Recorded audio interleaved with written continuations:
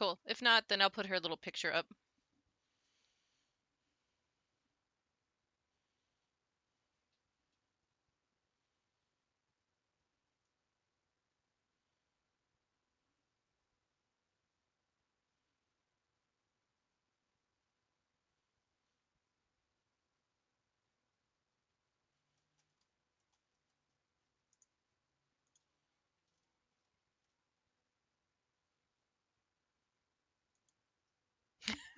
Yeah, plenty of time to make some coffee.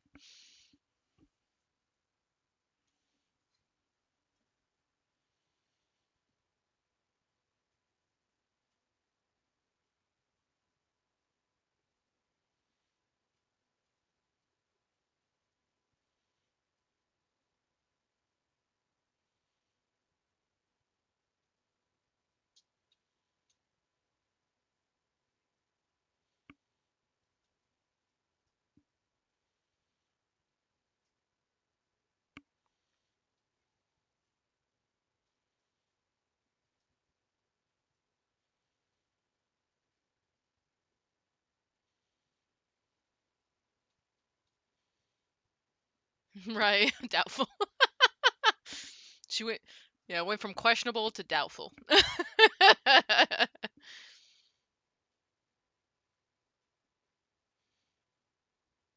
Like a player's injury status.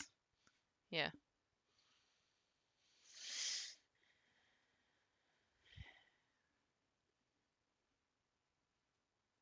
Yeah, Shaq said something that he said if the Cowboys don't make it to the Super Bowl, he's gonna run a New York block butt ass naked. And first of all, Shaq, no one wants to see that. Second of all,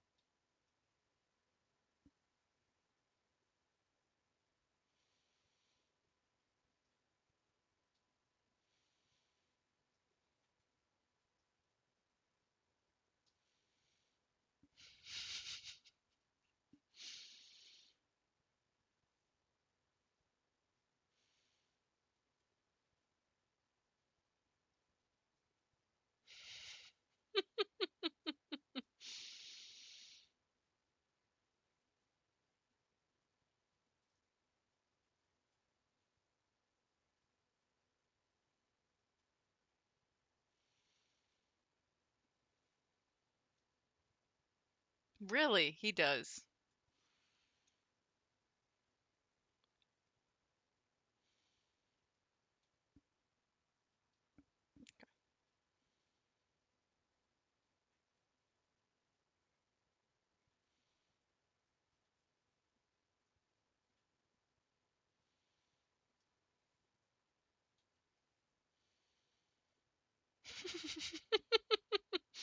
We're all playing D&D. I think we're all a little bit of drama queens.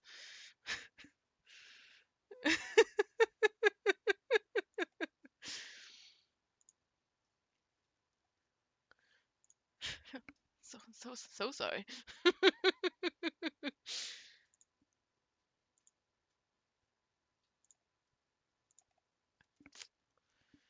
That's good shit.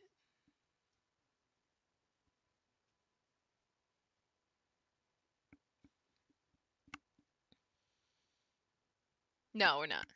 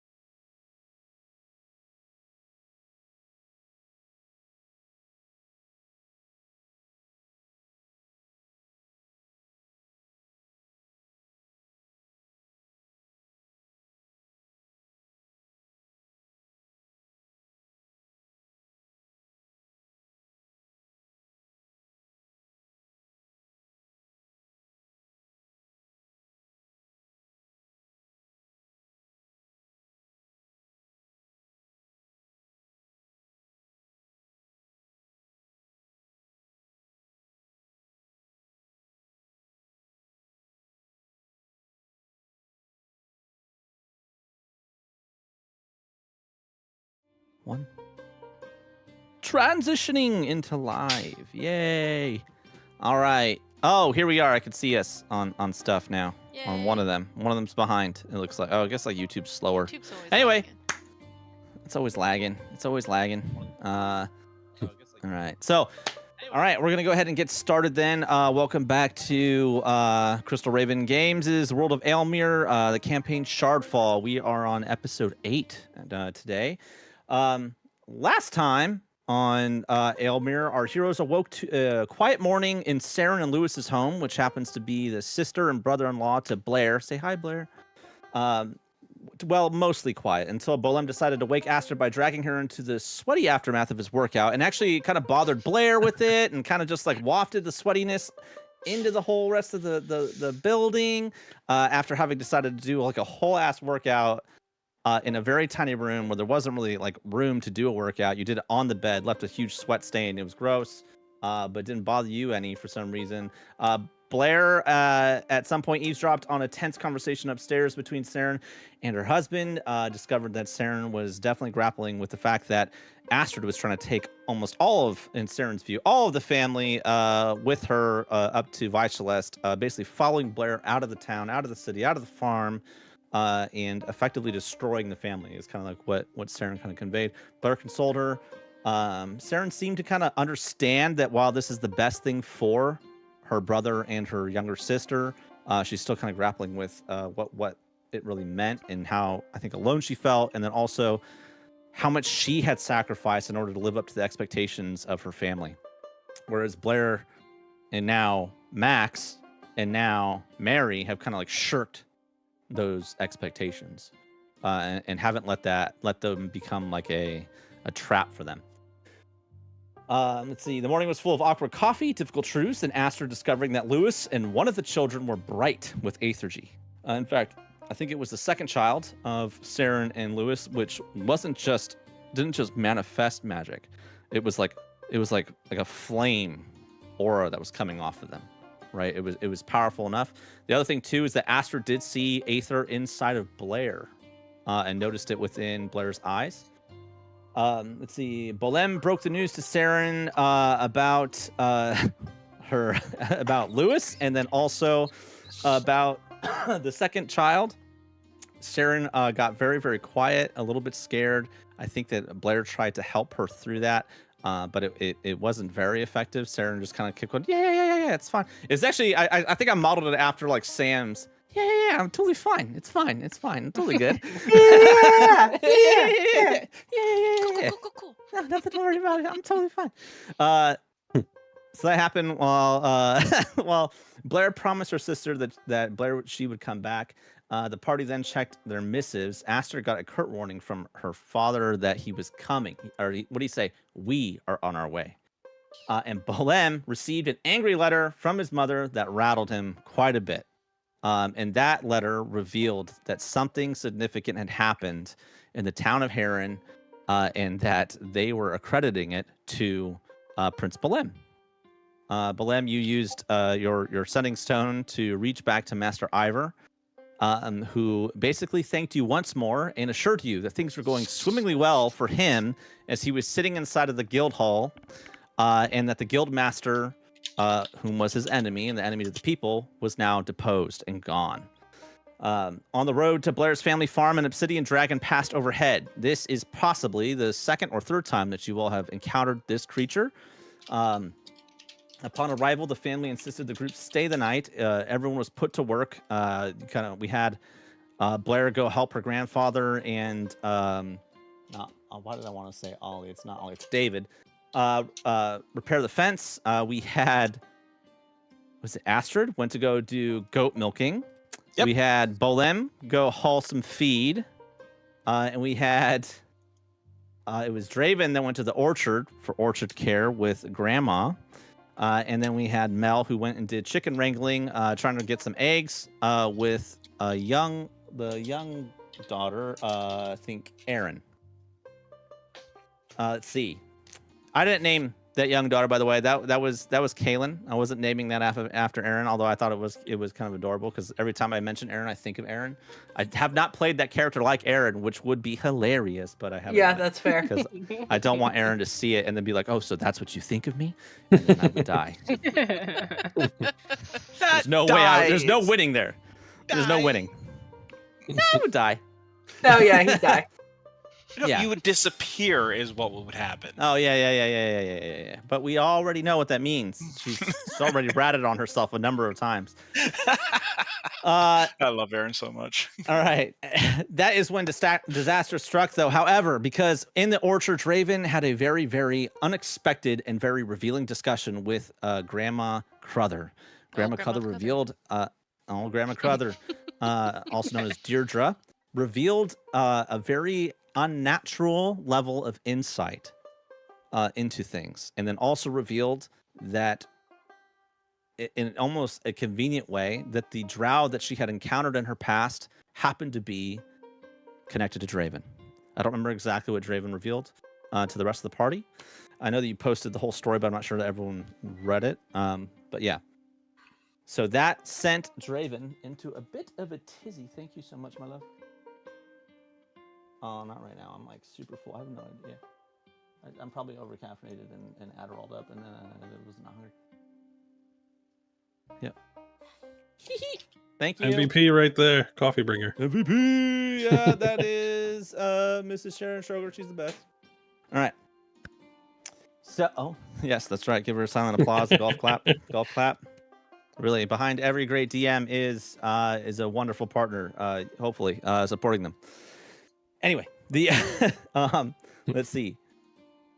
So Draven got very disheveled. Draven, did you want to talk about kind of like what was going on through Draven's head? Because this is before we have the culmination of everything. Kind of snap. Yeah. The rubber band was pulled taut.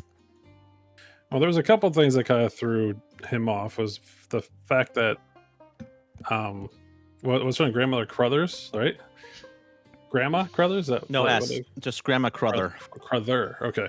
Apparently, she not only knew a lot about Draven's parents, but also knew a lot about the Drow, and also kind of talked him a little. Yeah, absolutely was not afraid, which threw him back. Took him for a loop, I should say. And also the fact that she at the end offered, like, I could be your mom to give you some love. It was like just all at once. There was a lot packed into that whole scene. Fantastic, by the way. It was really cool. And of course he had flashbacks because he was hiding. He for years was able to learn to forget about that stuff, and now it kind of just got released. So it was a little hard for him at first. Yeah, absolutely. Yeah. Unexpected, totally out of left field. He was not ready at all. Right? And then when he decided, like, he just had to clear his mind and start walking, he made the mistake of not putting on his hood or mask, which was kind of concealing himself for the most part, for anyone to really see that he was a drow. Enter Mel. Enter Mel. Aaron. The most chaotic Yeah. wild card ever. Yeah. Actually, that is very on brand for Aaron. Aaron walked over and saw the drow face, assumed it was a monster, emerging from the forest line. Did not even waste a single breath. Drew that in and let out a full horror film, like little girl scream, top of her lungs, the kind that some of us know very well.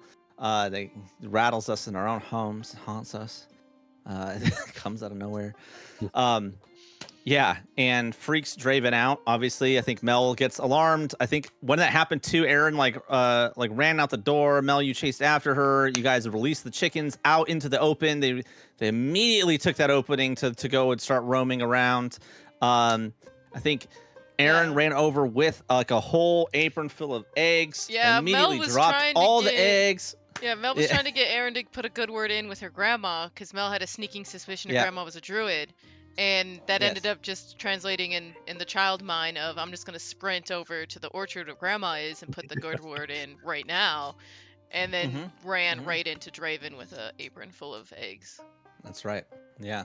That was perfect. That was all you guys. You made the improv on that so easy. It was amazing. Beautiful. Yep. Yeah. It set off a chain reaction of craziness, honestly. It sent Draven essentially into to spiral into a bit of a panic attack. Astrid tried to respond. I think most of the team actually tried to respond in different timing as we kind of bounced between you guys as you all kind of saw that same scene from your different perspectives. What ends up happening really is Astrid's the one that kind of engages with Draven and trying to calm him down. He lashes out at Astrid, which essentially triggers Astrid to magically restrain him when he starts like wailing on the building and all that stuff. While that's happening, Bolem and sorry, I was like he started tearing down part of the barn. Yep. Yeah. While that was happening, we had Bolem and we had Blair who went into the main house. They chase after Aaron, who runs into the house once she sees Draven. They're going to try to figure out what's going on, but also we had this looming discussion that is just simmering, right? Like the water's boiling. We're getting ready to have this discussion between Blair and her father. The goal, it seemed like, at least how I heard it, was that Blair kind of wanted to have a sit down with him, at least somewhat privately. Did not happen that way. Aaron was there. We had also Cecil that was there, and obviously Isolde was there, as well as Bolem. When you guys, at least Bolem sees more of the dad there, right? He's very, I don't know if it's defensive. He's just closed off. He's set in his ways. He expects certain things, and his children are not meeting those expectations. In some ways, they're exceeding them. In other ways, though, they just break so much from them that he doesn't seem to know really what to do. And it manifests in a pretty abusive way, I would say. Do we need a trigger warning? Probably with this character, probably. Anyway, Blair does challenge her father, and also demands to know what exactly happened with Lynette, her little sister, who she heard was sold off to some noble family. Right? And what was the response you got, Blair? It was like you said. Alan proceeded to be very closed off and dodgy with the response. He essentially almost blamed her for him having to send Lynette away because they needed the money and they had less hands on the farm. So to compensate for that, the money they received from selling off Lynette was to go towards the farm. And Blair never got a straight answer as to the family that now owns Lynette.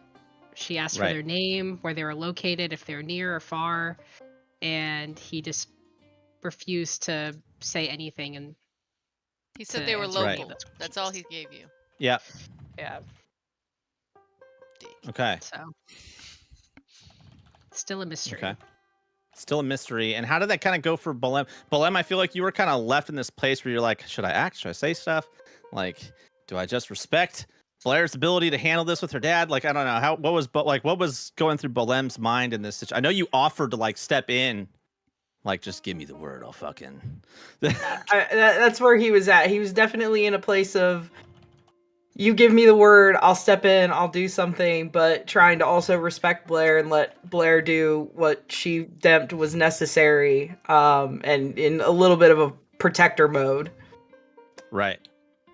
Okay. Yeah. But you didn't, like, I would say that Bolem though didn't like jump to that, right? Like, didn't try to be the a knight in shining armor kind of thing. You know, no. Kind of still respected kind of where Blair was, gave and made sure Blair had control and power over that situation, which was good. As much as she could have. However, it results in Blair basically declaring that she is not going to stay. She's leaving. Isolde is heartbroken by this.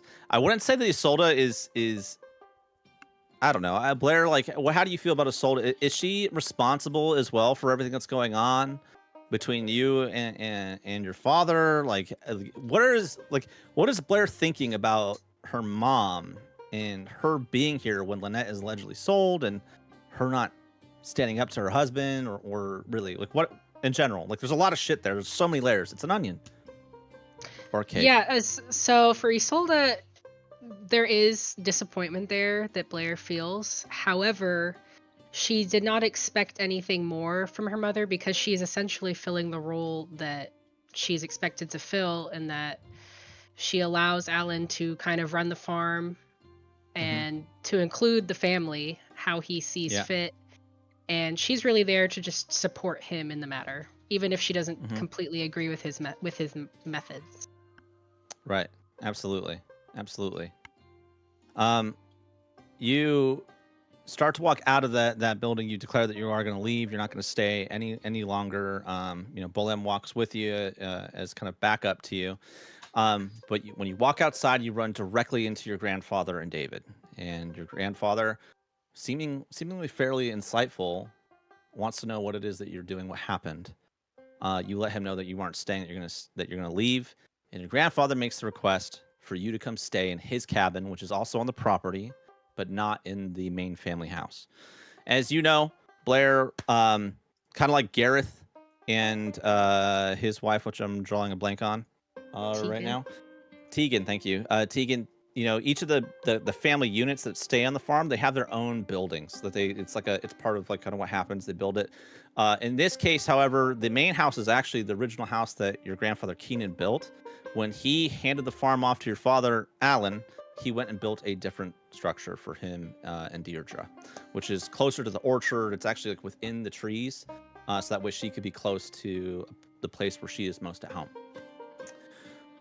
So then, with that little encounter and you kind of waffling on it, your grandfather being that, I think, that gravitational pull for you, you guys are kind of pulled into that conversation. Meanwhile, Mel finds her way into the orchard and meets for herself Grandma Crother, Deirdre, who reveals to Mel that she is exceptionally insightful and she has knowledge that is not at all natural, that should not be something that she can have. And some of the things that she warns Mel about is that she must beware of the doctor, right? That the doctor will perceive that the shard will have something that the doctor is pursuing. Also, you get a warning about the child with an added line that infinity should not exist on a planet. She didn't really provide you too much detail with that. She also revealed to you that she plucked away a door within Draven. Right. Because the door was blocking his progress. It's kind of what she alluded to, I would say. I think she alluded to that. Yeah. Or I just alluded to it right now. And now that he needed he didn't need the door anymore. Yeah, that it was hindering him in some way. That's right. And then she also told me that Bolem has some ties to my homeland. That's right. Forest. Bolem. Yeah, the Kushmar Forest, Kashmir. Yeah. Kashmir. He's got a tie to some cashmere sweaters. And yeah, but didn't provide you much information to that. I think that we got to the place where you were going to start parting ways. That she gave you some apples, which she told you, and she gave you like a whole basket of them. She actually made you a basket and gave it to you, and told you that those apples would make you feel more full than you ever have before. She said that after letting you eat like a lot of them. Yeah. Didn't warn you about any of this. She was just like, oh, how much did you eat? Yeah. Oh, weird. Yeah. Right. Yeah. I think you had like 4 or 5 apples. Yeah, because as she's talking and I'm feeling better, I keep eating. Yeah. Yeah. And then she also told me that her time is near. That's right. And that her time is near. She's looking forward to the end of her life cycle, and that Blair has a choice to make, and that she must make it quickly if she is to make it back in time to see her grandmother before she passes. That's right. Yep. Yikes. If she chooses to leave now, right? I think that's kind of what. Yeah. But now it leaves Mel. Honestly, she left Mel in a very scary place. Yeah, precarious and scary place where like you now have a bunch of this like information about your party, some of which might be daggers, some of that might be the thing that they need, the tool they need to save themselves, and you have to figure out which is which. Right. And like talking's not like Mel's like best strength, like she right. So I have like an arm full of like apples and a mind full of like information, but I had a great time in the forest, but I'm I'm kind of dazed, like Draven was when he left the forest. But I don't think Mel's made it back to the house yet to see the conclusion of the shit hitting the fan. Right. No. Yeah. We're gonna have to kill her. I think that's right. where we ended it. We ended it with that conversation. So Yes, with that conversation. I think that we had one more thing happening. I think we kind of pivoted back to Blair and Bolem as you guys were all kind of nearing convergence. Draven had some final parting words with Astrid. Astrid finally saw that Draven was relaxed enough and released Draven. Draven moved in a way that almost felt like almost threatening, right? Like Draven had some feelings toward Astrid in that moment. Maybe it was actually Astrid that he was feeling towards. Maybe it really wasn't, and just Astrid was there for it. Yeah. But Well, yeah, when he said that I might live to regret it before walking away, left me just a a little nervous. Yeah. damn, dude. Oh Yeah, that's right. And then Draven stormed off. Where did you walk just into the barn, or did you? I can't remember where you went. He left. That's where we He just cut off left. when he left. Yeah. Yep. Right. So that kind of leaves us with the where is Draven going? You have the orchard. You have just empty hills. You got towards the road, back towards town. Well, when we and had then like a whole northern section that kind of connects to other farms. So it's a When we very had open space, ended- but you also don't know where you're at. We all found out he has incredible speed. That's Right. right. Yes, insane speed. Yes, insane speed. What were you saying, Blair? sorry. So when we had ended, Bolem and Blair had split. So Bolem was gonna go get Astrid and Draven, and That's then right. Blair was going to get Mel. So the party's Okay. kind of split up even Yeah. more now. Right. Yeah, and I think your grandfather to Blair insisted that Blair stay at least until she sees Alice. Right. That was Alice it was seemed out to be the hunting. anchor that Alice is out hunting. That's right. Yep. Mhm. Ooh, before we go So- any further, can I nominate Draven for inspiration for his roleplay last session? Because he really stuck to his character, even though you could tell he kind of didn't want to. You threw him a Yeah, curveball yeah. for sure. Yeah. Thank you. Yeah. I appreciate that. Yeah. Anyone else want to provide any other nominations?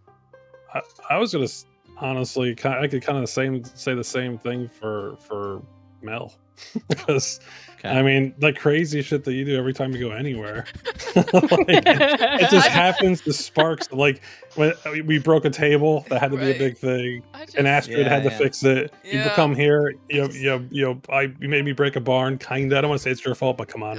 I mean, You let that little child see me. You let them. You That's gave right. that child eyes, and you No, you made me yeah. forget to put chased my her from the mask on. chicken coop. Now Astrid Chase again them. has to fix the building again. Astrid's gonna get no sleep. Astrid's like Again. so sleep deprived at this point. I'm surprised she hasn't had thrown hands or had words with all of us yet, or at least me, because I keep fucking shit up. I'm surprised she didn't confront me, That's but right. we were too busy eating those delicious coffee cakes on the ride over that all was forgiven, I guess. Yeah, we can. Can we just like finish up our like Oh, last yes, time right. on Blair before we do what you just asked for a break before we start. Yeah. So before we we're gonna take a little break before we actually start. To give Sam time to walk and then whatever Kaylin you need. But before we start, where is everyone? We have it's Bolem gonna go look for Astrid. Astrid left standing there. Honestly, looking between the barn and the monk that just ran off, I'm probably gonna go after Draven to try to talk to him. Which is Okay. probably not gonna go well for me. Yeah, that's pretty scary. And then we have Blair who is going where? I'm going to the orchard to get Mel. That's right. You are heading into the orchard. And Mel, I think you were preparing to shushed. leave, but you had not left. Yeah, Oh, I you got- just Yeah, left. she handed me Oh, the that's right. basket and She- was like, "Get the hell out! Yeah, you're done." Yeah, move on now. Leave me to my domain. But you hadn't quite left yet, right? Like you were I just feel like about I'm Like right at on the the edge. edge. Yeah, where Yeah. like I'm not in the forest, but I'm Yeah. about to start walking through all the fields. That's right. Okay. All right. Before we get started, we are going to give our players a break to go do the things that they need to do before we get started on the actual game, the story. So we will break. We will be back in 10 minutes at 5:42, 8:42, and begin then. Some of us will stick around for questions and talks, whatever it is that you guys need. All right. Okay. Wee wee. Alright, break. I shall bird. Yep. That's right. Let's see.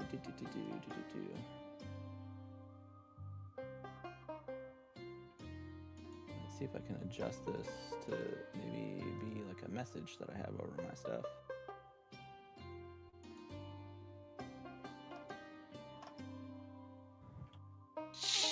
Oof the fida. Ufta fida. Oof the fida. It's not just Alright. an oof the day, it's an oof the fida day. Ufta fida day. Alright, It, let's see. anyone who's watching from Minnesota knows exactly what I mean by that. If you're not from Minnesota, I think you gave me a rundown, and I don't necessarily remember the exactly how it went. Look at that. See, I got a little text now. It says that we're on break, so that way people can see it real quick. Hopefully they can see it. I don't know. Can they see it on the stream? I don't know. Can they? Let's see. Kind of. It's actually. Ooh, am I a little cut off? Actually, I am a little bit. Let me move it down. Maybe like right here. Boom. Yeah, well, just to remind you, like, oof is kind of like an ouch or ow or ugh. Yeah. And then da is then. So it's just like a very very Scandinavian way of just saying oof da is like, okay then. Like, Okay, just then. like, it is what it is. But like, right, but like a exhale almost. Okay, then, like Oof. some sort of like, ooh, yeah. Yeah, it's usually like a when processing. it happens to you, you're Ugh, like, then. oof da. Right. Like you Okay. put a little bit of feeling into that oof. Right. That was the Oof. same day I think you taught me about. That's interesting, which meant. Oh, that's Yeah. different. That's different. That's different. That's yeah. right. When a Minnesotan says that, it's different. They are like, they really want to say that's really fucked up, but they're trying to be polite. Right. It's not that a situation is fucked up. It's that like you're fucked up. What Like- you like, said. that's- They're reacting something that was said or happened in front of them. Right. That they just want to go, I don't want to engage in this. I want Yeah. to change the subject because I'm exceedingly uncomfortable. That is everything about this is wrong. That's Right. different. And then they Yeah. immediately pivot to change subjects. Let's change the subject. Oh man, perfect. All right.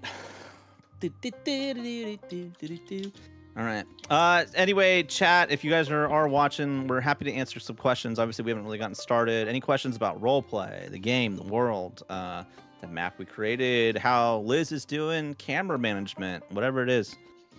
We are open ears. Studio mode. If Change anyone's your life. interested in the possible budding romance developing between Blair and Bolem, and possibly like Blair and Astrid, maybe, or maybe there's a budding romance between Mel and Draven. I don't know. Maybe Draven and Bolem.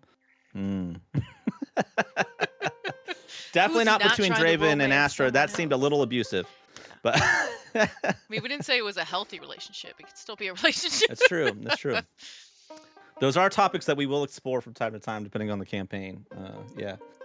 We could talk a little bit about Aelmyr coming up. So we are going to be launching a campaign going on at the same time, kind of alternating week to week, to give me a little bit of a break as DM. And it'll be taking place in the world of Shardfall, which is a world that Sam built. It will be focused on a group of commoner and noble teenagers as they navigate the realities of their world. It will be very much like one of those gray morality stories. The characters will be constantly challenged with decisions that are not clear cut. And I think most of them have an excessive amount of trauma and hateful parents. And what? I have a loving dad. My character true. is going I to read be yours. the sunny optimist of the campaign, who Yeah. thinks that the world is no grays. There's black. Are you and white. Are you playing a bard? You are playing a bard. I'm playing a bard. I'm playing a Yeah, very I have- optimistic bard. Andrew's I have dad is like the suspicions. proof that I money have can buy suspicions. happiness. Is what it feels like. Yes. Yeah. Basically, Yeah. I'm a commoner, and I try to get along with all the other commoners, but my family is super duper rich. I wish you would have named your character like Symbols. Like I wish you would have been like, I'm gonna mirror myself like as though my father is Elon. Oh man. No, I couldn't. No. I No, couldn't you want do to that like to you myself. want to like that, yeah. Yeah. The new campaign that Sam's running, is it like a set, like it has a start and an end kind of feel vibe? Yeah, it will. Yes. I mean, this is one of the problems that Sam and I are gonna have to contend with. Is that also, luckily for Shardfall, there are very specific, I think, acts that occur within it, and there's like repeated moments which are perfect places to pause. So if we get to a place where we can switch back to Deabros and re-engage there, we might do that. Yeah, I think some of what's going to happen right now is that Sam and I are really coming to a decision about Deabros in terms of like how much we're going to lean into that again. I guess, does that make sense? Like, Yeah, instead of no. maybe just focusing on the worlds that we really want to like introduce to people, instead of the ones that we want to keep private for our teams. Yeah. But again, though, if there's like people that are like, I kind of want more Deabros, like, what the fuck, man, then we'll probably bounce back to that. But also, I think that you guys are all going to really love Shardfall. It's a really, really fun world to be in. I'm very biased towards it. It's the very first thing that I got to play as a player at Sam's table after spending months and months and months and months wearing him down to let me join the campaign. Yeah. Hard work getting a table on there. I had to like beat away a bunch of like different really good players. Yeah, I had a lot of people that wanted to be in my campaign. Yeah. I had to convince Sam that I am just so good at playing. You really want me there. Trust me, I'm an enhancing figure. He made a mistake. Yeah, that mistake wasn't you though. Yeah. We both know who the mistake was. There were a few. Yeah. There were a few. Yeah. Yes. Letting me play a charisma class was definitely a mistake. Maybe. No, Maybe it'll be not. fine. I'm excited for you to play a character that is not socially stunted, actually. Yeah, last two characters. Yep. Yeah. Bad dice Yeah. rolls. It's not. I don't even think it's just the last two, because Kat also was not that great at social. At least not Halvar was that I very remember. personable. He I mean, was, look at but the he had so much shit going on that he was also super awkward. Like he had the stats for it, but like. Yeah, well, it's because he was He- always talking to himself because he had voices in his head. So. Yeah, because he's fucking crazy. Yeah. He was not crazy. He had souls in him. Come on, man. That's not. Yep. It's not crazy when the voices are real. That's exactly what someone with some struggles would say. You know what I mean? Like some challenges. Yeah. Halvar thought the that he fell in love with and had earned the love of a god. I mean, he's a little He off. did. They got married. Yeah, didn't he? Yeah. Wait, hold on. Sure, yeah, okay. They got married. So, and they have kids. So they must love each Let me other. tease you. Let me gaslight you a little bit. I'm just trying to gaslight. Let me gaslight you. No, the problem with me playing a charisma class is I'm not charismatic. I'm not a people person. You are. You're a DM. That comes to the territory. No, fake it till you make it, buddy. That's how you do it, though. That's how you do it. That's how you mask autism. That was the most random. And the most random comment of the night goes to Devin. Yeah, Take a bow. always. No, it's probably so. I just I went on my trip that I just came back from. I met with an old friend and we were talking about our own masking stuff because she did the same exact thing. When I was about 21 years old, I deployed to Iraq and I ended up with this E5 guy that kind of like took me by the shoulder and like dragged me through a bunch of stuff. I didn't know where we were going. I was brand new really in the Navy, like the real Navy.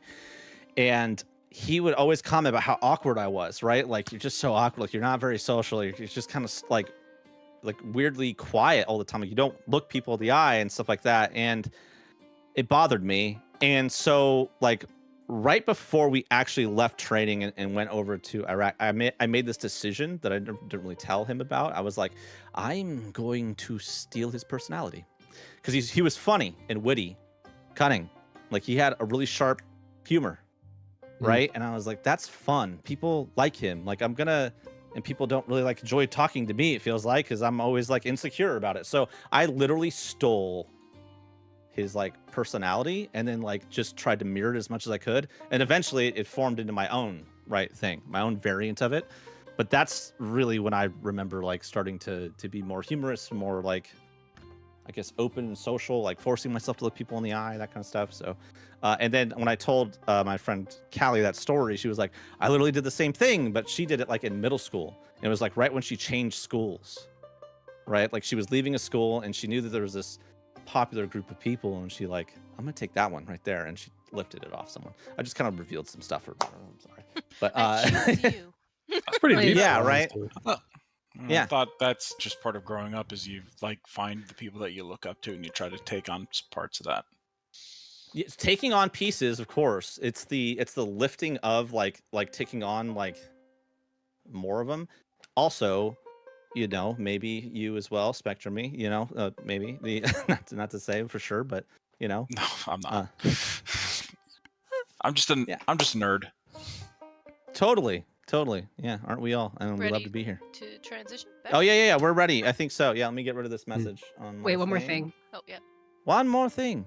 Liz, what is that looming figure behind you? It freaked me Oh, the fuck out. it's when just we like- were It's her chair. going- It's just like a hoodie hanging on like the back of my door. It looks like a person. I was like, who's just standing there watching us? Yeah, it's just a hoodie that's like It's just hanging on a standing hook there. on the back of my door. And for a second, Maybe I thought just it was run. Mike. I didn't think it Liz. was Mike for a second. And I was like, I told you we're gonna have a break. I don't need pizza right now. And Oh it's, my it's god, not. it It's- freaked me out, and I was yeah. like, no, they're probably doing something completely normal. Yeah, it's just, Yeah. It's just some hoodies. Hey, Liz, go hanging on like the back. this. Have you had like a shadow in your room, like maybe a coat hanging off of like some kind of like hook or something, or a coat rack, and then like that happens to you, like when it's like night and you're like, Oh. what the fuck? Who's standing there? You You know- turn on, it's like Yeah. a coat that you put there, you know, like I've had that happen before. Yeah, your mind Freaks plays me does out. some fucked up things to you. That's for Dude, damn sure. yeah, Yep. dude, for sure, yeah. All right, I think we're Can I ready to get transition started. back? Yeah, sorry. Transition. No, you're okay. And we're Half of back. this is just having fun together, right? Yeah. All It's right, just- we are back. Freaking me out. Nobody asked any questions. I was very sad. Oh my gosh. Anyway, but okay. So we are going to open up with Blair. You are walking into the orchard. You are very comfortable here. This is also, I would probably gather, like one of your safe places when it's not with your grandfather. This is like where you might have spent time with your grandmother. You know that this place is well protected. The things that exist here are the things that are meant to exist here, it seems like. You've probably helped with like working on the orchard, fertilizing it, picking, you know, the fruits off of whatever trees that your grandmother was focused on seasonally.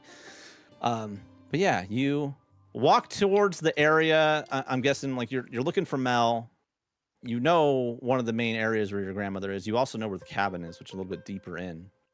Almost like it's designed to have plenty of space away from the main house to provide that division of families. And as you are walking on out, you see Mel with a basket of apples kind of just chopping out. And just past her, you see your grandmother sitting there with her own pile of fruit, making her own baskets.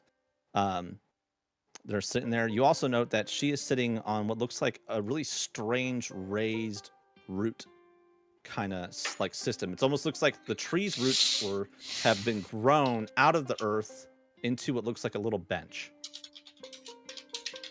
I'm not sure, like, how much does Blair know about her mother's use of Druidic magic? I'm sure that Blair assumes some stuff at the base minimum because of just how very good your grandmother is with plant life. No, she just got a green thumb. That's right. That's yeah, all. I forgot to mention that. We have Blair's other, like, her real accent in this session now. That's right. No, so I mean, honestly, when Blair was growing up, there was always a lot of odd goings on with her grandma, but she never really chalked it up to being any sort of magic because her parents, Isolde and Alan, were very adamant that there was no magic on the farm. They were just like everybody else. And they were just hardworking people, their grandmother included. So That's right. Okay. she has a suspicion, but she's never been confident enough to bring it up to her grandma. Okay. Well, you are walking in the direction where you know she's at, and you can see her right where you expect her to be. But Mel is walking not toward you, but out, right away from this tiny little glade that exists here in the middle of this orchard. The rest of the orchard is like arranged in perfect rows of trees, much like you guys would see at any farm where they got fruit trees that are intentionally, you know, planted for the purpose of harvesting. But what do you do, Blair? I'll walk up to Mel, see her big bushel of apples. Well, Grandma must like you. She gave you a bunch of fruit. She only gives fruit to people she likes. I ate so many of these apples. I am so full. It is. Your grandma's trees are amazing. Well, wait, how many? Because if you eat too many, you're gonna blow up like a bullfrog. I ate about four of them. 4? Yeah, she told me not to eat anymore, so I think I was cut off at 4. Yeah. Blair, she's only really let you eat like maybe 1.5 in slices that she usually makes. Like she slices for you and like de-skins and everything. Well, you might be waddling in a little bit. Oh, I look forward to it. For a halfling to be just so completely full is one of life's few treasures. Well, I'm happy to hear that. And now I'm gonna be watching you with them apples. I don't want you to be eating no more. Do you want me Oh, to carry them? you can carry them if you want, but I'm good. I won't eat any. Hopefully, it didn't spoil my supper. It might. It sure might. I guess it would be. Yeah, will. go on and give me them Mel- apples and I'll take the apples from her. God. Mel, you like as you're walking away, you're like, wow, I am full. Like in like your need to eat is gone. You have no further appetite at this moment. But as you're having this conversation with Blair, you note just this like little bit of discomfort now in your stomach, like almost like it's a little too full. It's like kind of impeding a little bit on your ability to pull in a full breath. You get that full where you're like, oh my god. not quite Undo yet my, to like my top button of my pants type of full. You right. know? You're like, ooh, yeah. You get a little like short of breath a little bit. You're like, you don't quite have the apple sweats. But Should we put on my apple eating pants? yeah. Blair, you take the basket and you glance over at your grandmother, and she stands up from her little root bench, and she's looking at you. You know the look. It's the look of, when are you going to come and spend time with your grandmother? Doesn't have to say a word. Oh, Do I notice I'll- that look? I'll give Grandma a wave. If you look back, yes. I'll look back. You I'll give grandma Grandma a wave. Yeah. I'm gonna take the basket from you, Blair, and I'm gonna say you might need to go spend some time with your grandma. We can catch up with you later, and I'll just Well- head towards the house. Well, Mel, before I wouldn't go back in the house. We kind of need to convene as a group. Did you see what happened with Draven?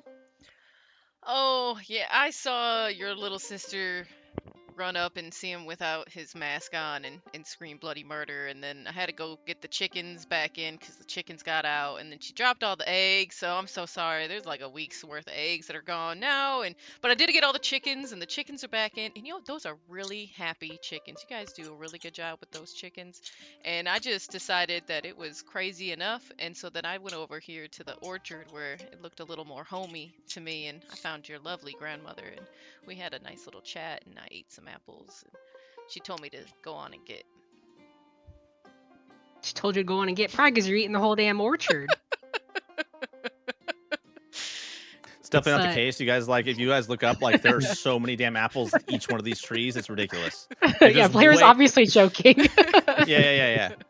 Yeah, Mel's just gonna laugh it's- at that. Yeah, but I am full. I think I need to take a little bit of a walk to walk off some of this. It is just so lovely being so full, man. Your people out here sure will know some hospitality. I tell you what, this is just so great. You might need to lay out on a stone like a lizard and let that food digest. Ooh, I think I'll try that. You gotta But- go find a stone. I gotta go find it. But before I talk to Grandma, I'll talk to Grandma. But I think we need to get back and regroup because I don't. We can't stay here. I don't know. I wouldn't keep your grandma waiting too long though. She's not a lady you want to keep waiting over there. She's a patient. Roll woman. deception. Oh, me? Yeah, you're saying something that you're not lying, Right. but you're trying not to share too much. And I can't imagine Mel is thrilled about having this additional information. And then roll that against Kaylin's insight. Oh, jeez. Wait, why did I hit? Terrible liar. Is my insight even? I don't even know if it's that high. Well, Mel's deception is not very high at all either. She rolled a I rolled a 9. 9. Yeah,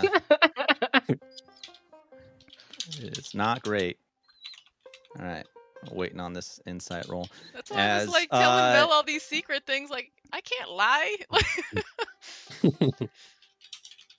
Sorry, D&D Beyond's being really slow Yeah. for me. That's okay. It happens. It Trying to happens. keep It reloading the happens. page. Oh, you could also just go to normal D&D Beyond and roll. It will show up inside of above VTT for everybody if that is easier for you. So I know like some Okay. people will have like their character sheet like in a separate separate thing, and I believe you can actually pop it out from D&D from above VTT as well.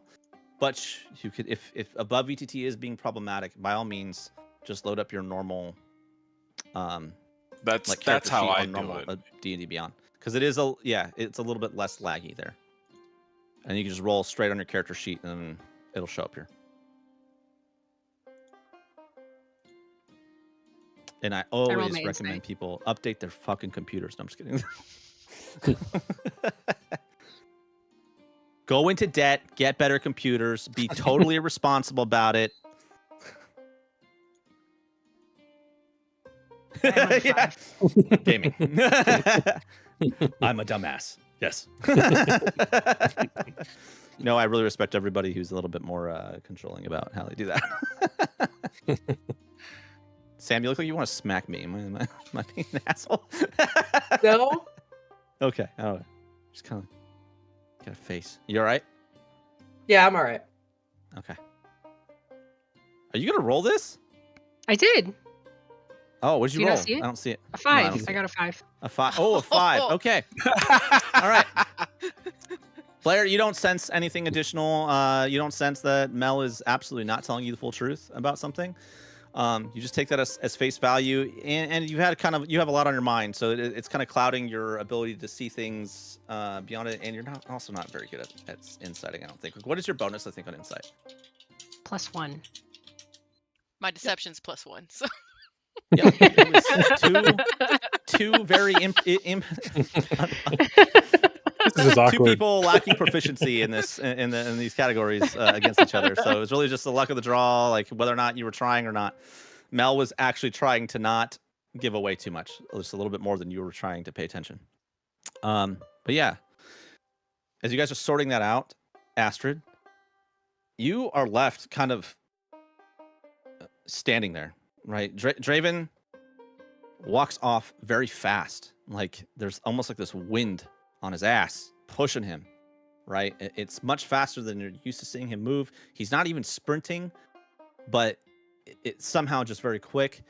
But before you even get to that place where you're like, I'm gonna go after him, I'm not gonna go after him, you're just hit with like a lot, right? And you're looking at the wall, and you mentioned this right before we cut for the last session.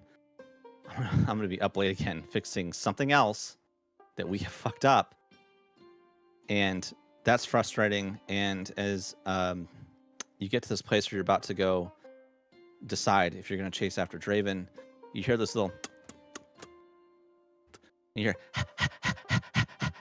and you look down, and there's this dog that's on all fours, standing up to about like the top of your ribs, big old head, tongue hanging out, just looking up at you, happy, huge tail waving, and it walks up to you and just kind of turns a bit and leans on you, and just Aww. gives you this comfort in a moment, right as, this is happening. Yeah. I'm gonna give Willem a little bit of time.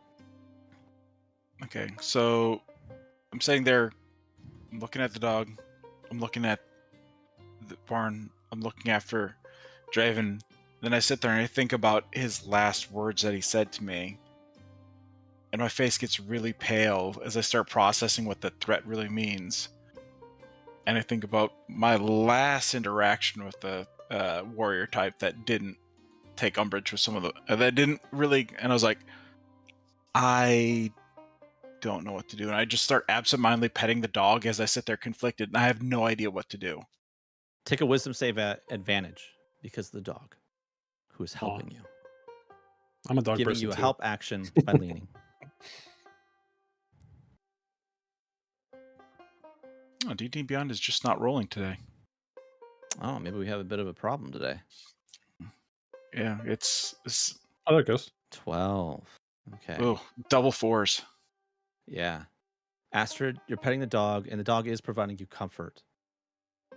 And you are immediately looking through that. What was it? It was augury, I think you used? Or was it? Oh, I can't remember what spell you used for this. To look into a scene, a certain scene from your past.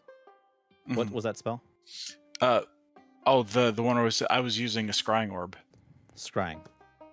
You're right back in that moment, sitting inside of this meeting that you shouldn't have seen, with these words being shared about you.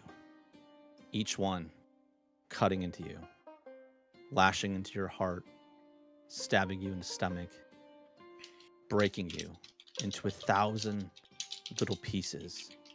1,000 little pieces that still haven't come back together, that you haven't really tried to put back together yet. You suddenly remember him standing over you, pretending to be this person that you now knew he wasn't. And this fake shock that you were suddenly, that you had suddenly moved on from him. Like, how could this happen? And then you bringing each piece of your evidence against him, and then how quickly he turned on you. And the venom hit you directly. It wasn't a physical threat. It wasn't physical violence. But this moment with Draven brings you close to that again. This threat towards your well-being, the well-being of your party, your safeness is challenged. You don't break. But these thoughts and these memories are now at the surface. I just drop to my knees and I start hugging the dog closer to me as I try to hold the tears in, probably failing. Bolem, you walk up behind Astrid, who just in time to watch her, see her shoulders kind of slouch forward, and you know these signs of sadness in your cousin, or these signs that she's struggling with something, and you watch her slump down to her knees and pull this dog, this huge dog, which now like totally towers over her, into her, and the dog kind of like lays down into her lap, melts against her, looks up and like just gives her like the biggest like wet lick on her face. The tongue, Astrid, for you is like almost like half your face, like just like in one swipe. Gross. And then you hear the dog as it tries to get closer to you, despite the fact it's like it's on you. Yeah. Bolem, you walk up to this scene. What do you do? Without saying anything, I'm going to walk in front of Astrid, sit down cross-legged in front of her. Obviously, the dog kind of in between us. The dog sets its massive paw on your lap. Kind of put my hand on it and absentmindedly pet it. And cousin, what's wrong?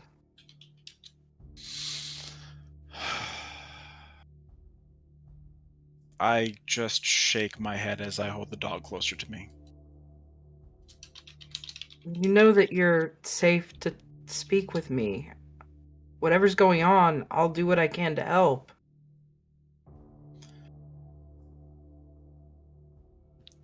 Words just do not come out. You just see her, she's just shaking her head and she refuses to look at you. Bolem, perception check.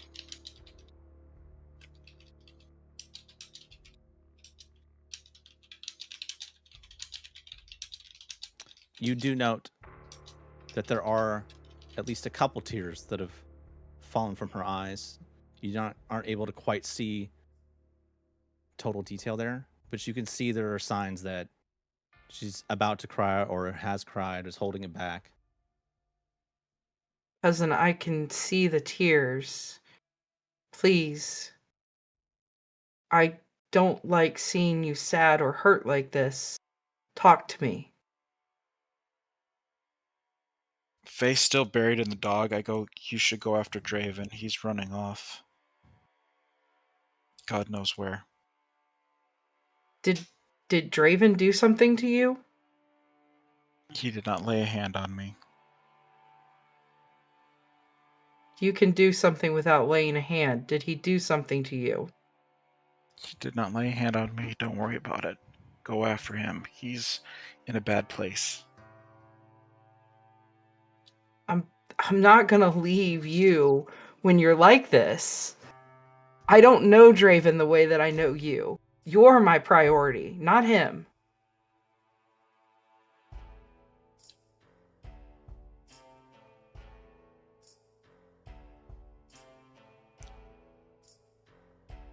There are some things that I cannot tell you, Bolame.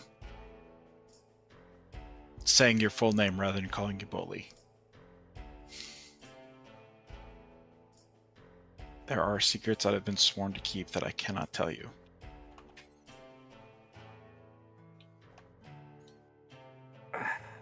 I can...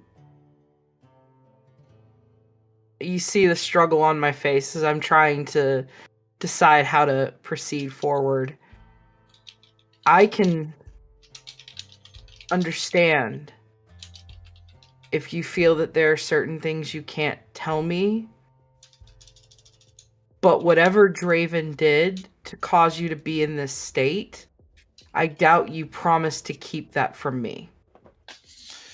He is going through some stuff, and it just triggered some bad memories in me that I am trying to process at the moment. I promise I will be fine.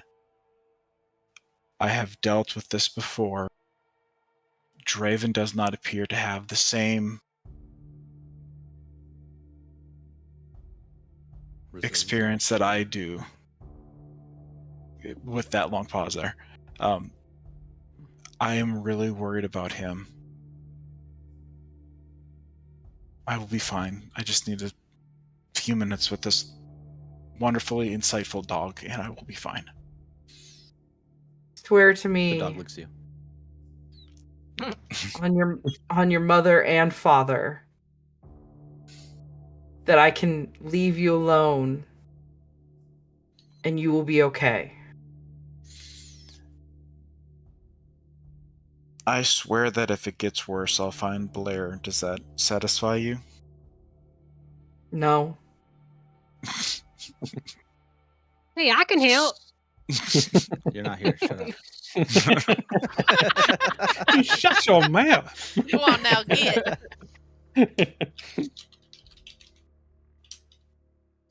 It's an old wound, cousin. It will heal eventually.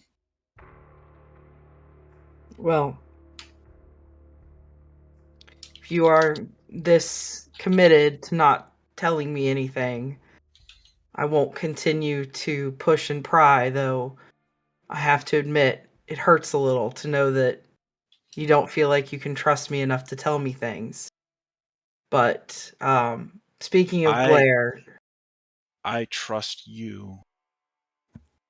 I also know that you are a good man and you would not let certain things stand.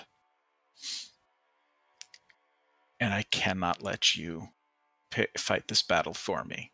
It has to be done by myself. I will not say that I understand, or even that I agree, but I will do as you wish.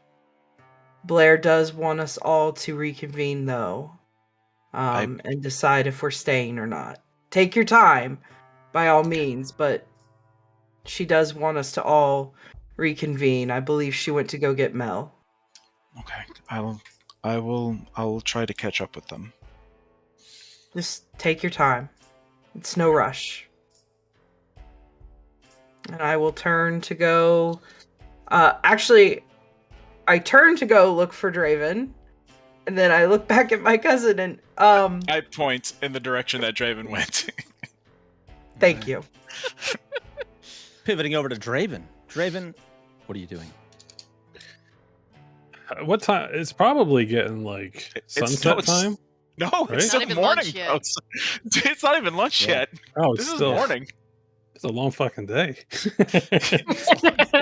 But we were all doing Um, our own things, so. Yeah, I would say it's about lunchtime because you guys did work. You Yeah. guys did like a bunch of activities. So there's gonna be a little bit of a break to convene for lunch. Not for Mel though. Mel's now full. She had her lunch. I'm gonna be so upset when lunch is served and I'm not hungry. You don't understand. Yeah, yeah. You're about to be upset for a while, by the way. Right. Oh, everyone's gonna eat those coffee cakes and I'll be too. I was about to say the full. tiramisu is safe. This coffee cake is so good, Mel. It's alright. I'm gonna keep an eye on you, Astrid. All right, Draven, what are you doing? Another question? What's the weather like right now? It's pretty sunny and warm in the Adelaine's right now. 'Cause I think I hate we're it. playing in August-ish. Yeah. So yeah, it's definitely warm. I would say So- too, with this, you guys being so close to the Steel Bay, it's actually a bit humid here. Ugh. So he is Yeah. far off because he kept walking, but still within the farm. And he is standing there with his hood up, just in the middle of a field, like an empty field, because there's nowhere else he can go. Mhm. That could really, there's no other building that doesn't have someone in there. There's no other, so the best thing he could do to be by himself is just in a very far out in an open field, just standing there, gathering his thoughts. Yep. All right. So the field that you find yourself in is actually beyond another fence, and it's looks like it's probably still part of the Crother farm. What you notice is that there are about 15 goats within this little this stretch of fenced area. Lots of long, tall grass. It looks like not a crop field. The goats are enjoying what they can. You also notice that there are some looks like mules that are prancing about, moving about like on the outside of the goats. Your little exposure to farm over your travels, you've seen this before, and likely what's happening is the mules are used to kind of drive off predators. They tend to be pretty aggressive. And farther out near the other edge of the fence line, you see two very large dogs kind of just patrolling essentially that edge, moving back and around the farmland. You do see some thickets of different trees, but no pure forest, no massive orchard is behind you, where the druid that you met is. What is plaguing you right now? Is it your actions? Is it how you're handling it? Is it the memory itself? Is it Grandma Crother, or is it? It's actually just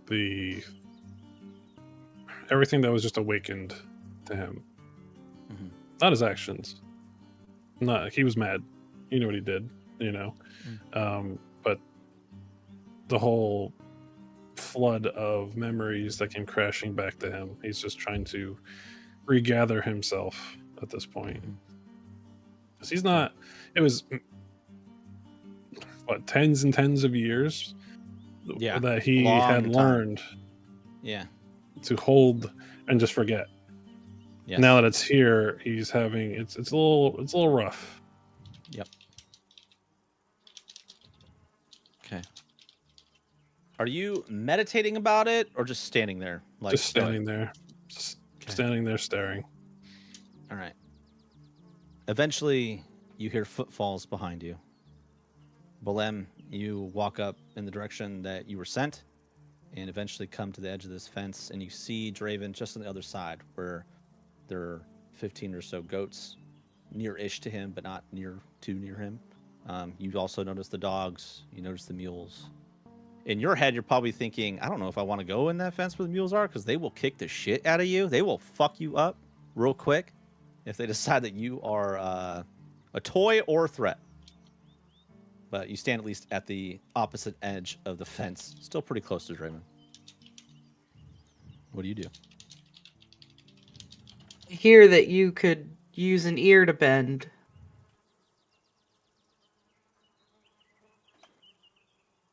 He just looks over his shoulder at Bolem and just looks straight again.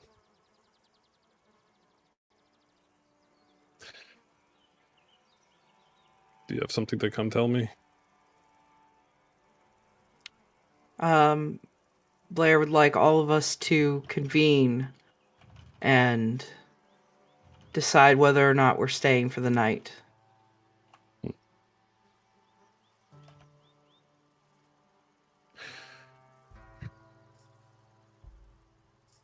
Whose decision is this? It's a group decision.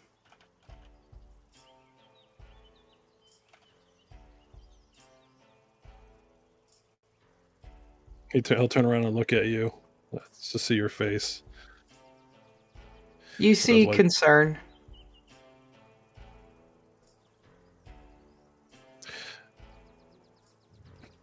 It is only me and you. That's I correct. thought you walked all the way out here just to ask me if I want to stay or leave, Bolem, Prince. Well, as I said, I heard that you could use an ear. No. I don't need an ear.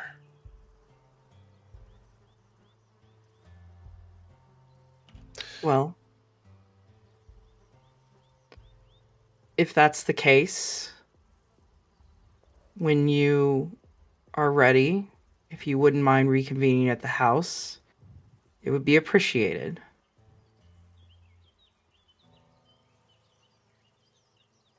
I do have a question for you, Prince. What's that? You read out loud about Heron. How angry your mother was with you. Yes.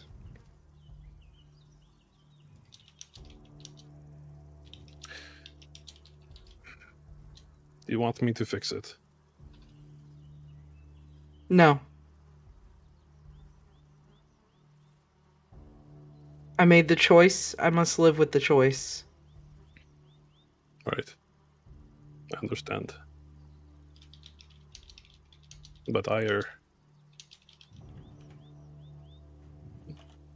I could be there and back in a day. Maybe less. As grateful as I am, the situation will find a way to resolve itself. I've done what I've done. The consequences must come to bear, and my mother is already sending people there.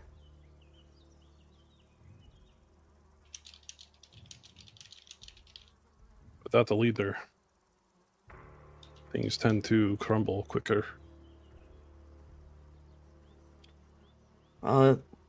Based on the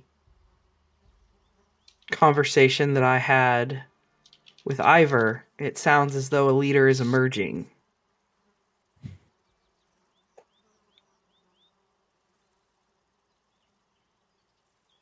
Again, you don't want me to take care of this.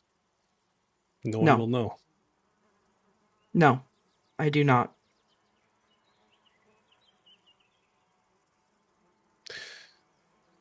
All right. But my offer is still there if you decide to take it. Thank you.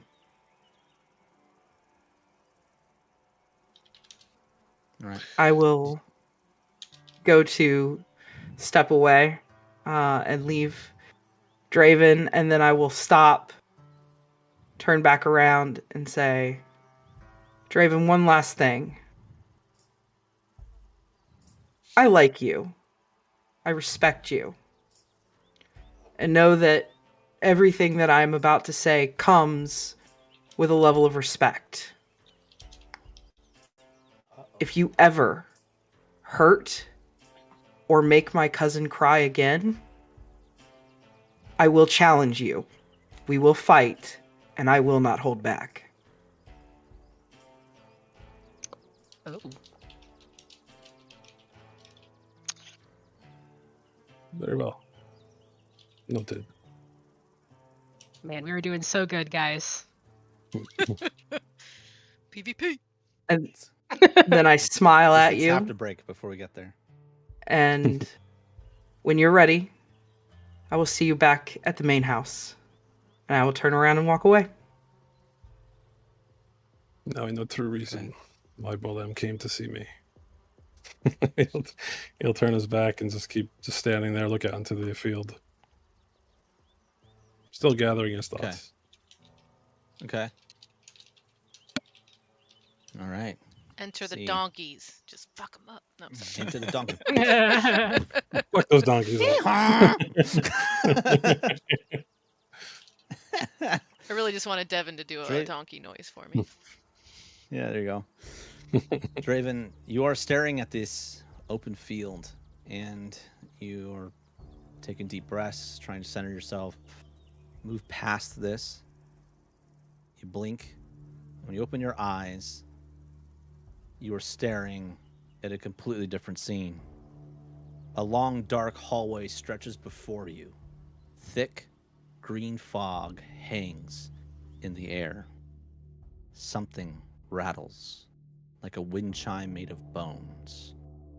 A raspy breath scratches beyond the unmoving mist. Toxic purple flames crackle from sconces hung along the corridor. Doors remain shut on either side, dozens within view, with two just beyond the green veil. A silhouette of a figure peeks through the edge. It lurches toward you. Tattered robes obscure the shape beneath. A frayed cotton hood casts a shadow over the creature's face. 1 foot drags behind it as it moves through the fog. And then you notice the door at the edge of the mist to the right of the approaching figure is doorless. It is just a doorway, an empty entryway. Twisted metal and wooden splinters grind against the creature's lazy steps in the stone ground. This is the home that you built. You made it so as to be pure. Each door you constructed to lock away the pain. The creature looks at the doorless entry beside it. A hand of stony bones gestures to the remains on the floor. The door is gone. The remaining doors tremble. They shake. They slam against their frames. They stop. And then they all open in silent unison. The doors are open. The creature once more waves its bony hand, and the doors shut. One by one, a soft click as they close into their frames. No longer locked, it whispers as it faces the doorless entry. This one holds a terrible past. The night you buried most deeply. Not to keep the cycle pure, but survive its toxic bite. The hooded figure regards you. Eyeless sockets stare from its dark shadow. Step through, Wraith. To you.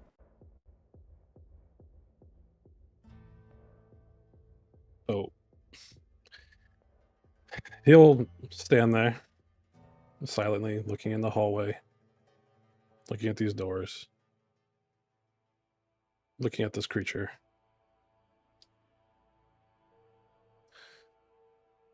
I don't know who you are, why you brought me here. But I know that you are probably some sort of demon. But you are in the presence of something far worse. A devil. He'll walk towards the creature. And he'll stand and look down the hallway at the door that's just open now. I know what I have to do. I know what I need to do. I must break my chains of my past. My only fear, my only torment. I can no longer run away. Only towards. You are close now to this creature. You can hear it breathing, and yet you don't feel its breath. But you can see it. It is almost like a skeleton under this robe, except it looks to be made of stone. Moss grows on its joints. You see hints of, looks like plant life, almost like you can see mountains within this creature. And yet it stands as tall as you. You say you don't know it, and you say that you are much worse than it. And when you do, you see its skeleton, toothy grin twist into a smile. And it gestures toward the doorway. Yes, towards. It is the only direction that matters. Chains can bind, or they can anchor. Which they become is up to you. The door was never meant to stay. It is never meant to be gone forever. Without it, poison can seep into this hole. With it, the poison gets stronger, and it waits to show itself, to kill you, to break your purity. You pursued the cycle of purity because you are Morgulum. That's what you lie to yourself about. That's what you've told yourself. You hid it because you're afraid. Because you are weak.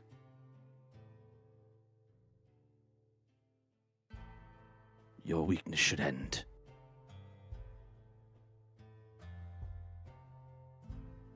He's gonna get closer to this thing, face to face. That is where you're wrong. I was weak.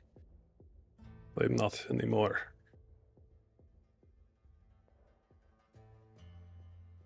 And he looks around. I grew up living in nightmares. And he looked back down the halls again.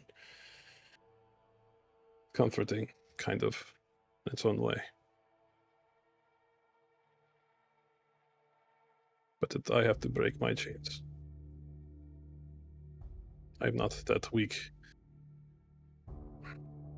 boy that I was a long time ago. And I know now, whatever's there, I'm going to face head on. Enough talk, Wraith.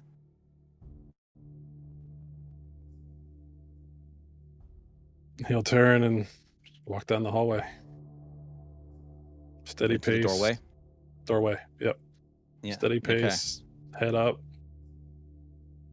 The doorway, the broken doorway, yawns open, spilling a greenish light into the hall. As you step through, the corridor dissolves into the cramped, flickering interior of a home in the Underdark. You can feel that creature just beside you. The air is heavy, almost liquid, carrying the stink of sickness and smoke. It is so familiar to you. It gnaws at your heart. It threatens to claw at your eyes, to make everything inside of you drop. The shadows cling to the walls too thickly, as though they have weight. A small figure moves in the half-light, and you see her, Asha. Her form stutters. Sometimes her size is that of a little girl, and sometimes, as you're watching her, she flickers into almost a full adult version of herself. Something you never got to see. Before shrinking again, she clutches a warped cup of water. Your mind flashes to the well where you shattered that cup, offering it toward a bed. On the bed, you see a sick boy. You see yourself. Then you see it flicker, and it's a stranger. It flickers. You see Bolem, sick. It flickers. You see Astrid crying. It flickers. And you see Blair curled up with her knees up to her chest, head down. You see Mel with an empty plate. Tragic. Worst nightmare. Flickers back, and it's you, Trauma. a small boy. You step a little closer, and you can't quite tell anymore. You know you're looking at you as a child, but sometimes you swear in certain flashes of the sconces on the wall that it's you in your age now in that bed with Asha approaching you. Asha whispers, "Drink, Baba. It'll make you better." And you hear this strange echo over the memory, this eeriness. You hear her actual voice layered with her as a grown woman. The cup slips from her trembling hands and shatters. Though the sound comes 3 heartbeats too late, echoing from somewhere else in the room. The scene suddenly jerks. The hallway is longer than it should be, lined with warped doors that pulse with a dull red glow. Asha moves toward voices. Your parents, arguing. Their shapes blur, faces always turned away, like you can't quite recall the details. Your mother's hands move strangely over her drink, gesture unnaturally slow, as though performed underwater. When your mom turns to hand the cup to your father, the walls stretch and the floors tilt. It moves to knock you off balance, waver. One of the cups slips into your own hand, and you can't control it as you drink from this cup. The poison hits you almost instantly. You fall into this endless loop of impacts. You fall, then fall, then fall, then fall, then hit the floor, hit the floor, hit the floor. And finally, you lie still. The air tightens. Namera's grip around Asha's neck feels like it's around your throat. You see through both of their eyes. You see your mother staring, her eyes wide, crazed, that smile, relishing in an act of the worst sorts of violence. You see your sister's face from her point of view, terrified, eyes wide, tears, confusion, heartbreak. The closet door slams shut in your face. Suddenly, you see fire, spreading unnaturally fast, licking up the walls like reaching hands. Suddenly, you see Nymera's smile stretching wider than her jaw should allow. Suddenly, the dagger gleaming with impossible reflections, your own face in the blade. The strike to her back is sudden. Even Alton's features are unstable. In one blink, he is himself, and the next, it's you. The word run booms in your heart, in your head. The walls shake from the sound of it. The scene tears apart. You see Asha fleeing, the roof collapse is muffled as if underwater, but the weight of it still slams into your chest. Then silence, crackle flames, your sister on her knees, sobbing, her voice becoming static. The smoke curls upwards, turning into the same green fog as the hallway, and through it, you hear that voice. You lock it away, and it rots in the dark. You open it, embrace it, it burns you clean. Which will it be? The scene begins to unravel, the edges fraying into strands of light and shadow, and you are pulled back into the doorway, standing face to face with the robed figure.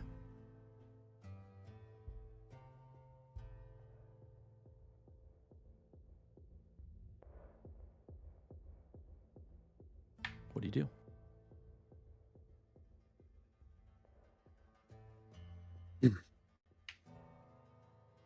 He'll look at the figure next to him.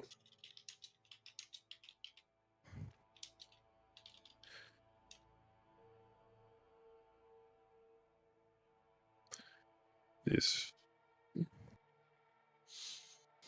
is the hardest part. This is what holds me back. And I don't want this anymore.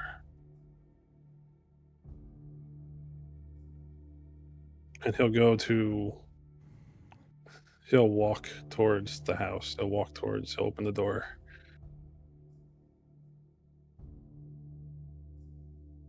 Baba. Baba. Fuck, dude. Fuck you, Devin. He'll walk up to... Help me. He'll walk up to his sister. He'll kneel down.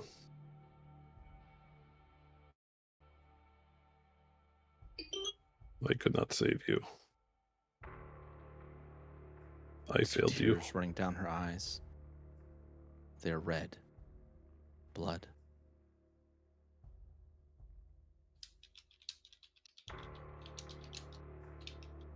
I am sorry.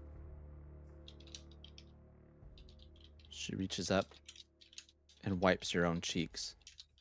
Tears that you didn't know were falling. And she stands up on her tiptoes and kisses you on the forehead. And then she touches your chest. I'm always right here.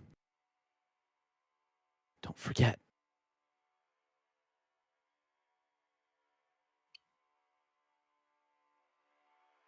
Don't let me fade into nothing. Hold me with you, Baba.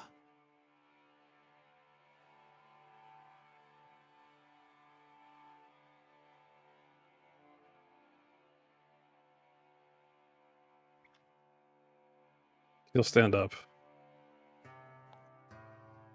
And he'll look down at her. Don't worry.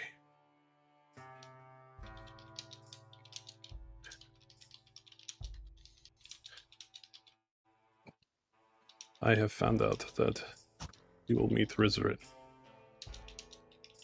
He will guide you.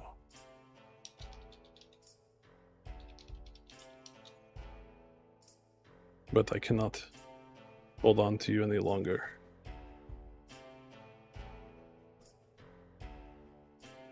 She gasps. Just don't let me be forgotten. Baba, we were supposed to do so much together.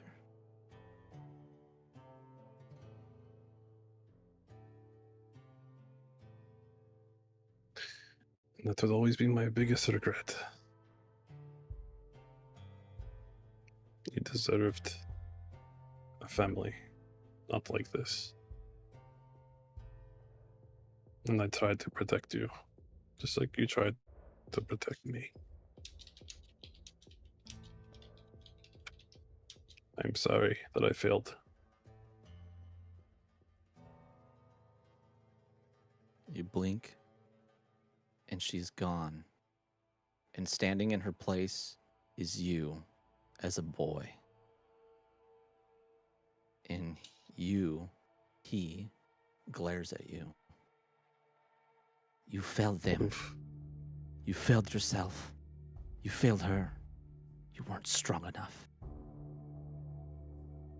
How could you let this happen?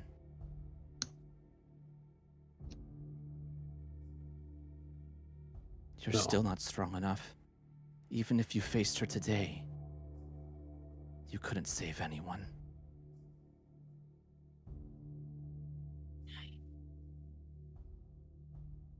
No. That is not true. I've trained. You were weak. I am not weak. You were sick. You were malnourished. You were just too small. I should have been stronger. I should have saved them. It's all my fault.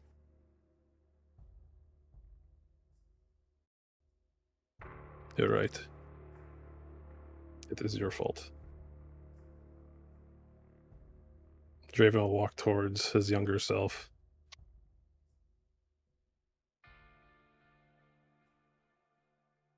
But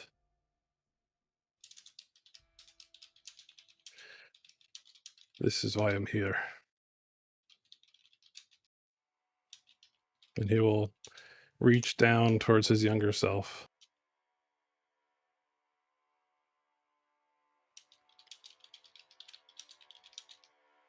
You have Your younger to self trust. reaches up at you. You have to trust me. Will you protect me? Will you protect those around you? No. And he'll grab his neck and start squeezing. Why? Why? Fuck. And In he'll your squeeze mind. harder. In your mind, you see that wicked smile. Too wide. Too wide. You see the crazed eyes. As you're strangling yourself, your hands blip. And you can see her hands. Her long nails. The blood soaked on her fingers.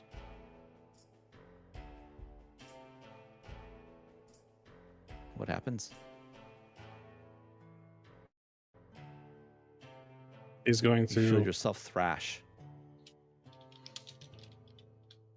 he's going to squeeze harder. And suddenly you hear and feel it. And you see yourself go limp. And then you hear your mother's laughter in your ear.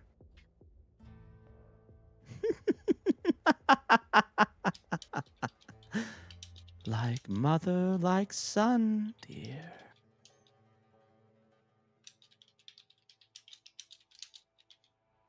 You are me.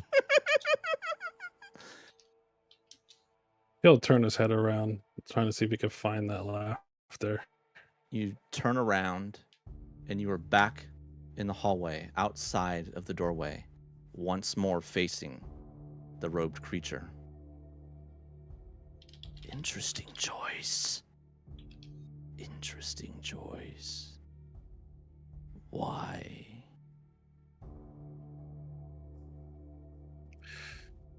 I am the Black Ghost.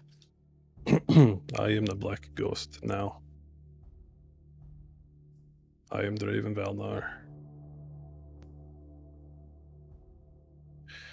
I am a weapon. I am the knife the dark sends when the world forgets to listen.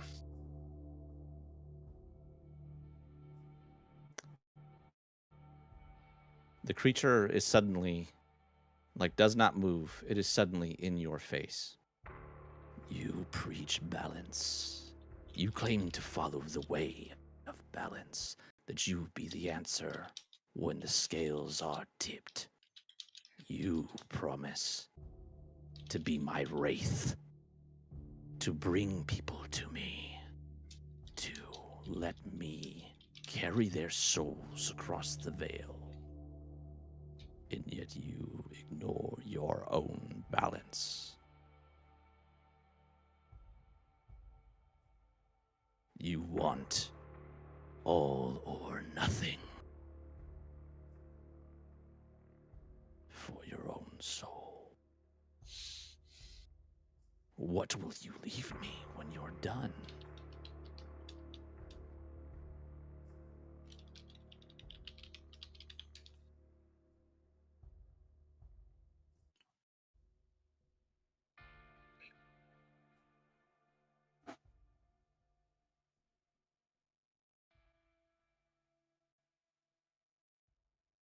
I will leave. I will let everyone know that the Black Ghost will guide as many lives as you see fit, including my own. I do not choose.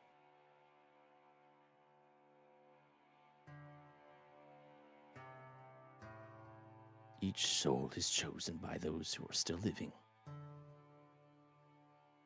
Some find their end at the end of a very long natural road. Others meet your hands. Others meet that black-haired girl's sword. Someone stole a soul from me. I know. That was one of my companions. It's fine. I will always endure. And I will always make sure of it. Be careful, Draven. The Morgallum see you as a wraith. Until you find balance, I don't see you as a wraith.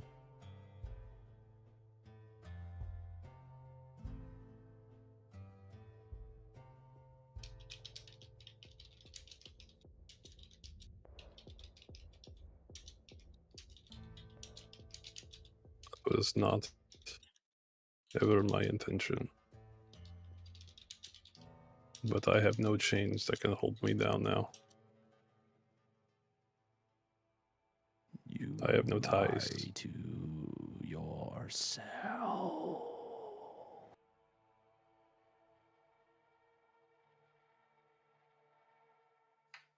She'll look down and he'll take a step back.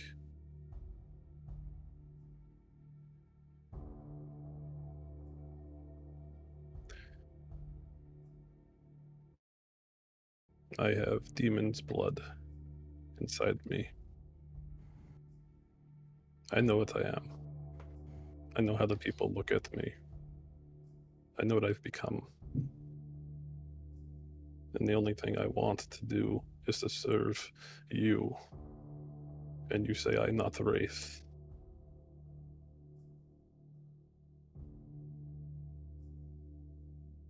To serve me. To serve others. To serve the Morgallum. You must first serve yourself.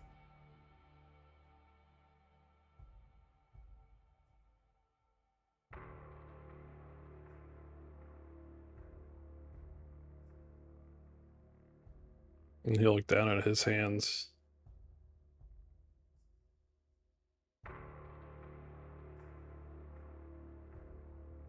And he'll look back up at the creature. Preach. Okay. I'll just say he'll look back at the creature. That's all. Preach purity. Gotcha. The Morgallum preach purity. They have their own interpretation of what it takes. I have come to you myself. Balance. Draven. Balance. Ghost. You blink, and you're standing in the middle of the field. The sun has moved down from its zenith, not very far, but at least some time has passed.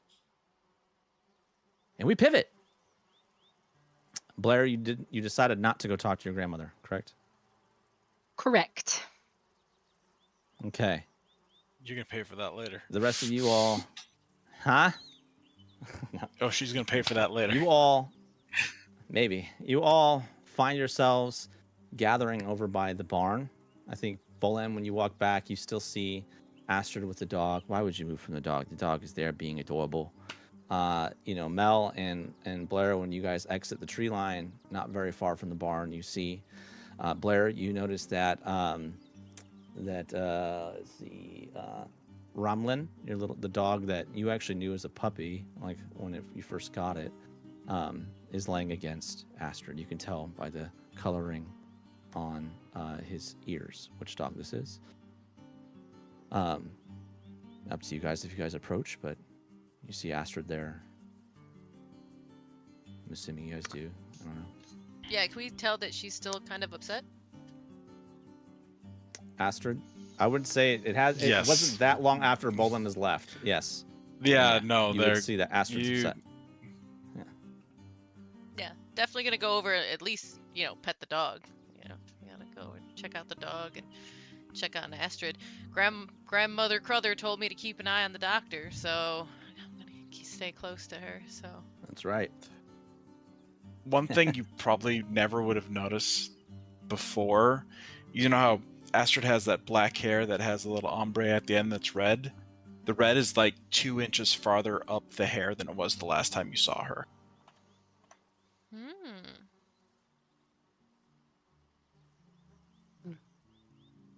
I remember seeing this before, so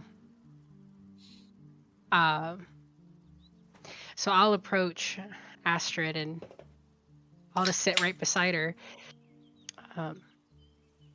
Well, it looks like Romlin found you. He's a bit of a ham. If he's too much, you can push him off.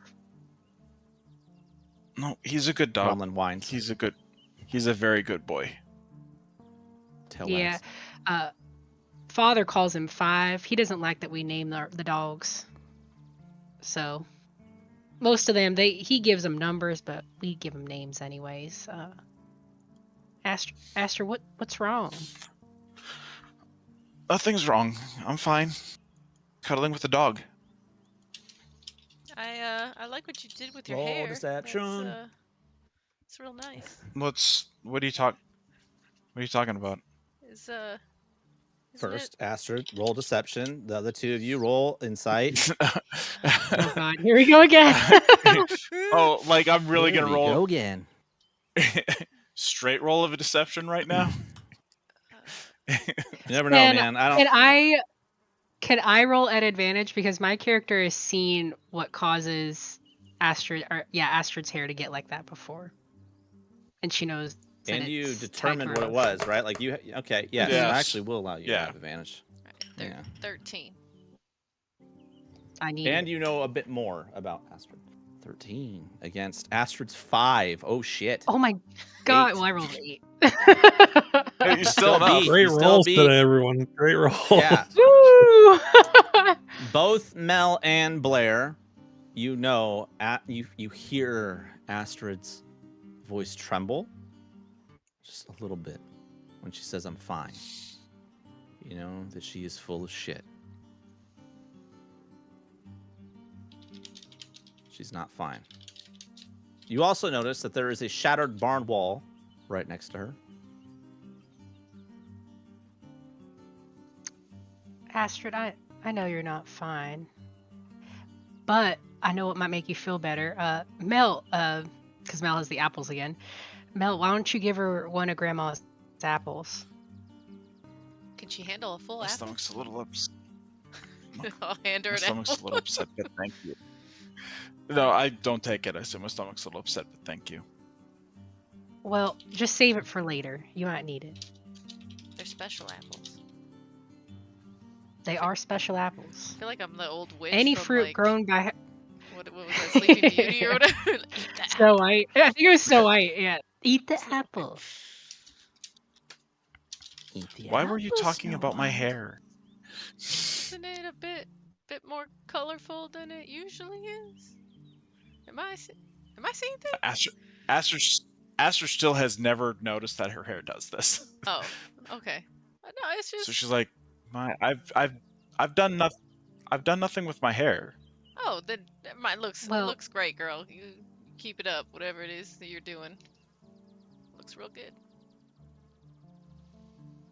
Well, you might not do anything intentionally, but I mean, I do remember seeing you get like this before when we were on the road. I actually don't understand what you're talking about.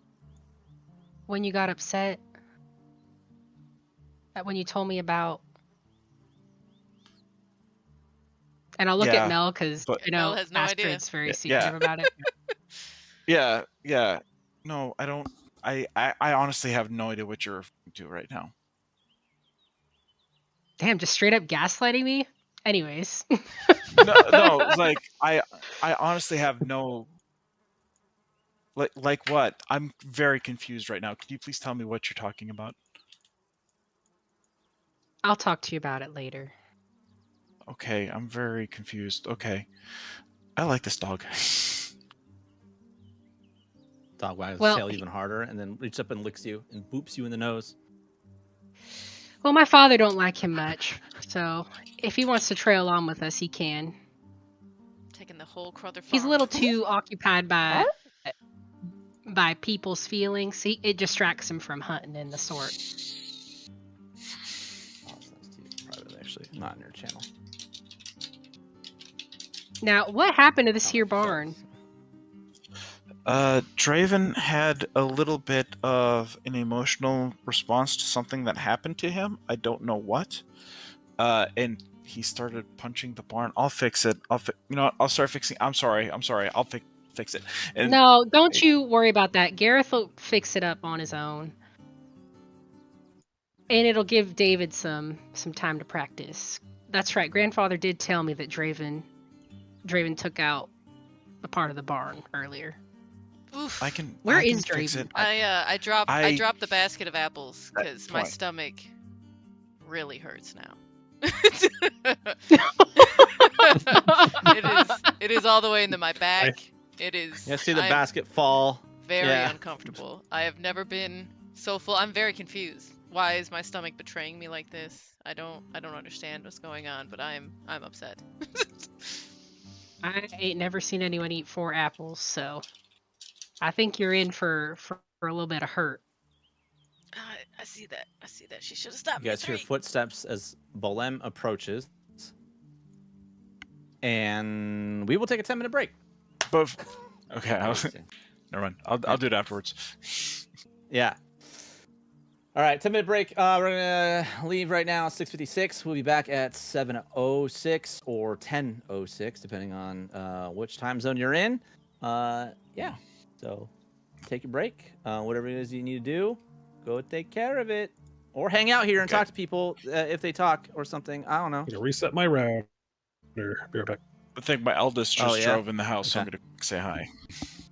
Yeah, I'm Okay. noticing a little bit of lag with Oh, nice. Discord right now too. Yeah, me too. Okay. Maybe I'll reset the server real quick. Shoot. Let's see.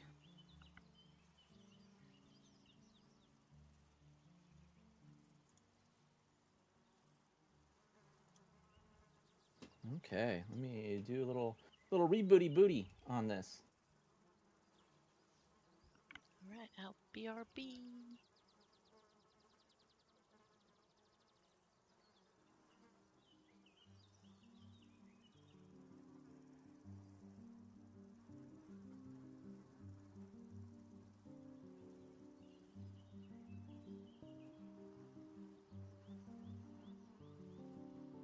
Let's try.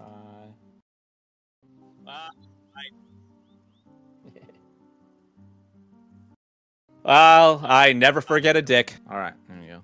Rebooted it a couple times. All right. I will be right back as well. I'm gonna go use the restroom. I'm gonna miss doing these accents though once we move on from the Crother Farm. I know. What do you mean? You can just keep it. I'll be back. I say keep the accent. Who, me? Yeah. It's going to be really obvious when she switches back. Yeah. Yeah, it will be. If they didn't think she was delusional before.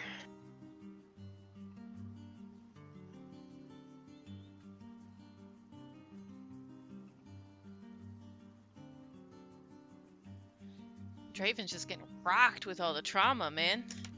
I know. Astrid too, you know, the farm's Yeah. a special place. It brings it out, you Brings know. all the trauma out. It's all the Trauma farm. growth, you know. It's a trauma farm. Farm and trauma. Trauma Farm Part 2, Electric Boogaloo.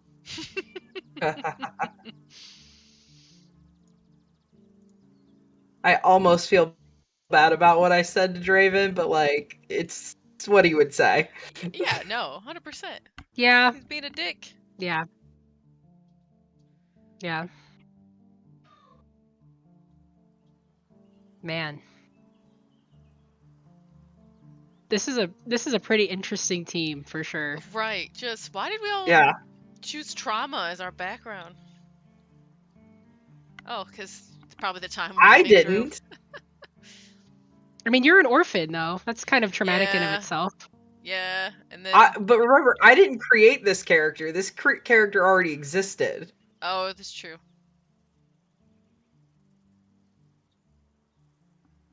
Interesting. I just like that it's something about Mel is like the grandma's like, you know, she's the glue of this party. She needs to know all these secrets. Sprinkle it on. Right. there. Yeah. Get a +1 to deception. Thanks, Graham. But I have a +5 to insight, so that's good. Must be because it's wisdom. Yeah, that makes sense. I think all of my I have a +8 to athletics. Everything else is That's right. mid. Arm wrestle me for the truth. It could work.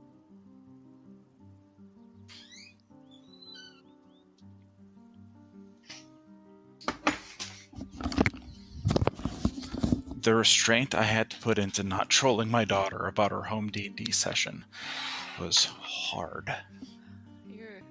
The way you left them to- hanging for 3 weeks is diabolical. You I left them monster. on a cliffhanger, and then they're like, she was like, "Oh, we can't play next weekend because we have something going on." I was like, "Okay, cool.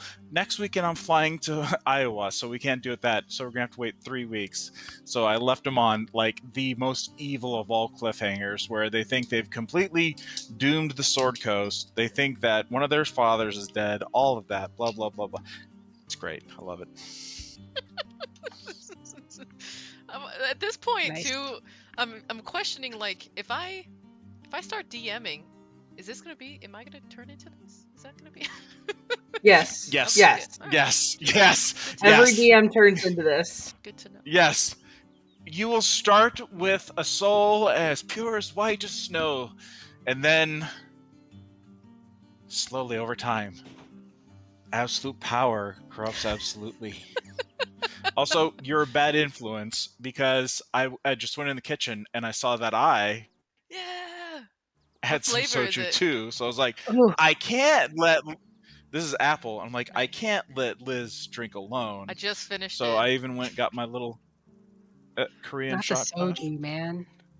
It's pretty good. I hadn't I wonder I what got alcohol messed I up have. on Hold it on. in the Navy, so it's still safe. You know. There's this whole like little song that's on the internet I absolutely love that it's the soju song.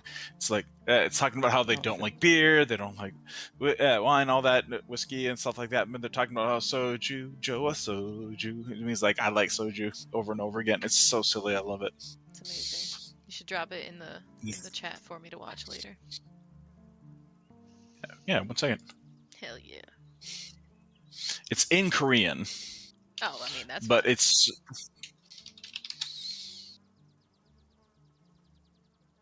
Testing, testing.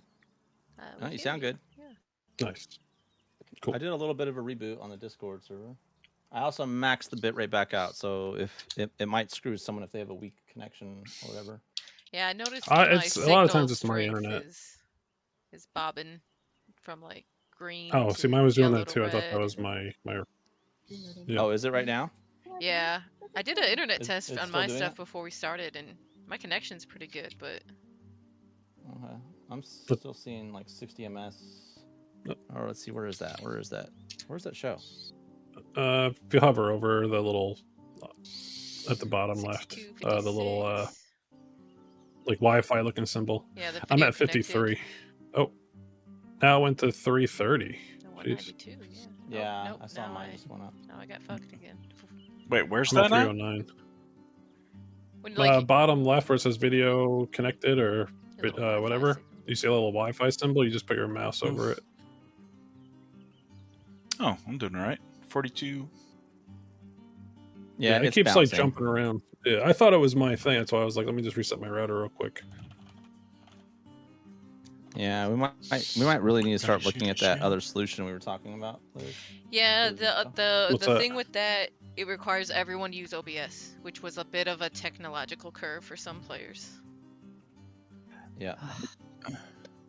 I mean, I'm willing to try whatever to make things work. If it's gonna make, I just want to be able to communicate and effectively RP. I don't care what we do it on, whether it's Discord, some other home solution, as long as I can get my RP in, because I'm a junkie who has a It fix. was like using a different interface for our video, but still using Discord for voice.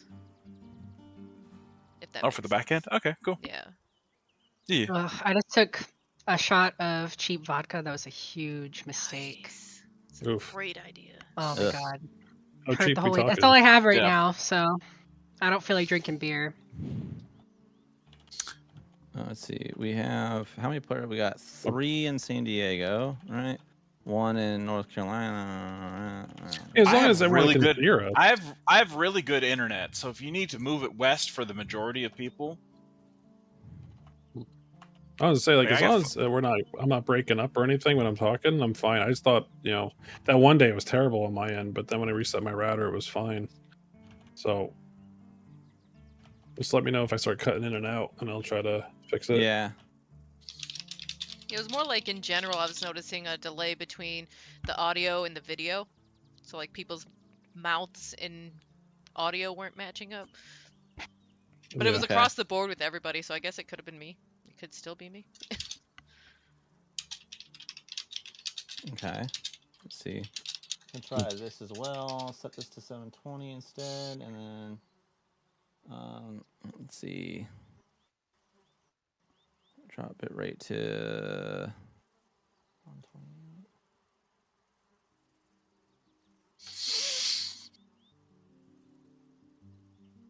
I was waiting for someone to mention something to Aster, because she literally never looks at her own hair. She Is has it colored? she's literally have no idea what the hell you're even talking about at this moment. So she doesn't wash her hair? Gross.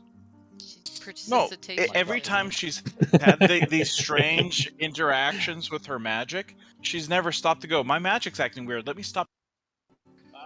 There you go. Sorry, adjusted the server. My bad. You all right? We're all back? Yeah, I think we're back, right? Not yet. You want to go back? No, I meant like Oh. No, I'm at the Discord. I meant we were all yeah, back we're all in back here. in Discord, yeah. I was adjusting the Discord servers to see if it helped with latency a little bit. Mine actually improved a lot when I did that. Yeah. It looks good now. Okay, cool. All right, it's time. Y'all ready? All right, yep. I'm ready. All right, let's go. We're back. Let's go. We're back in it. All right. Let me get rid of my BRB. So- Do I see Bolame coming before he gets within earshot? I'm gonna say based on the fact that when you pointed, you actually like did this, like away, like not like this. Yeah. So I'm gonna say he's coming from behind you. So no. It depends. What are you doing? Like you're focusing on the dog. I'm actually focusing on Blair and Mel Yeah. because they both mentioned my hair and I'm confused as fuck. Yep. I feel like Blair and Mel are both focused on you. Yeah. At the moment, since you're. And my tum So- hurts. Then there's a chance Boleym's gonna. You need to find a fucking toilet. There's a chance Boleym's gonna hear this, and this is probably not gonna go over well. I'm gonna be looking at Blair and I say, I really need to know your thoughts if I should tell Boleym. You said that Yes. like in front of Mel, or you like whispered it? Yeah, like I didn't say exactly what it was, but I'm looking at you and saying that. Now it's up to the DM whether Out loud. Boleym is close enough to hear. Well, Gotcha. I was. Hold on, because. So when I see the three of you sitting there talking, I'm already feeling a little frustrated / dejected because I'm like, my cousin won't tell me what's going on. Draven won't tell me what's going on. Getting a little frustrated. So I see the three of you talking, and I'm hoping that you're opening up. So I stop dead in my tracks and just kind of like awkwardly shift from foot to foot while I wait to see if any of you guys notice me. I'm gonna say right now they don't. I did send you a PM, Sam. Okay. A whisper. So did we make the call on whether or not she whispered or said that out loud to? She said so that she Mel said could that hear? out loud. She said she I looked said at you that and loud, if you, yeah, Okay. without and saying since- what it was. Okay. Mhm. Well, Astrid, I think you should.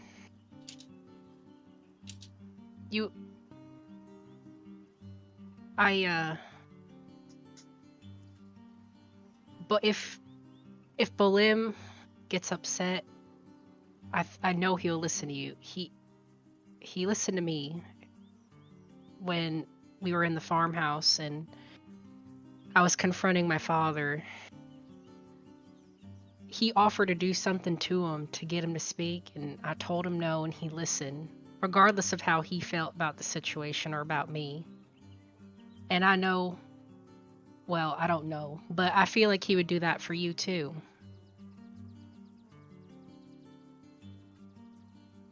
Okay. And I also think it'll help you feel a lot better.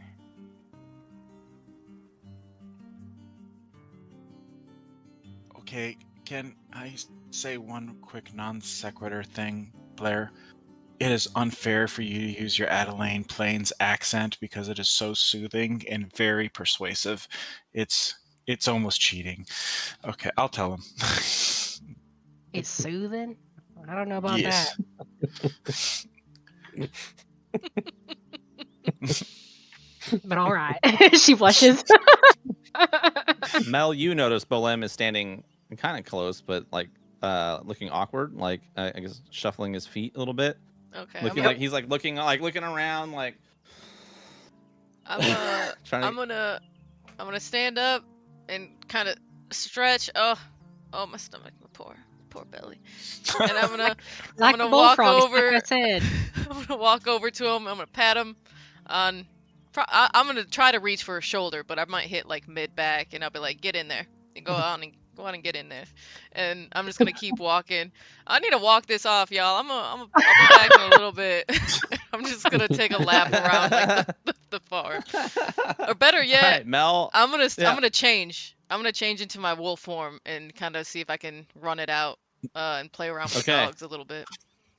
Okay. All Wait, right. do we see you do that? Yeah, I'm just Yeah. Boop Jasper now, and I'm gonna fucking go. Yeah.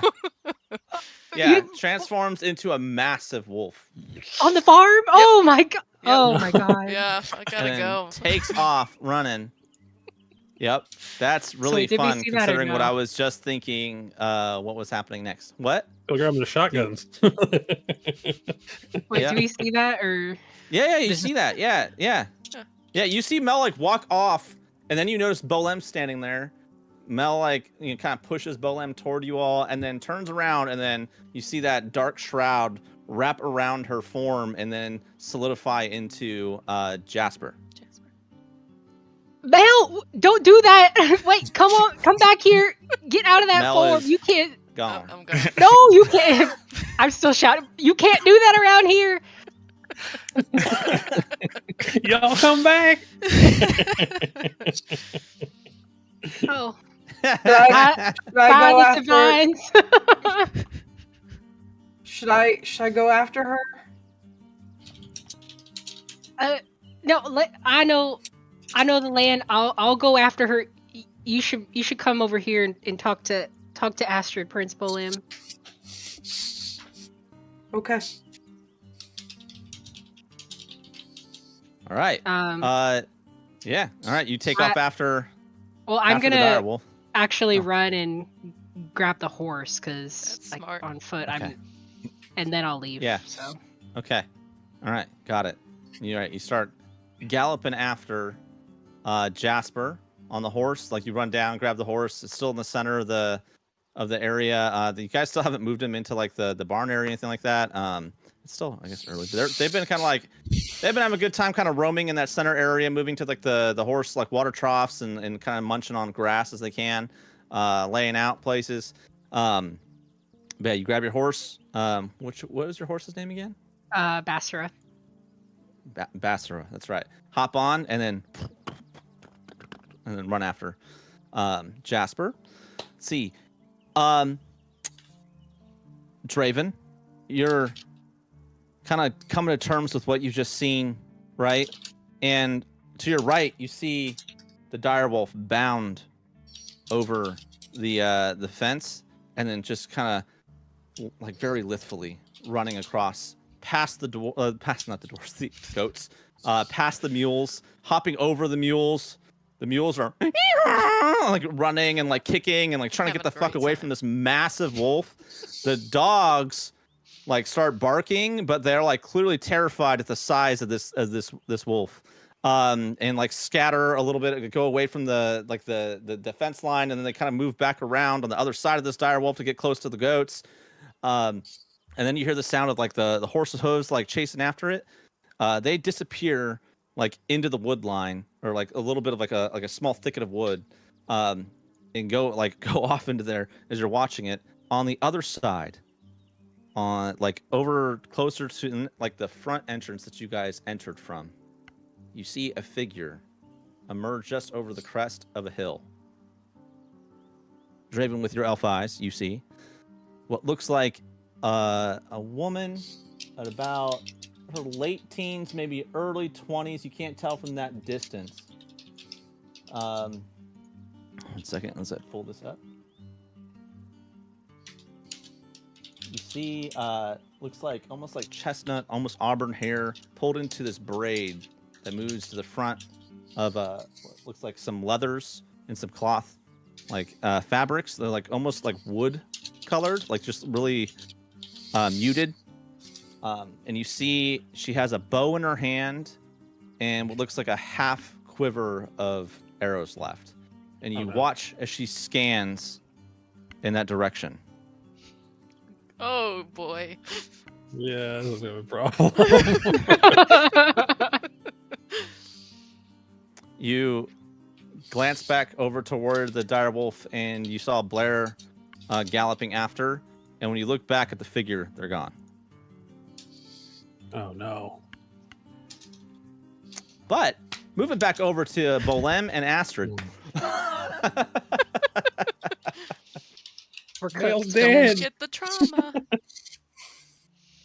Astrid, I'm guessing Bolem, you walk up to Astrid. Do you like get back down on your seat again, or do you just stand there awkwardly? Or... No, I get back down on my seat again. Okay. But I don't say anything. I just kind of sit there. Pick at some grass, tear the grass in little pieces, maybe. Okay. Bolem, I need a promise from you. You're asking me to make a promise without knowing what it is? I will explain to you what the promise is, but I just want to predicate this.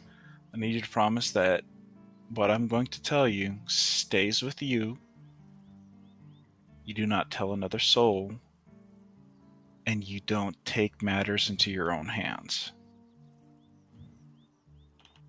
I can promise that what you say will stay between us. I'm going to need that second promise too. I'm not sure if I can promise I won't do anything, but I will ask your permission first. I guess that'll have to do. Hug the dog a little tighter. Oh, can we keep the dog? Okay. I don't care if we keep the dog. The reason why I got out of sorts is when Draven lost his senses for the moment.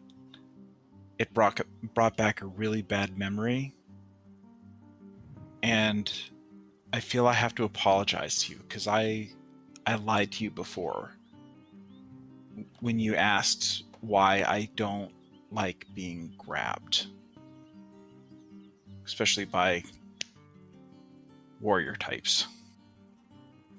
Okay, Do you remember Marlowe? I do. When I broke things off with him, he got physical. I clench my fists and let them go. I see. I did use lightning to knock him unconscious after that. Good. So, As you should. but when Draven turned around with that rage in his eyes, it just brought me back to that moment. And I had a hard time processing it. I understand that. It can be difficult to process horrific events in our past, and things that you don't expect will cause them to come back up again. That's only half the story, though. I'm tired of lying to you. I mean, I would like to know the full truth.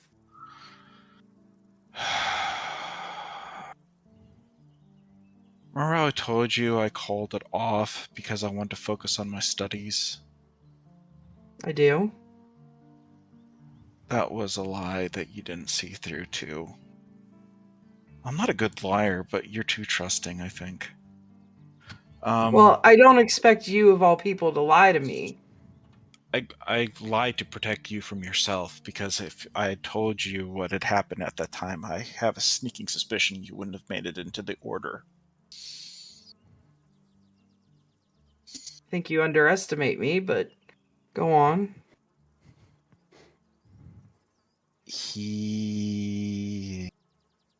My fiance never loved me.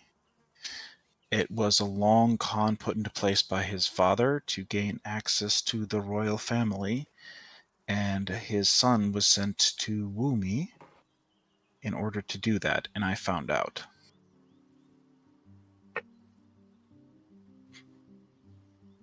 They wanted to use me to gain access to you and your siblings. Fists clench again, and then I release them and kind of shake them out a little bit.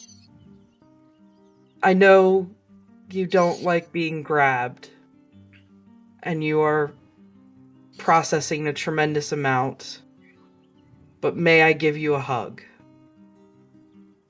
Yes, please. And I will wrap my arms around Astrid and just hold you there. She hugs you back and leans, still having one arm around the dog, by the way. Dog shifts between you guys, looks up and does that under your face, licking of both of you, your neck and everything. So, I don't know what to do now, because I now find myself scared of Draven, and we have to travel together. And it's through no fault of his own. It's it's not his fault that I associated that memory with him. Well, It's I think Draven will be on his best behavior moving forward. So hopefully you'll find yourself not in need to fear of him. And you know I would never let him hurt you.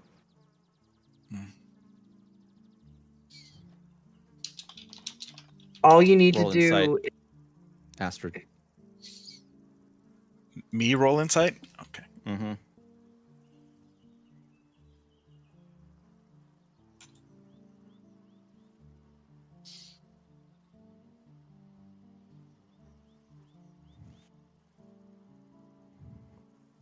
So slow. It is D&D Beyond Slow. 18. Astrid, Mhm. you. You're okay with this, Bullim. You let me know if you want to roll like a deception, like to not give away that you might have said something to Draven. Yeah, I want to try to not give Okay. away that I tried to say All right, something. all right, yeah. Roll deception then. That you're trying to hide that. I 22. do not pick up on it. Okay, yeah, you don't. Oh man, all right. Bullim, you Okay. keep any Well. indications that you told Draven what for from Astrid. Yeah. After what she just said about not wanting me to do anything, I don't want her to know that I... Yeah. Yeah. Oh, yeah. No, I would never. I won't do anything would never. Well, that was like before you told me. Yeah. Yeah.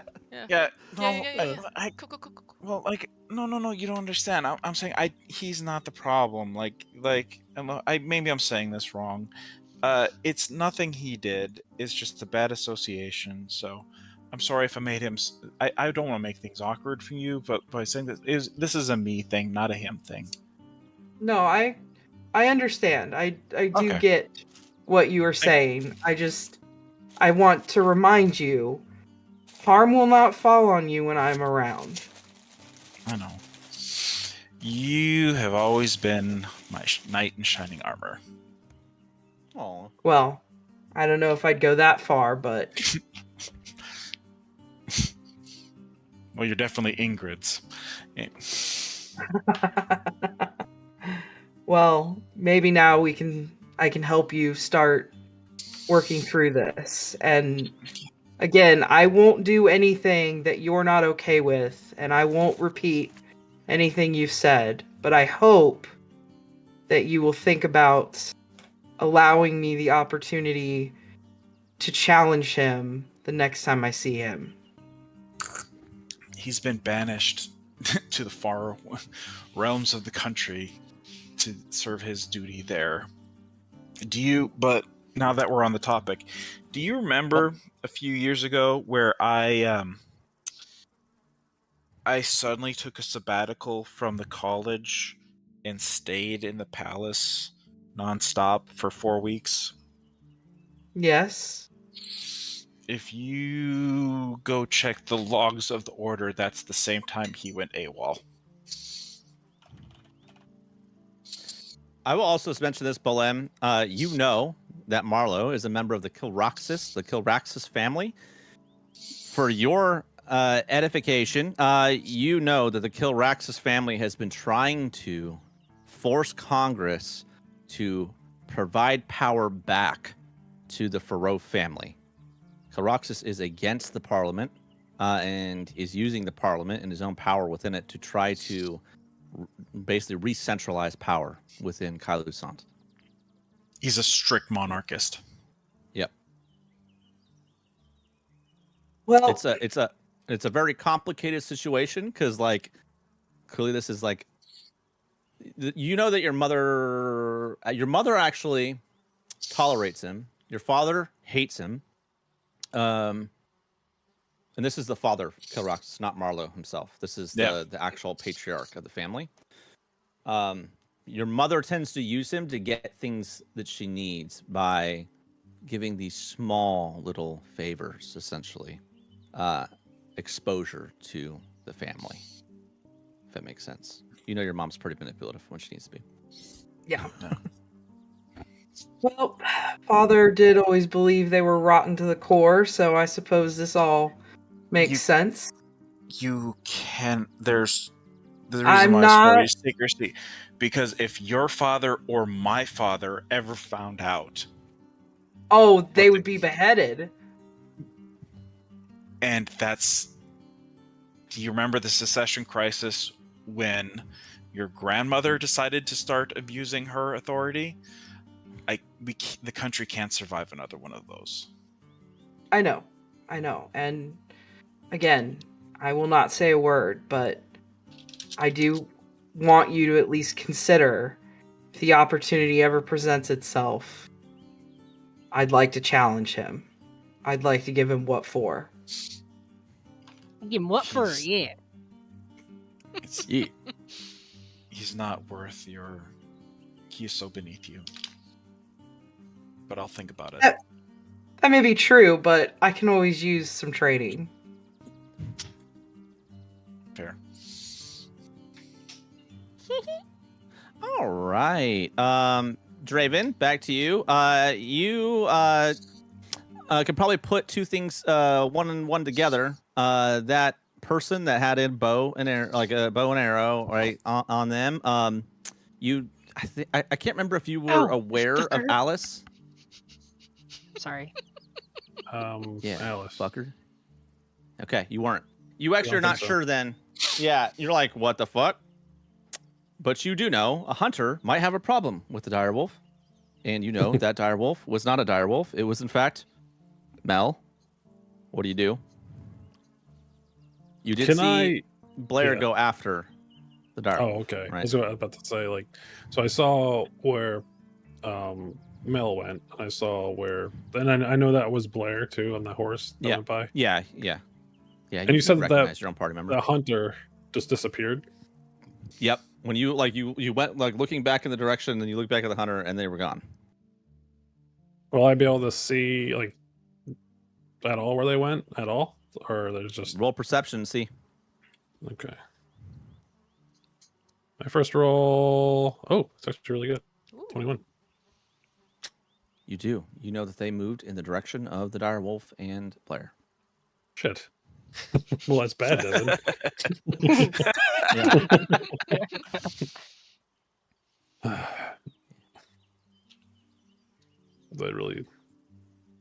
I don't know who this person is. All right, I will catch up. And then, so he's going to concentrate for a second. And using full speed again, I'm going to go into that direction towards Blair and Mel, trying to catch up as fast as I can Okay. to Mel. All right. You speed through the field, hop the fence on the other side. Once more, the donkeys, man, like as they all kind of scatter everywhere. You hear the dogs as you supernaturally run across this field, hop it, and head into this little thicket of woods. As you are moving extremely fast, you spot this hunter just behind a tree, bow drawn. It launches. Did I catch it? Before you, it's not to you. It's off, like somewhere further into the thicket. What is Okay. the dire wolves? What is Jasper's AC? Oh, Bruh. I think it is 18. 18. Okay. All right, Jasper, you are running, and you hear this sunk as a arrow just barely misses you in the face, and like ricochets off of a tree, and clatters to the ground. I come to a screeching halt and start sniffing the air, growling, hackles raised, like, what the fuck is that? 1 second. Let me know when I can do something. Yeah, I will let you know once you can do something.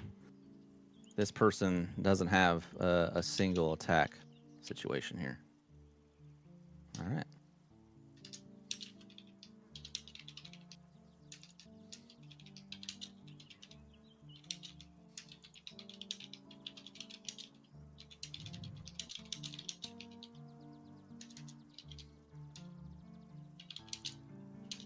Can I? Do I Seconds to know figure like out. what direction, or can I see her You at will. all? You will in a moment. Okay. Yeah, you will in a moment.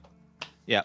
The first one clatters off of that tree, gets your attention. You start to like shift like in that direction to see like where it's coming from. Another arrow goes like long, and then a final one comes in, hits you right like between your shoulder and your abdomen Oh, the sweet spot. on your front shoulder. Nice. Yeah, right in the sweet spot. Let's see, 1 second as I add this up real quick, as it's gonna do some pretty decent. Oh shit! Crit. Oh shit. No, Oh, no, thank oh god, that would not be good. That would not be good.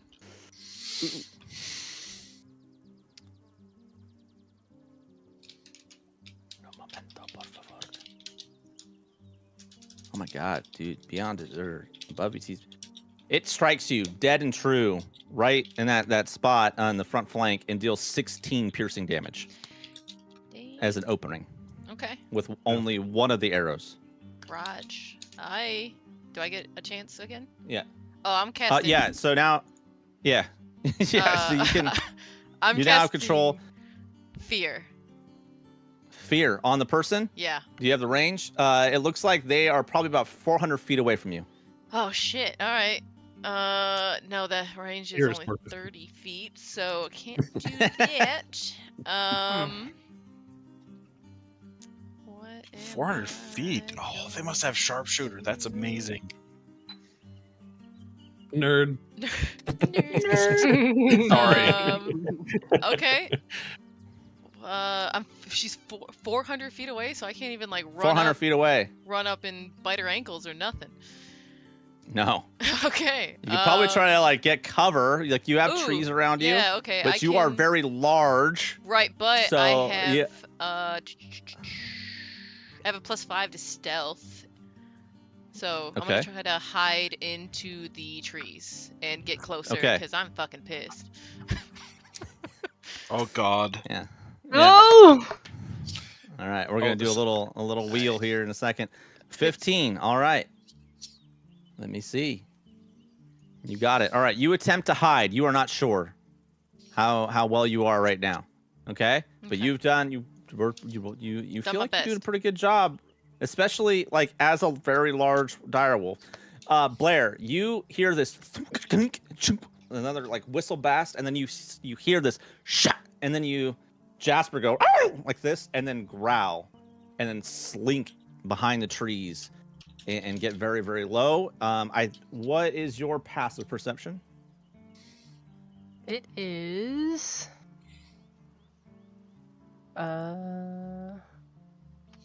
It is 14. Okay, direwolf disappears from your sight.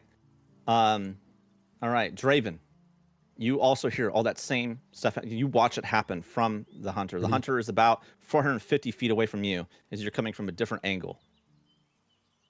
Well, all right. So I'm trying to think. How fast am I moving again? Like based on. You tell me. So if you 45, can- 45, So 90 and then, and then 135. You think if you use Yeah. your bonus action, your action to move. yeah. So It's I'm pretty going. fast. I'm going directly towards the hunter. Okay, you start moving directly towards them. You do Yeah. note that their attention is dead Oh, yeah. towards right in the direction where that direwolf was. Blair, what do you do? Well, I heard the When you arrows see- get fired. Yep. And Yeah. So but I cannot your see. attention your attention does get drawn from the source of the attack, and you do see what looks like a figure small against a tree right now as they're crouched and pressed up against it, both providing them cover and a place to lean to help their shot. You note the telltale sign of that braid. Alice, I'll call out to her. Alice, don't hurt her. Hold your fire. All right. You see Alice like blink, look over in your direction, like kind of squint at you. Almost drop that bow, but then you see her attention snap back in the direction of where that wolf is. Mel or Jasper, As you come around and you're slinking through the trees, you see, like, you lock eyes with this hunter. You did not successfully hide from them. Raj. And they kind of like stumble back a little bit, like, what the fuck? As they really take in the size of you. And they look between you and Blair, and they, like, not really sure what to do. But it's a damn direwolf. What do you mean? It's not a direwolf. It's my friend. All right, She's a druid. hearing this, Huh? hearing Blair try to talk some sense, I'm gonna change back. I don't want to get hit with another one of those fucking arrows. Okay. Change it back. I'm changing back. You transform back into your halfling self, and she looks back at you and like kind of, what the? Wait, druids can they can transform like that? I guess so. It's even better because I was so big and now I'm so little. Yeah. Now you're so little. That's right.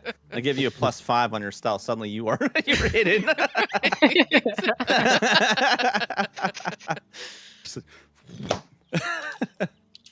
Well, shit. You see, now my stomach doesn't Alice hurt is still as like much. looking for you. Oh, the old dad trick. Oh, does that hurt? How about now?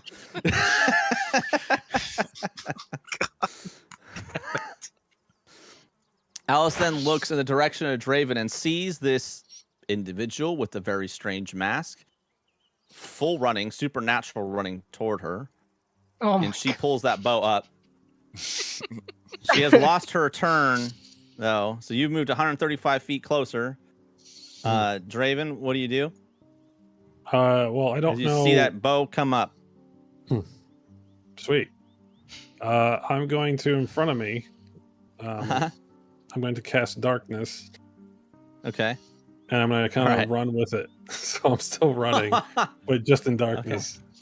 Oh, All right. shit. Cloud of On darkness. I don't- yourself, essentially. Oh, Yeah. good lord. So this terrifying... Well, I don't know this whole conversation because I'm not there. I just see someone take a shot. I mean, at they're Mel. shouting at each other. You can hear them shouting at each. Like, you hear Blair shout, you hear this girl shout back. What you don't know is you don't know what Mel's doing, because now she's like hiding, like she's moving through the trees and stuff. I would say because they're shouting, you would probably hear. Like, if they can I hear would? each Okay. other, you're like now 135 feet closer. You would absolutely hear that. Oh, okay. And that, all right. So I changed that then. Yeah. Yep. All right. If I know it's all fine now, he'll disengage. So, Okay. You won't cast shadow. yeah, I'm Yeah, gonna okay. pull back. I'm gonna slide to a stop. Okay. What the hell are you? And then he's just gonna turn There's around some- and walk. Dude out Just here with the walk away. mask on. Oh yeah, he's my friend too. Don't shoot him either, please. What the hell did I come back from? The Draven will stop when he hears that, and he'll kind of look over towards Blair for a second, and then kind of just give a like face, and then he's gonna keep walking. Oh, because she said friend. Oh, that's cute. That's cute. That's kind of cute. Yeah. His first time anyone called me friend. You do see Alice like slide the bow over her shoulder and set an arrow back in her quiver. And she starts to slowly approach you, Blair. I'm guessing as you like kind of skid to a halt, like probably, or I don't know, on your horse or whatever you're doing. Because now you've lost Mel somewhere behind the trees. Can I pick up the arrow that she had sunk into me? Like, I'm assuming it's not still protruding at my side now that I've changed back. Yeah, it probably like falls out of your total form and drops on the ground. I'm gonna grab it. Yeah, you do find it. Yeah. The blood also like kind of dissipates into that shadow, that weird shadow like transformation magic. Nice. You still feel, yeah, like you can still feel like the phantom pain of being 100%. struck by that. Yeah. That shit hurt. Yeah. Yeah, it was a pretty strong hit. It was a great shot, Yeah. honestly. I'll make Yeah. my way over Yeah. to Blair. All right. Alice is also approaching. Draven, are you going to converge on this little group or? No, he's gonna leave, go back to where he was and his by the donkeys and shit. All right. He's Gotcha. yeah. He's Oh, in Alice walks up. Yeah. He's in a mood. He's in a mood. Okay, got it. Alice walks up to Blair and now Mel and looks down at Mel and goes, "Huh, nice to meet you. My name's Alice. Sorry about that. I thought maybe you were a hunter coming to attack our dogs or mules, and you probably eat one of those mules in a single bite." Oh, I don't usually go for mule. I like rabbits typically, but yeah, I think this belongs to you. Hell of a shot. It still hurts, but you know what? Good. It took cover my one of 'em. attention away from my stomach, which was so full from those apples that your grandmama gave me.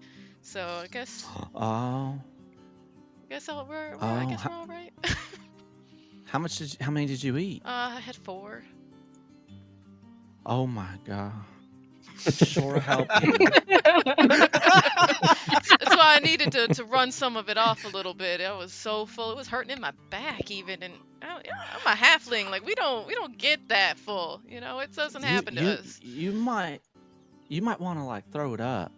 Oh, sacrilege. Nah, it'll be all Well, right. I don't want it to burst your stomach. I don't think. I don't think Grandma would have let her walk away if it was going to burst her stomach. Okay. Oh, so you were with Grandma when you had them on. Yeah, she let You me didn't have sneak 4. in. Yeah. Oh, okay. All right. Maybe halfling stomachs work different. I don't know. They Sister, do. when did you get you back? should see her drink. Well, we've been in town. We came in yesterday. We spent a night with Saren, and I wanted to come by today before we left. Alice, like, closes the distance to you and pulls you into a very tight hug. It's so good to see you. It's so good to see you too. You became a mighty good shot. Well, yeah. Whenever I get lucky enough.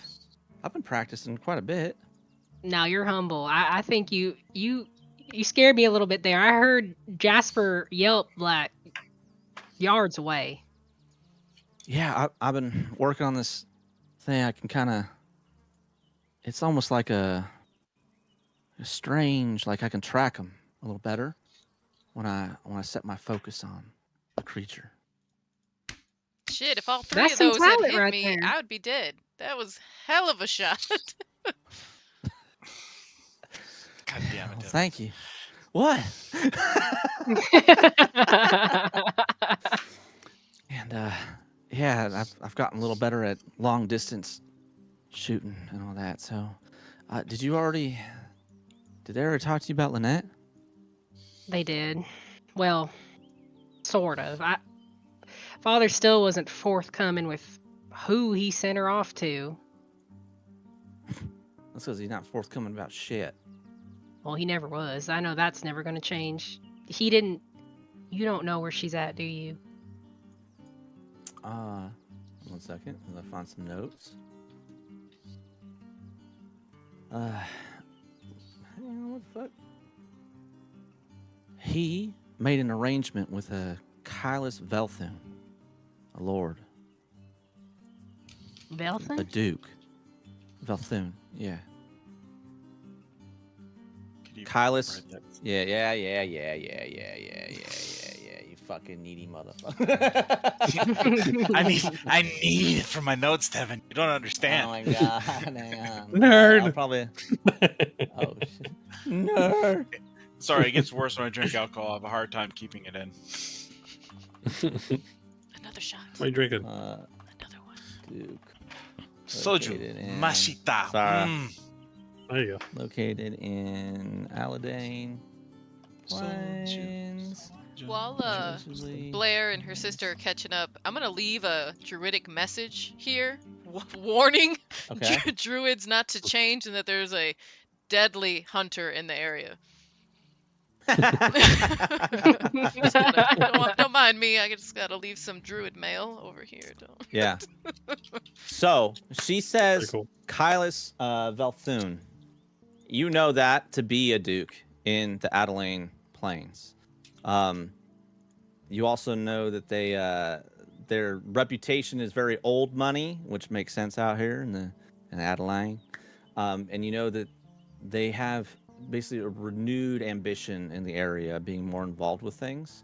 You also know that they will go to the capital, but they often spend their time here in this province trying to work on their various projects, especially things like expanding tourists, working on doing some more stuff with Miralest. You know enough too to know like their motto is by word or by blade is their family words. The Velthuns are very well known for almost all the families in this area. They're responsible for a lot of the movement of goods. They're responsible for arranging for new trade deals with other nations to move your foods and goods off to other places where, you know, if you're not getting enough purchases within the actual nation itself, within Kailusan.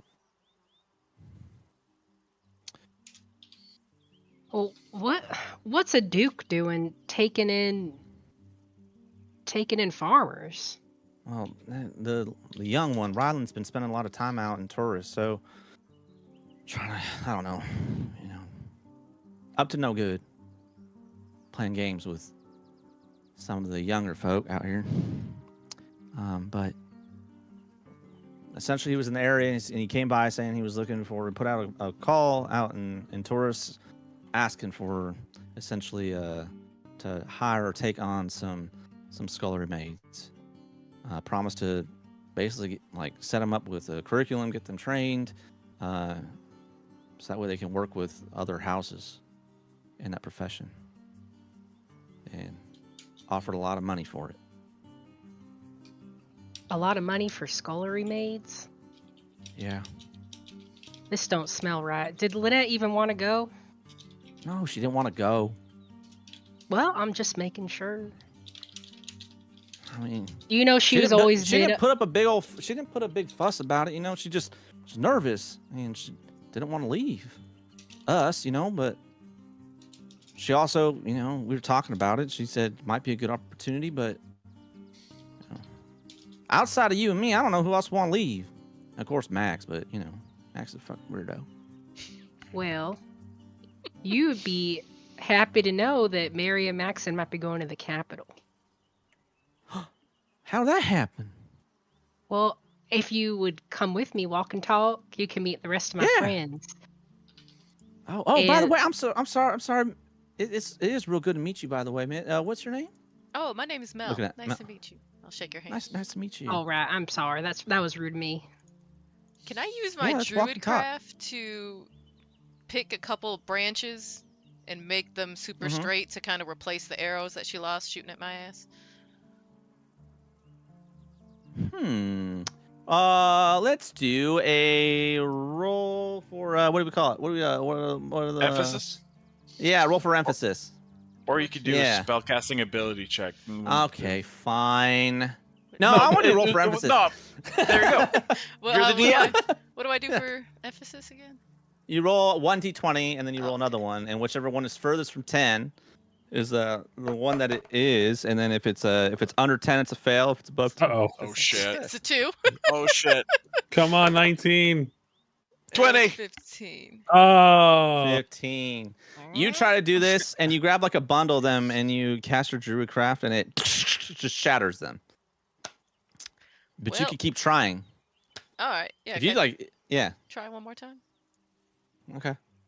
Like I don't think druid craft. What is that? It's a cantrip, isn't it? Yeah. Cantrip. Yeah, it's real easy for you to keep trying. That's 6 and a 14. Damn.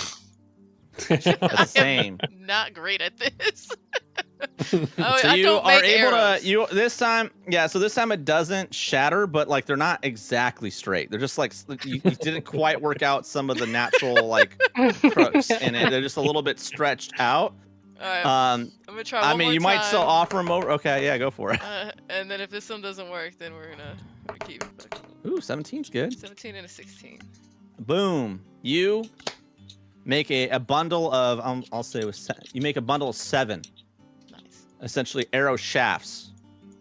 So you don't really have the arrow heads or the Right, but like it, the you know, yeah The flank. Oh, kids the are mostly fletching. there. Yeah. yeah. I'm gonna hand it to her and be Yeah. like, I'm sorry Oh. that you lost a couple arrows shooting at me.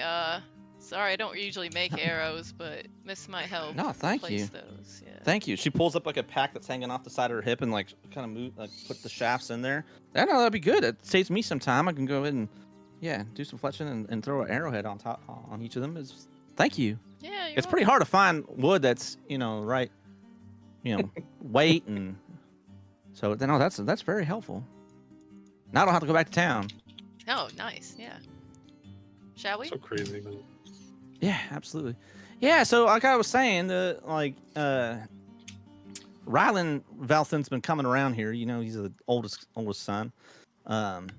And anyway, yeah, he's been doing all kinds of stuff. He's been trying to work with some of the blacksmiths. He's been trying to hire different people here that that work over in Taurus, basically taking some of our skills and taking them over back to their manor and then their homestead. It's kind of annoying. Well, we do have a lot of skilled artisans here, but I don't know. Probably just go down to Heron though if you want something good. Like I don't know, I'll go to the capital. He fucking goes there every goddamn month anyway. Yeah, I'm trying to make it make a lick of sense, but I can't put it together why he would. It doesn't. Daddy just wanted the money. Yeah. Well, all the more reason for Mary and Maxon to go while the getting's good. Yeah. The last time he came down, though, he did bring one of them royal guards with him. Royal Guard? Mm-hmm. They got them on payroll, too? Oh, yeah. Yeah, I guess so. Yeah, I don't know. I think what I heard was that the royal guard that aren't quite up to, like, gets transferred into the capital, they'll get assigned to other nobles out in the country. Of a bitch. Is that in character? Well, I don't know what there's to guard for out in the manor. Ain't nothing scary comes around here. I'm sure I'm sure Mel was probably the biggest, scariest thing you've seen in a while. So, Blair, thank you so much. That is such a lovely compliment. No, we've had some. Oh, you are very scary. No, we've had some weird creatures lately. Really? Like what? Yeah, they all been coming from the east. Like lots of mountain type creatures. In fact, I saw a group of wyverns fly through here. That was pretty crazy. But it seems like they're coming down from the mountains off to the west. Sorry, I think I said east at first. I meant west. Oh, yeah. I was looking east. I'm like, where? Yeah. Sorry. Yeah. Out west? Yeah. Well, that's where we're going. Oh, weird. Oh, wait, what are you guys doing? And you guys are walking.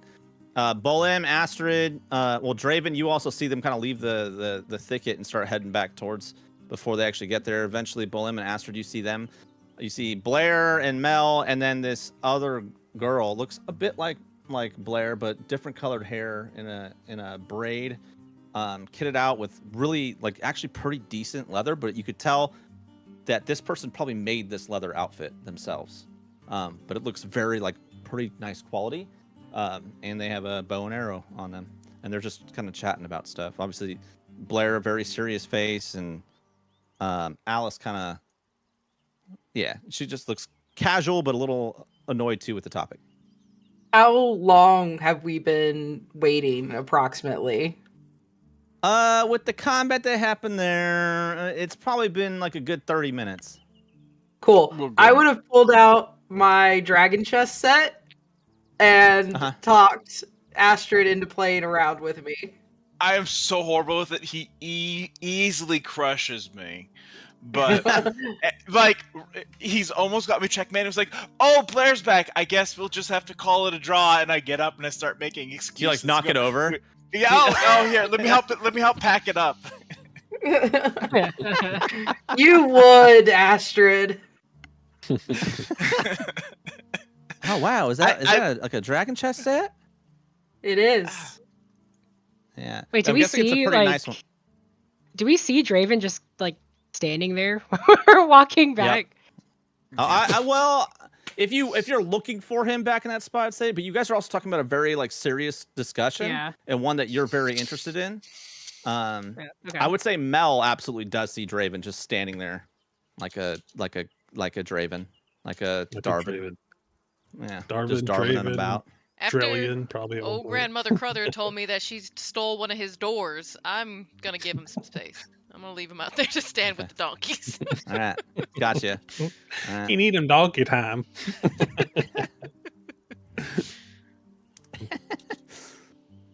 But yeah, I don't know what else to tell you. Daddy didn't tell you nothing about who you sent him off with? Probably doesn't want you going and No. making trouble. Well, I don't. If it's on the way, I don't see why we shouldn't go and stop by. I would at least like to see her. Who are we making trouble with? Astrid asks as she walks up. Well, first, this is my sister Alice. And you don't want to make trouble Alice? with her. Hi. Pleasure to meet you, Alice. Oh, I don't think. I'm so sorry about hitting you with that air. You don't have to worry or fear me. I'm sorry. I mean, I missed you twice. Malna, what did we learn about wild shaping in We civilized country. areas? shouldn't do it, or maybe we should ask first. I think is probably. a There we good- go. That's the one. That's the one I was going for. That's the one I was going for. Is ask first. I'm so full. Oh, my poor belly. Holy shit! You kind of look like Astrid Dahl. You kind of look like Bolin Farrow. Hi, I'm Astrid. It's Yeah. a pleasure to meet you. And I'm Bulem. Sure. No, seriously, who are you? No, you guessed right. That's them. How? Like, we don't come out here. How? Like, the rest of your family didn't know. How did she know? Like, I don't try to. I have I- portraits of you on my walls. Jeez. Good lord. Fangirl. You see, like she says hi. that, she like whispers it, and she turns bright red. Please, for the You didn't love go in of my all room, the right? gods. No, we did not. Please, for all the love of gods, please just call me Astrid. Please, please, please. I'm begging you. And you can So- just call me Bulem. She looks at Blair like, how do you know? Why are they? They're your friends? Well, yeah, I got summoned by the king and queen to join them on this mission we're about to take care of. Well, I'm gonna be right back. Okay? Can you just wait right here for a second? I'm gonna go get something in my room real quick. Actually, if it's okay Okay. with you, I'll be right Okay. back. I'll be right back. I'll be right back. And she darts toward off to the house, leaving you with Blair and and you two and Mel. We are Still no Draven. 100 miles away from the capital. How far do I have to go to get out of my father's shadow? I wouldn't say Extremely it's a far. shadow, but I mean, all matters of royalty are a bit of celebrity out here. I just want to be me. Well, you're still you, but at least she didn't bow. Oh, that's true. That's true. She's much less cringeworthy than you were the first day in the throne room. As I Hey, elbow her. I learned. Now, Not too long later, you do hear these her feet, and she has what looks like it looks like a little knapsack or something. She's carrying it, slinging around her shoulder. She no longer has the bow or arrows or that satchel she had on her hip with a lot of gear on it. And she skids to a stop and pulls it open. She pulls out what looks like a deck of cards, and then she pulls out this little it looks like a little portable desk thing, like a hardwood. And she hands it over to Bolin, and she pulls out looks like posters, and she unravels them. And one of them she puts down in front of Bolin, and it's an actual really beautiful painting of the entire Furrow family. And then she rolls out the other poster and gets it all straightened out. She goes, "If you just wait after Bolin signs this one, I got you a little signing desk. Okay. If that's okay with you. Could you sign this one, the Miss Astrid? And then on the other one, it's the entire Dahl family." Just Astrid. Just that. Not Mr. Just Astrid. Just Astrid. Okay. All right. Wait, am I supposed to call you lady or doctor? Doctor, you're a doctor. no, she don't like that. Just Like Dr. Astrid, Dahl? just- Dr. No. Lady. No, she don't. Head Doctor hanging. lady. That's a lot. That's too much. But doctor, I mean, you Look. earned that. Yes, I did earn that. Yes, Doctor of Aethergy, yes. I know. I yes, read I'm some a of your professor. writings on what you got on like the what would you call? You called it like Really? innate natural occurring aethergy. Yeah. Yeah. I'm sorry. Are you This interested in aethergy? irritates Blair. This irritates Wait. Blair. Yes. Who taught you how to read? Oh shit. Well, I went into town and had Lala teach me. Lala taught you how to read? Yeah, I just kept going back. I wanted to read all the damn books, and Daddy didn't want to let me read them, so I went and taught myself. A long Well, time she ago, ain't actually. never offered to teach me nothing. Well, she didn't offer me either. I asked. You're learning now, Blair. Don't take it personally. You're learning now, so now you get to read. You could write her letters. Yeah. Maybe. I don't know. I'm getting there. It was my backup, right? If I wasn't able to go do the hunting thing or go off adventuring like I want to, I was just gonna go probably over to Turris or maybe even Ornfin or Mirrorless and maybe try to find like an accountant job or something. As I can read, I can count, I can do numbers. It's What kind of adventure do you even want to be? I don't know. I kind of want to do like Blair did. She handled all those animals out here, the wolves. Mm. Now she's not here, so town needs someone else to step up. Makes sense. That's if true. if I stay here, but yeah. Well, if you leave, I someone think else will you'd just make step a- up. I think you'd make a fine adventure, Alice. I know I would. Thank you, though. Excuse me, Prince, if you could just sign. Yes.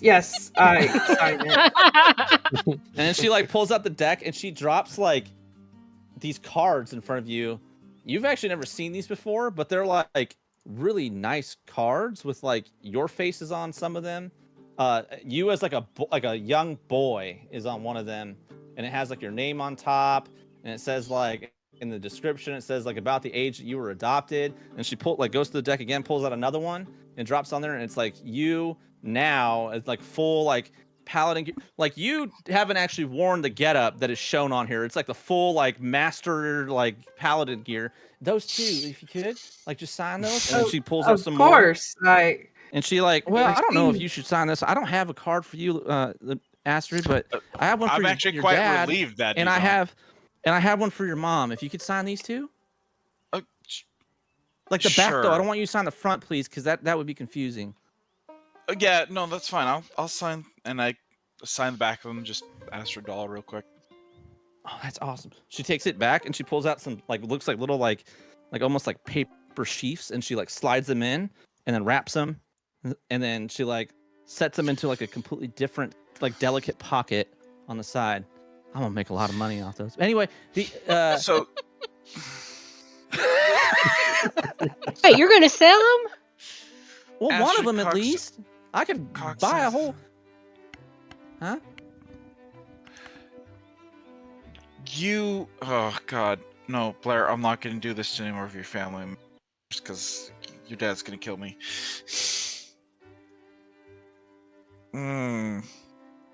What are you talking about? What is she talking about? I'm. She can see if you're like a goose. Prince, can you sign that card, please, for me? Did I was doing the Oh, you Are did. I'm you- sorry. Okay. Yeah, All right, don't be and she so slides it pushy. into a little sheet. And then she pulls out like a binder-looking thing, right? And she carefully slides the posters in there and does not roll them back up. And then latches it, ties it, and sets it back inside the big pack. Thank you. DM. Those are gonna go back on my I- wall. I'm not selling those. Those are mine. I disconnected from above VTT, so I don't know if my roll showed up. It shows up on mine, but I got a 30 in Arcana to check and see if this is yet another fucking Aethergist in this goddamn family. She 100% has Aethergy. 30. Holy I'm fuck. trying to think of how you would see this. It seems. No, she does. She has. It doesn't look like a lot of Aethergy, and the way you see it, like kind of twisting around her, you can see it's it's mostly focused on like almost enhancing her eyes and her arms and like her fingers, like and some like in her legs. It looks like it's actually like it's like tethered to like enhancing her physically. It seems like. So we're In fact, it's interesting It's to you like- that you can see that much. Like she is clearly training it and learning how to use it. It's not like much of the others. God damn it, Blair! Is there anyone in your fucking family that doesn't have Aether G? I say as with my my head in our hands. Well, Alice goes, "Shh! Don't you mention that. That no one else here knows." I look You up knew? at her. Yeah. I I always told knew you, you were the. I can. I always knew you were the smart one. I told you I can see a creature out there, right? And it's almost like I select them, and it helps guide me to hit them in like a better spot. I can see where to hit them. Have you I can ever heard of attest the to nature Aether the logical handiwork. Have you ever heard of the nature aetherological in Dubois? Yes, Dubois, yeah. I say, looking at Mel instead of saying She doll. she doesn't miss a beat. She goes, "Oh yeah, down over by the Kushmar. Yes. Yeah, I'm aware of that. Okay. Why? It's really far."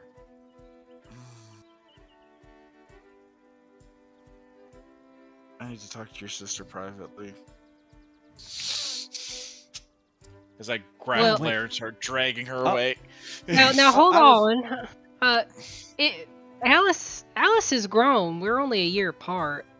There's no need to make it Mhm. private like you did with my other siblings. Your father will strangle me in the middle of your fucking house. You're asked Oh for no, he doll. won't. He don't know that. You're the one that recognized this. She clearly has the talent to be a warden. Alice stands really close to Bolem and like kind of inches closer to him. Like if there's ever a trailbound person, this is a trailbound person. Inches She closer. is a sentinel. Oh, she should go to that fucking university, and your dad's gonna murder me if I mention taking one of his fucking children away from this area to get fucking training. She's kind of pressed up against Bolem now. What are you doing? What? Only Faces up against your if you face. want to. Only if you want to. No. Only if you want to. Wait, what are we talking about? Nothing. Don't Never you mind. don't you brush up on him like that? What do you mean? Start to I'm so awkwardly sorry. grab the back of my neck. I wasn't doing nothing. What do you mean? Yeah, you were. Look, you know what? You're never mind. Forget what I said. You're obviously doing a good job of training yourself. You don't need. You probably don't need to go to a school that will teach you about your Aether G. You seem to be doing fine on your own. Absolutely not. I got Grandma here teaching me, and I got Lala teaching me. Okay. They're teaching you? Cool.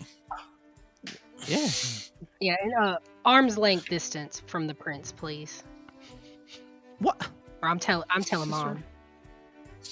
Leave some space for Like sure. she would complain. Wait, what'd you say, Devin? Like Mom would complain. She like whispers that Mom wouldn't complain. If I could bag me a prince, I'd be set. Wow. It's like, no, but seriously, Blair, is there any one of your siblings aside from your sister in town that is not an aethergist? Because so far, it's. I Because think first Grandpa we had- has some like the natural occurring one because he's very good. Shoot, Blair can test. He's capable of doing shit he should not be able to do at his age. Grandma definitely lots of magic. Blair, that's not something that you are aware of. Grandma don't have magic. She got Well, a yes, she green does. thumb. No. Yeah, like a green aethergy thumb. Look, You your go sister's visit her. Go to the orchard.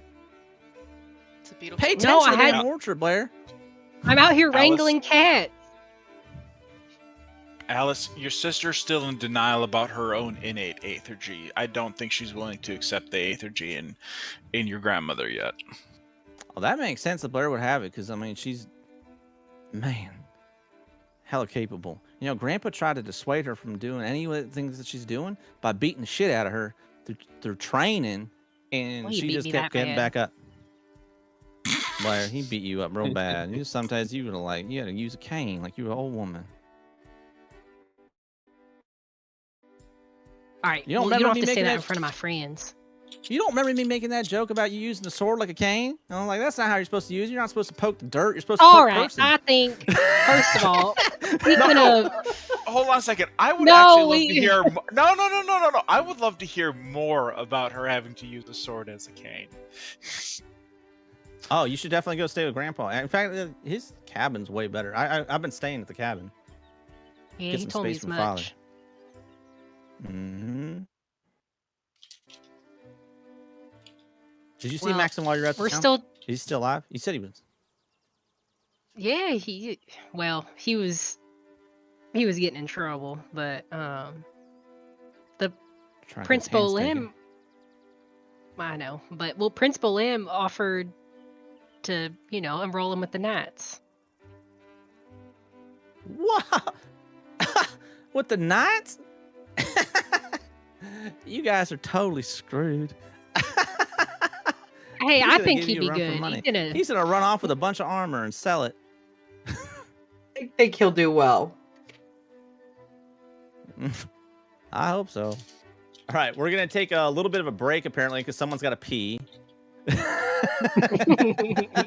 You also owe me a Guilty response, Jeff. I sent as you a charged. PM. Oh, did you send it to You me did? here? Oh shit, my bad.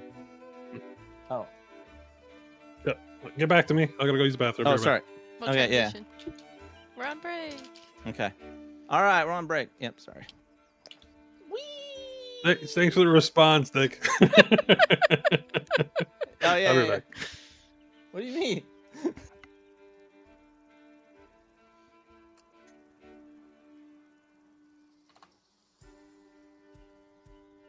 I don't know if I keep drinking this soju. I'm gonna have to hit the bathroom. Jesus. Don't take it easy. Don't get drunk in the game. Holy shit! Well, I have to. You're inflicting so much trauma on me, Devin. I Look haven't me even in hit the you eye. that hard yet. Look me in the eyes and tell me I am. that the knights from the capital protecting that Uh-huh. noble family does not have the last name Kilroxus. They do not have the last name Kilraxis. You're trying very hard to keep that straight face. No, I don't have to. I'm a very great actor. Should have gone to theater school.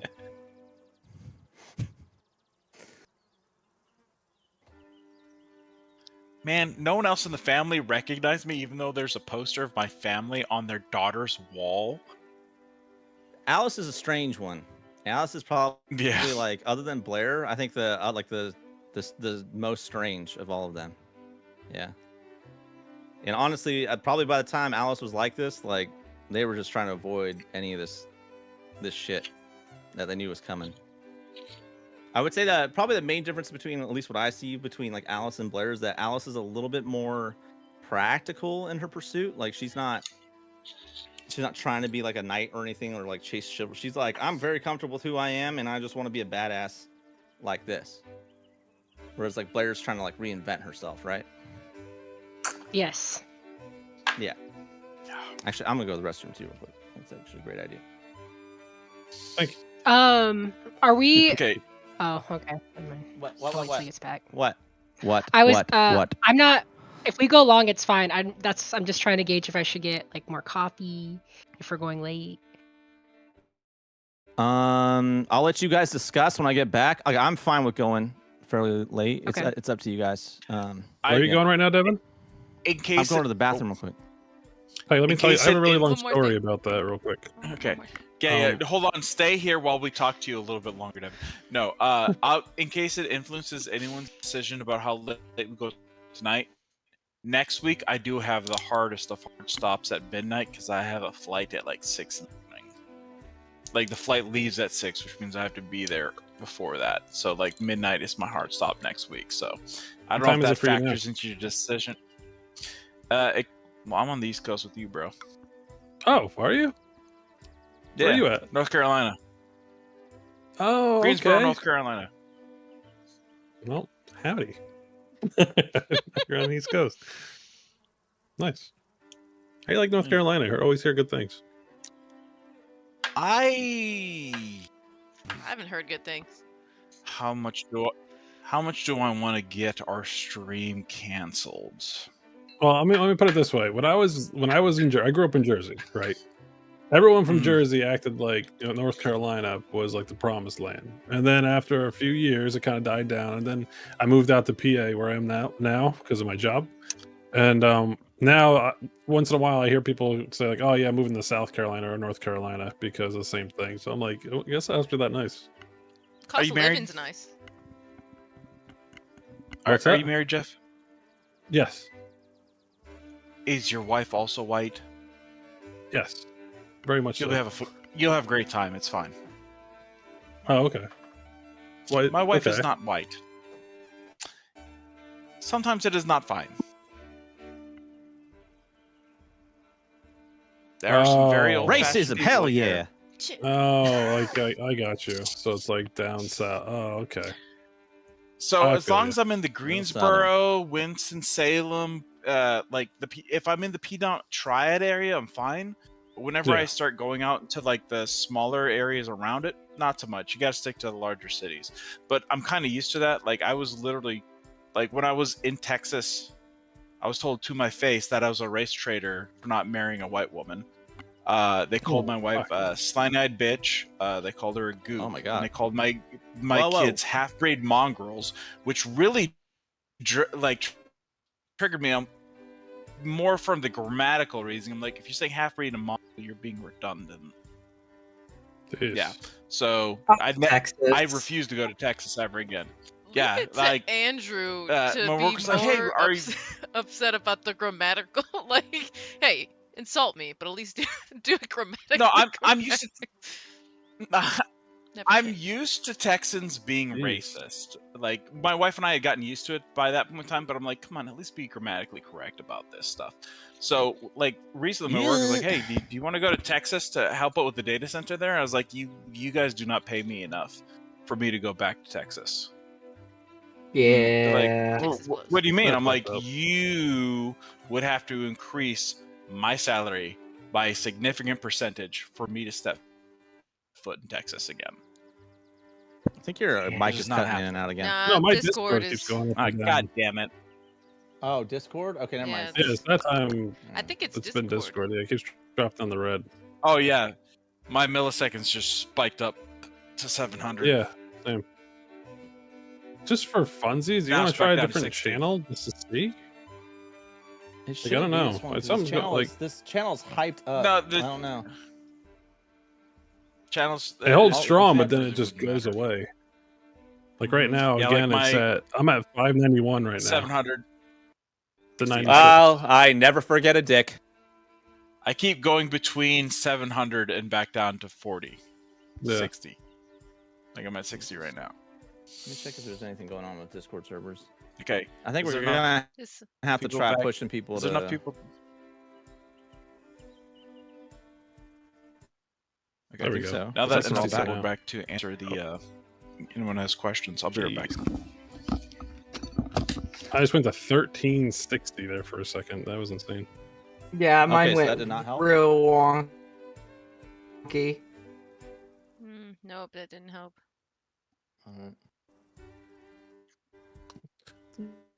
Doing that, Alright, that's might be weird. time to start Am I trying breaking to up right now for figure you guys or no? It might just be Discord. Trying a different server. It's holding strong right now.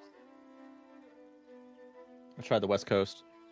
The one I imagine is going to be a problem is everyone outside of Kaylin, me, and Liz, and Kenku. I mean, as long as it's strong, it doesn't matter. Like, it's fine. You know what I mean? Like, because even if I'm at 84, that's not a big deal. It's not like it's going to affect anything. As long as it maintains. Yeah. So far, so good.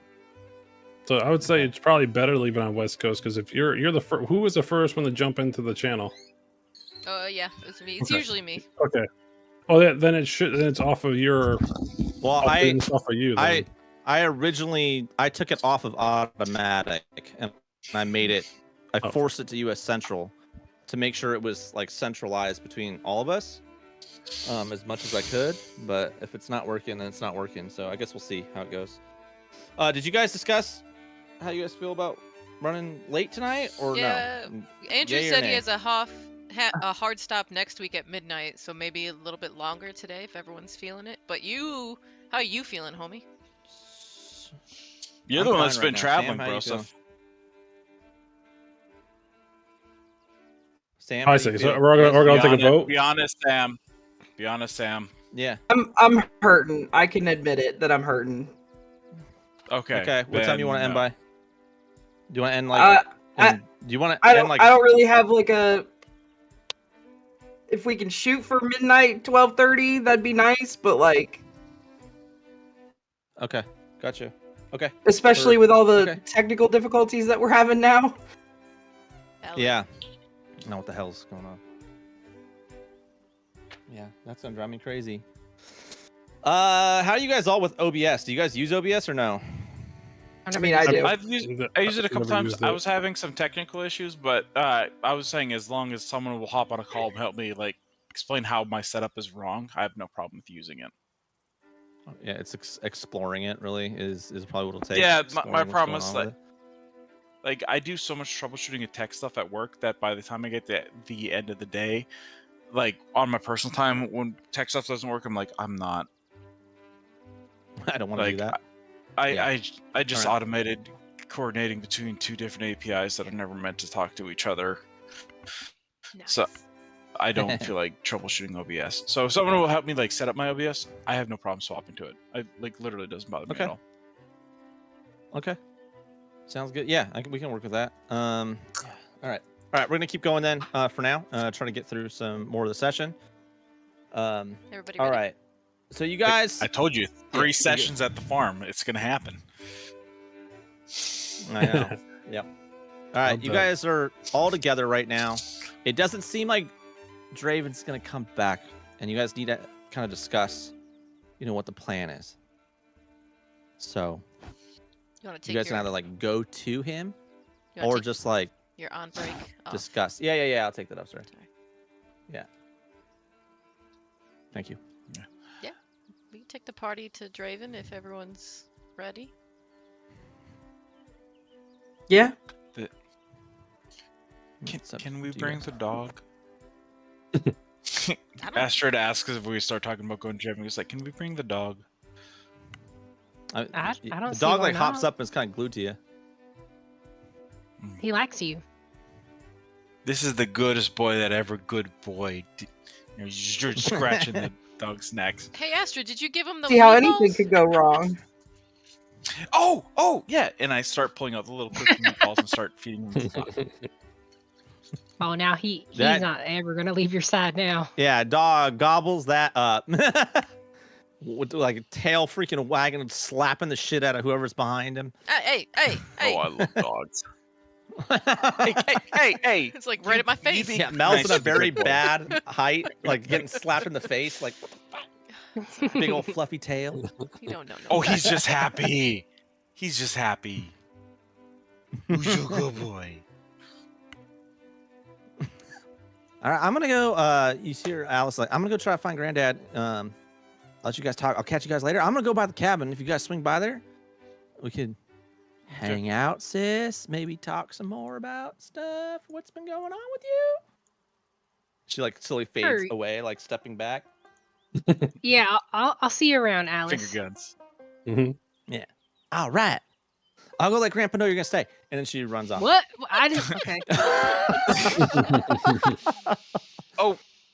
Oh, we're staying. That's good to know. Oh, I'm actually kind of well- relieved by that.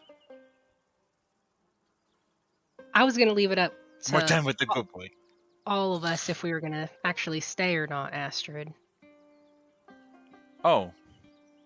But I'm sorry. I just assumed with the way your sister's talking that you talked about. I'm sorry. I Now misread the she situation. just again. does that. Yeah. She does just do that. I like her. She's fun. Oh, Personally, we're I'm real close. I'm fine with staying or leaving. I really think it should be up to you, Blair. Well, honestly, I ain't got the slightest clue what's going on with Draven right now. And if what happened earlier today upset him, I don't want to force him to stay here. I mean, we do have places to be. He wouldn't talk to me, so I don't know what's going on either. He might be upset because I might have used magic on him. Yeah, that's definitely what? definitely Sorry. why he's probably upset. Is Astrid, you gotta Was not do the magic. Was that before or after he destroyed the barn?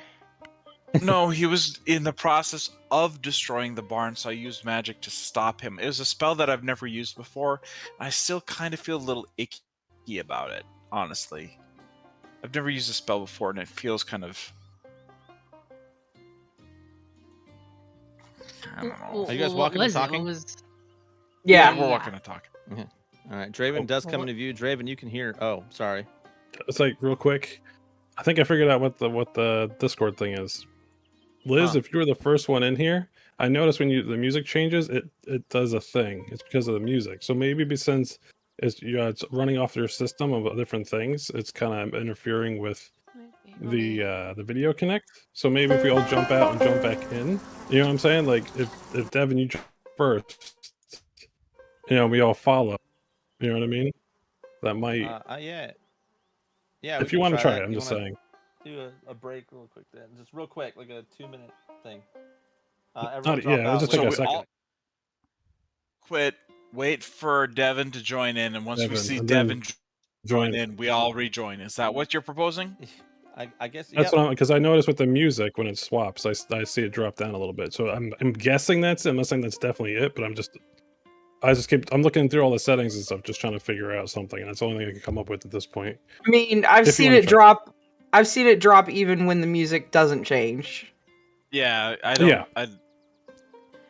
It's true. I did. Yeah. I did put Okay. I've Kinko noticed in mine goes first crazy. today versus usually I'm in first and then I throw Kinku. So maybe you're onto something. All right, let's hop out. I'll put a break screen up and hop back in. Okay. Okay, break screen's up.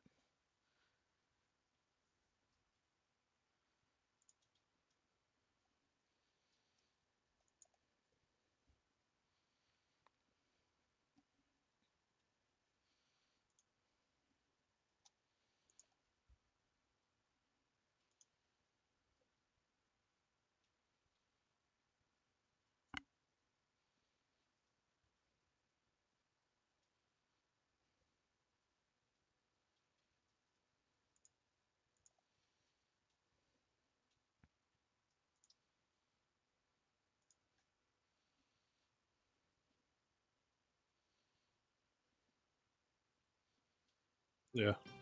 Okay. Okay. We're back up with our regular stuff.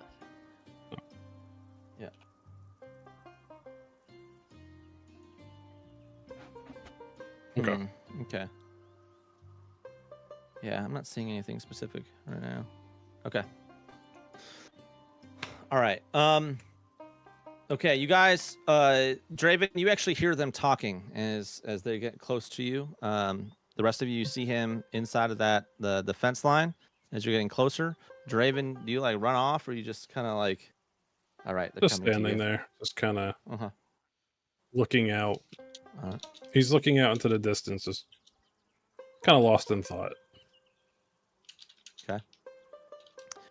You guys all can approach up to that fence, which is, I think, fairly close to him. It's like about 5 feet, 6 feet away from him.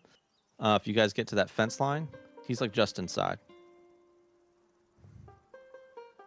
Astrid hangs back a little. Okay.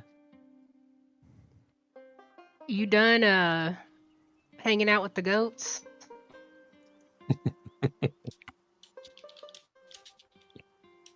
You'll slowly turn and look and see everybody there.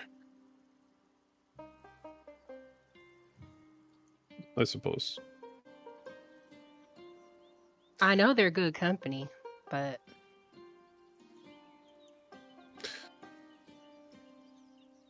they ain't that good. You've been out here a mighty long time. I just have a lot of things on my mind. I really am sorry Aaron reacted to you like that. Why do you sound funny? I just I sound like me. What do you mean? This is new. I don't remember you ever. And it's very rude to answer a question with a question.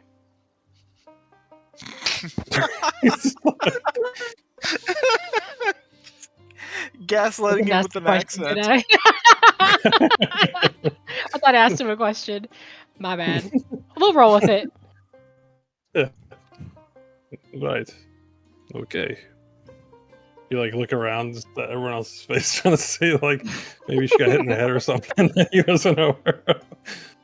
You guys hearing this? Like We just haven't said anything. Said anything about what?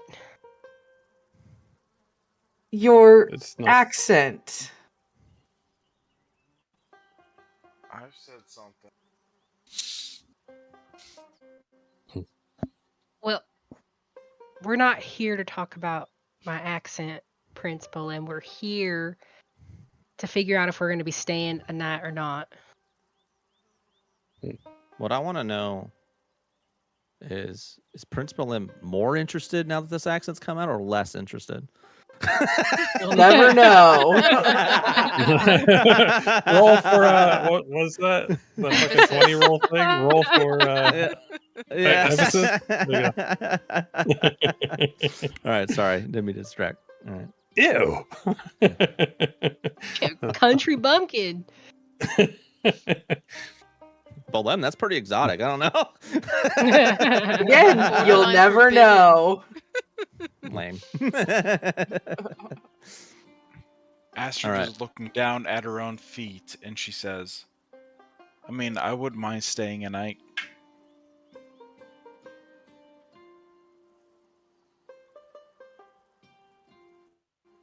We need to find out about your sister anyways. Who did you say that to? I'm looking down at my feet. No, Wait, I'm this- not looking at anyone right now. Yeah, just anyone. Just said that out loud. Okay. Oh, well, yeah. Actually, That's Draven. fine. Yeah, that would be a Thank little. you. Yeah. You can take that at face value because you can't tell who he's talking to. What? Whose sister are you talking about? Astrid. Oh, she tenses up. Blair's sister, the one that was traded for money. I step Right. closer to Astrid. Mel's gonna say, look at Draven, and just say, "She did deserve better." Or no, what was the line that you said from last session? She deserved this. I Or think- she I think it deserved is what something I- like this. She Oh. she deserved what I say. She deserved this. She deserved this. That's Family. I think that's what I I said. think it was yeah, she like, deserves this. So Mel's gonna say, yeah, 'cause her sister didn't deserve this, and just kind of look at him and see what his reaction is. He'll slowly like just look at you with an odd look. Well, I can't 'Cause really now tell he 'cause he doesn't had a know who the mask fuck on, you're talking but about. maybe a cocktail. Well, no, or he something. actually it's not on right Oh, now. good. It's Okay. Ah. right. It's kind of like quizzically, like looking at you kind of quizzically a little bit, like.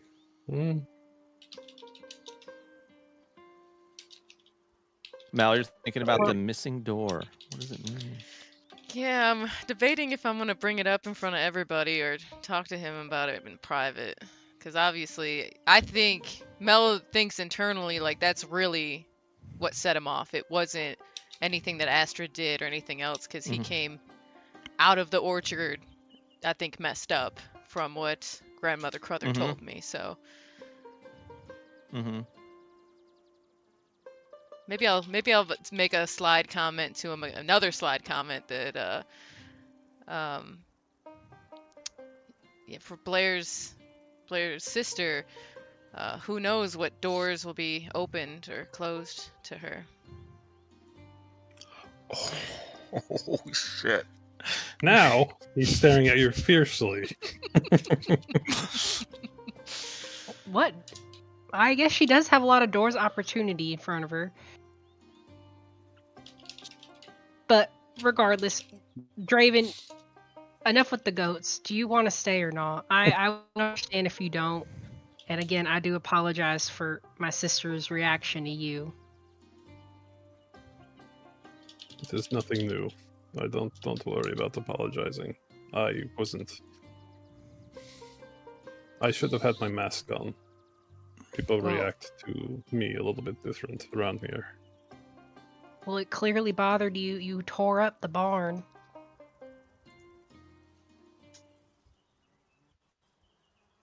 I do apologize for that as well.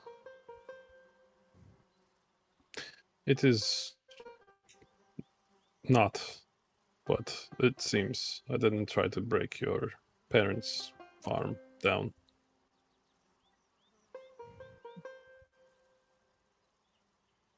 Well, what did you try to do then?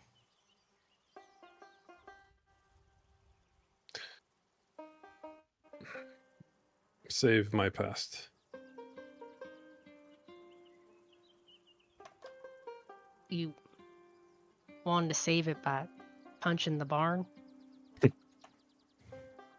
Yes. But it's okay. I will try to fix what I broke. Now, But I don't want to overstay my welcome either. I do not belong here. well, I don't either. But if we need to stay, we can stay. We do have a lot of road up ahead of us.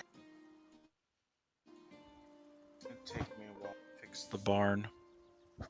Now, you don't worry about that. You all are still guests, and, you know, if a guest is a little destructive, the host still has to put the pieces back together, and my family's good at that. I have to fix the barn. I can't leave things broken.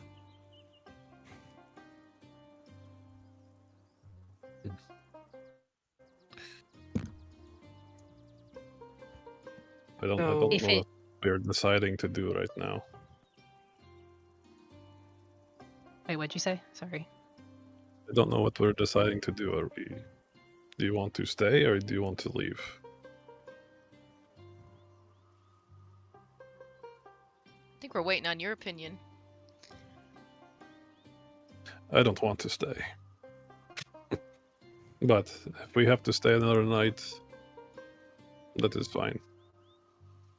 Then we don't have to stay. Blair's grandfather opened up his cabin to us deep into the orchard. Is where we would be I'm staying. not going back to the orchard. It's not a big selling point. No, it's not. Well, all right. If we're not unanimous, we're not staying. Can we at least stay long enough for me to fix the barn, please? Otherwise, that I'm going to might think take about you it till- every day on the road. Not a slight on your magical prowess, Astrid, but that might take you till nightfall.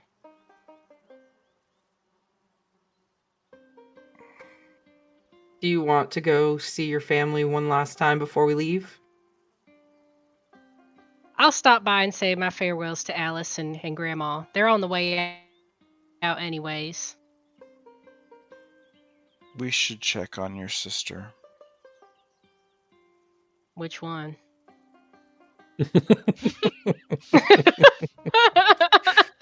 So fucking many. That's fair. Yeah, I'm Hoppy. saying your sister Lynette. We should at least check and make sure she's okay. I Yeah, know how so some where of the is country the- nobles can be. Where's the manor, like, in reference on the map? One Did you second, ping it? Let me pull that up. Oh, I dropped it because I was trying to get my computer to stop lagging, but Oh, that's it's just Discord, dude. At this point. yeah. I'm loading it back up, but it's that Duke is located at Nornfen. Oh, okay. Yeah. Oh, Our so we way. have to go there anyway. It's Right, on. yeah. It's on our way. Yeah, It's we on can our get way. some good Mhm. distance under us before nightfall and camp outside out of town and swing through, check on your sister, and continue towards the shard. Blair, do you want me to look at your brother's eyes before we leave? You mean Cecil? Or Gareth? Or Mikey. Or David. James. David? Mm. I thought you already Oh. wait, I thought you already looked at David. No, No. he No. didn't. David's keeps his I'm eyes not closed talking anyway. Yeah. I'm clarifying. Let me clarify, Blair. I'm not talking about seeing if he has aethological talent. If you want, I'll check out other members of your family, like Cecil, whatever, stuff like that. I'm saying, do you want me to do a medical assessment on his eyes and see if there's anything I can do about them before we leave? Well, if there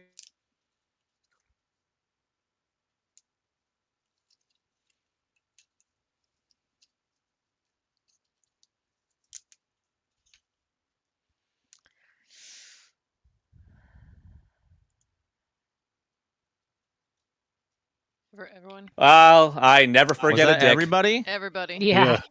Everybody. What Yeah. the fuck, dude? Discord's being wonky as fuck. Did you hear what I said? No. I did not hear No. anything that you said. I said, yeah, if you could look at him, please. But I just don't know how welcome we'll be in the farmhouse anymore. Well, I Astrid, just go by yourself with Blair. That way we don't all get in there and get Oh, in the way. I'm talking about myself too, Mel. Oh. Ooh. Blair, I really hate to put you in this position, but I'd feel a lot more comfortable being around your family if you were there. Well, all right, I'll go with you. This is a Okay. good compromise. This entire time, Astrid has been looking at her own feet. It's a good compromise of not fixing the barn, getting to look at your brother's eyes too, I think. I can't leave everything broken when I leave. I just have a compulsion to fix things.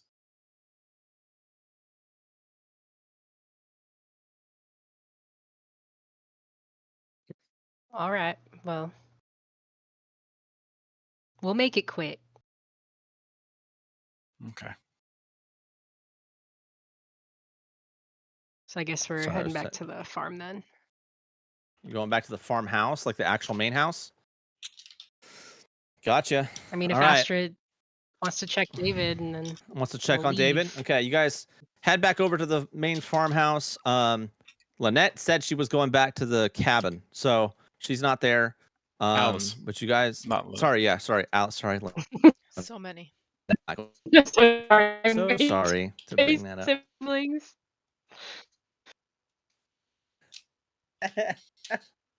You don't have enough family members. You need more. Oh my god. I know. Oh my god, what the fuck? Alright, sorry. Okay. So you guys walk on up to the main house. Nobody is outside waiting for you guys to come in. You guys kind of just outside the door. You probably some raised voices that are happening somewhere inside of the home. Blair, you're able to recognize it's your father and your mother having probably some sort of heated discussion.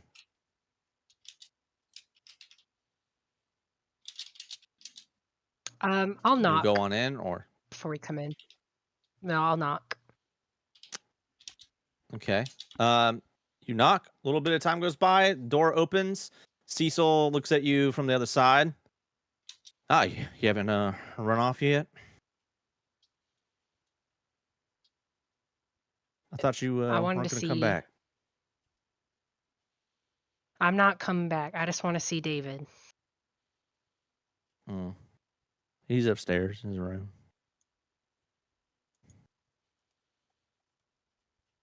Thank Come you, on Cecil. in.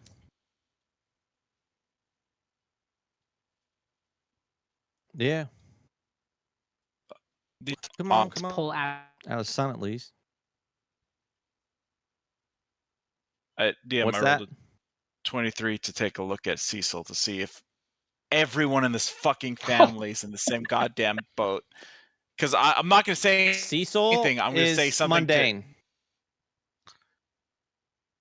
Oh, thank God. Okay, so the pattern is broken. Okay. Yeah, Cecil. No, you don't see any kind of weird sparkle or anything in him. In fact, he seems like a very low amount, even for like a mundane.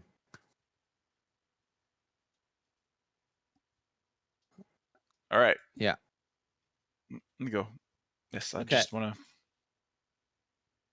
to. All right. Cecil kind of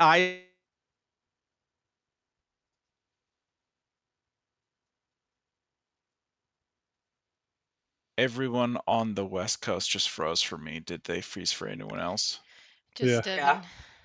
Devin froze on me. Just Evan for me. Okay. Oh, yeah. For a minute, you and Liz also completely froze. So I was like, oh. Devin has a really cool face on, by the way. It's pretty funny. Yeah, You good? It's a Oh, pretty there funny goes Andrew face. for me. Yep, Andrew's gone. Kaylin's gone. Sam is gone. Well, I never forget a dick. I moved Fuck the you. server again. fuck you, Discord. Yeah, dude, what the fuck?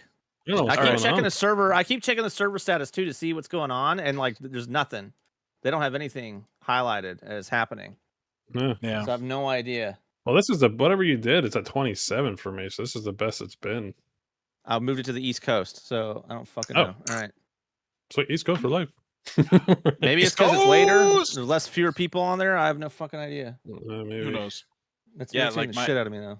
Because Yeah, like I'm we're down at, paying like, money for like higher end server status, so like I don't understand. Yeah, I'm at 20 milliseconds right now, so I'm like, fuck yeah. Okay, All right. All right. So I didn't hear anything after he's the most mundane, and then you cut off. yeah, he's the most mundane. In fact, he's like it's a little bit surprising how few like because even when you look at someone who's mundane, there's still some remnant of Aethergy. He has like even less than was normal for somebody who cannot cast or doesn't have any kind of like martial and like innate ability.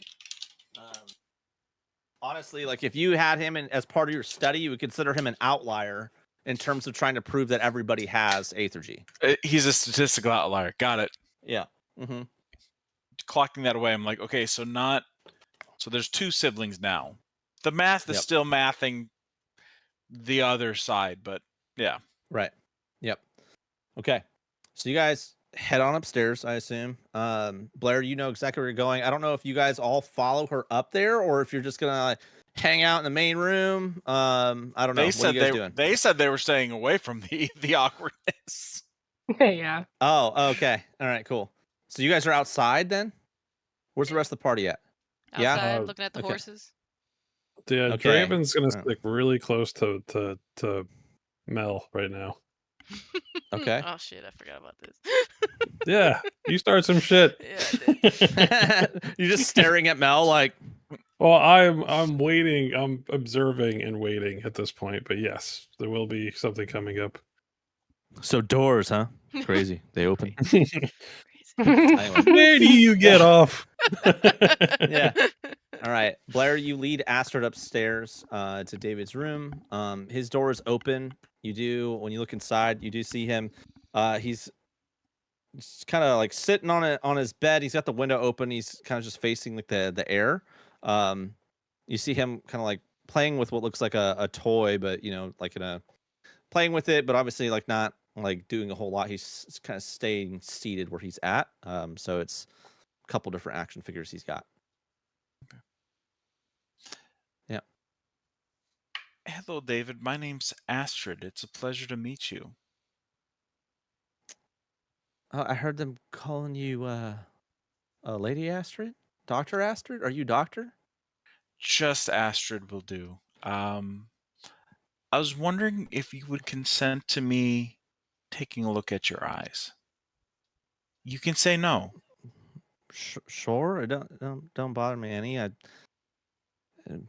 Plenty of people look at him. Okay. I don't want to offer you false hope.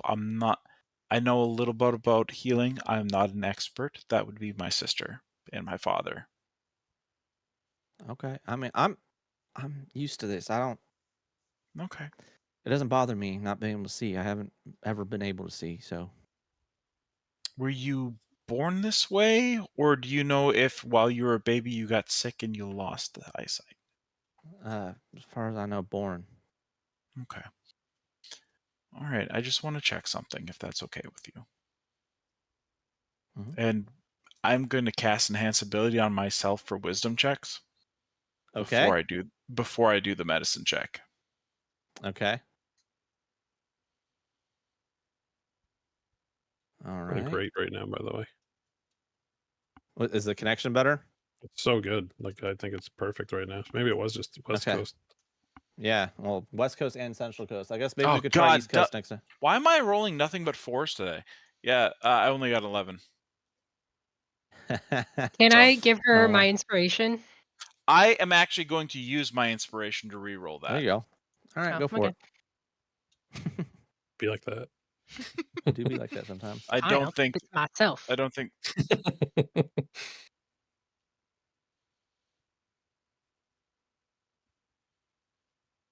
Oh my god! How is it only 4? I'm going to refresh D&D Beyond because I think I have that glitch for it. If you roll 1 more 4, you win the game. So I Yeah, would just let fingers me crossed. just I'll let you refresh and re-roll. Yeah. okay. Just Come on, once. 4.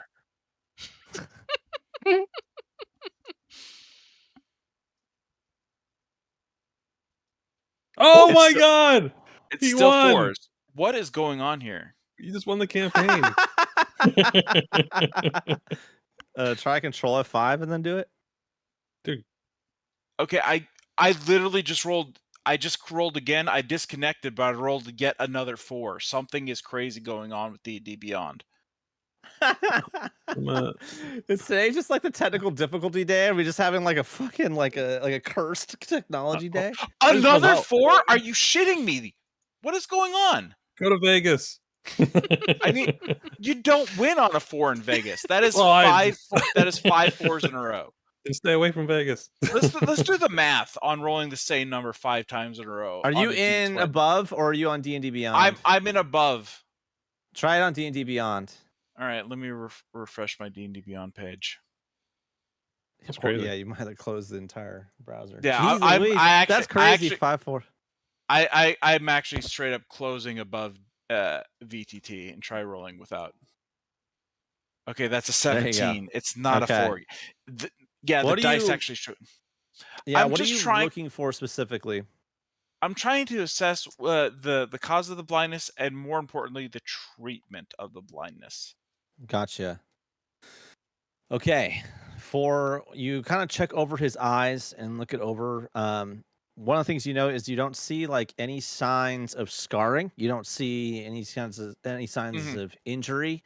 Medicine check though is very like right surface level, especially at this point. Like you're not obviously doing any kind of crazy surgery or anything. Yeah, you're not seeing anything that might have specifically caused it. Any signs of like something else caused it externally from him. Yeah. Right. One of the things you aren't sure about though, like, is it a genetic issue? Is it just a disability he's born with? Is it maybe he had some sort of illness very early on that caused it? That's something that you're not really sure about at this point. Okay. Can you tell if it's magical or not? Like a curse? Ooh. You could check. You could check for that. He's got Yeah. no I think- eyes. You said, I right? think you would need what identify for that. What would you need for that? It's like a specific spell that allows you to check for curse, right? Detect magic. Does that let you? No, it lets you know if there's a effect. I don't know if any does any specific spell Well, let you look for I a tell curse on you a person? what, Huh? I am going to 100% cheat, DM, and I'm going to cast the first level spell, detect. What is it? Magic? Detect poison and disease. See if it actually has a disease cause. Do you even have that one prepared? Yeah, I do. I prepared it Oh. specifically because we're coming to town. Okay. I'm not even going All to right. ritually cast it. I'm burning the spell slot. Oh, okay. All right. I'm looking for it so I could read it. There it is. Oh, Let's see. for the Detect duration, you location sense the location of poison. poisons, poisonous or venomous creatures, and magic contagions within. Basically, you can detect contagions. Basically, I have a sinking Yeah. suspicion it's congenital, so I think I'm going to come Yeah. up with nothing. Yeah. Yeah. I'm just reading. Okay. Yeah. You do not detect any signs of poison, disease, poison like venom, and no magical contagions on him. Okay. So, cool. Thank you so very much. I am sorry for invading your space. I hope you have a lovely day. Thank you. I hope you do too. Blair, are you there? Oh, I am David. Are you gonna stay at all, or No, I'm sorry, David. We gotta go. But I'll come see you again soon. when? Well, when we're done with this mission, I'll come back down around. We have to come back this way when we're done. It's like a couple days. Oh, I don't know about that, Lambkin. I think it might be at least a month, maybe more. All right. oh. Now, don't you frown like that, and I'll pull him in for a hug and kiss his forehead. Well, you better come back. I will always come back. All right. I believe you. Grandpa says you're real Also, strong. I got a special job for you, and I think you're gonna be perfect for it. That barn is all tore up, and I saw you working them nails earlier. I think you can put it back together in like one day. That'd be good. I think I still need Grandpa's help to kind of figure out where it is. I'm still not able to kind of put together the wood myself and set it up, but Grandpa says at some point I'll be able to do that on my own. I won't need him to guide me. I think he's right. I gotta show him that I can do stuff like anyone else. And you can. I know. They just don't know. Well, you just gotta show them, like I did. That's right. That's right. All right. Well, have a good day, David. I'll see you again soon. I promise. All right. Love you, sister. I love you too. All right. You guys head out. You, Blair, can definitely hear shouting, an argument of some kind happening in your parents' bedroom. Nothing really new for Blair, so she's just gonna keep walking. I'm going to grab Blair's arm. Is like, are you sure you want to leave things as they are? This is your family, so I'll trust whatever you say. I just want to make sure you're not going to have any regrets when we Astrid, leave. it's been like this my whole life.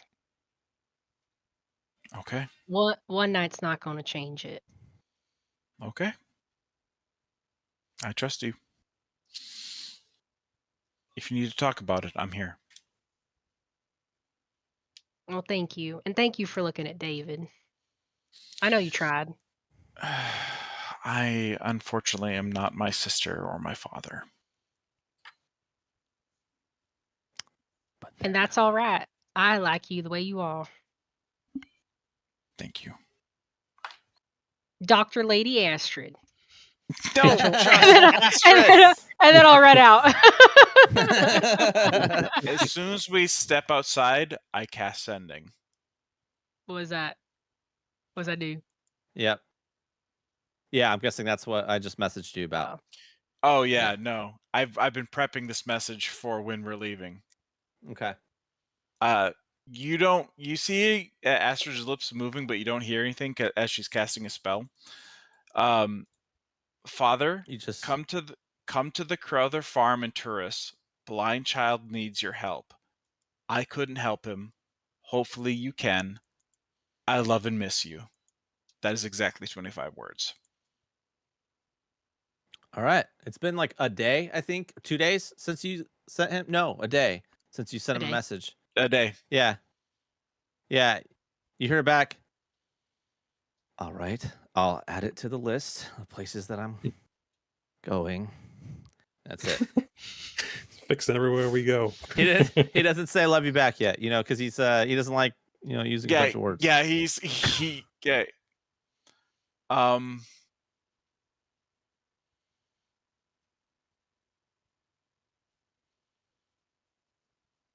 Huh? Astrid sits there and thinks for a second.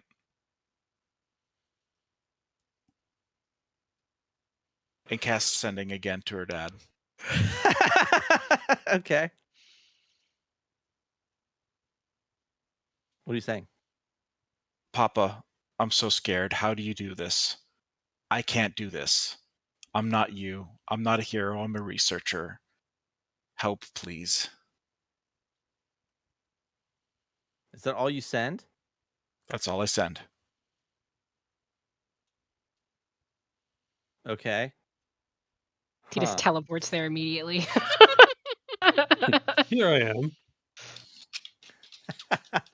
I don't have his character sheet up. I have no idea what he actually has. He Is cannot still in one of these teleport. Okay. He Yeah. can't. What the He hell is cannot that from? teleport. Okay. Let me see. I do have him though. I do have him. Ooh, level 20. Sorry, I was just pulling his shit up because he does have a fuck ton of shit. He is level 20. Uh-huh. Let's see.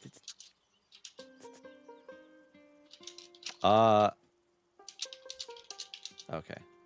Sorry, guys. I was just checking something. All right. Go. You hear back, essentially, no one is ever ready. No one knows what they're doing. We're all just figuring it out.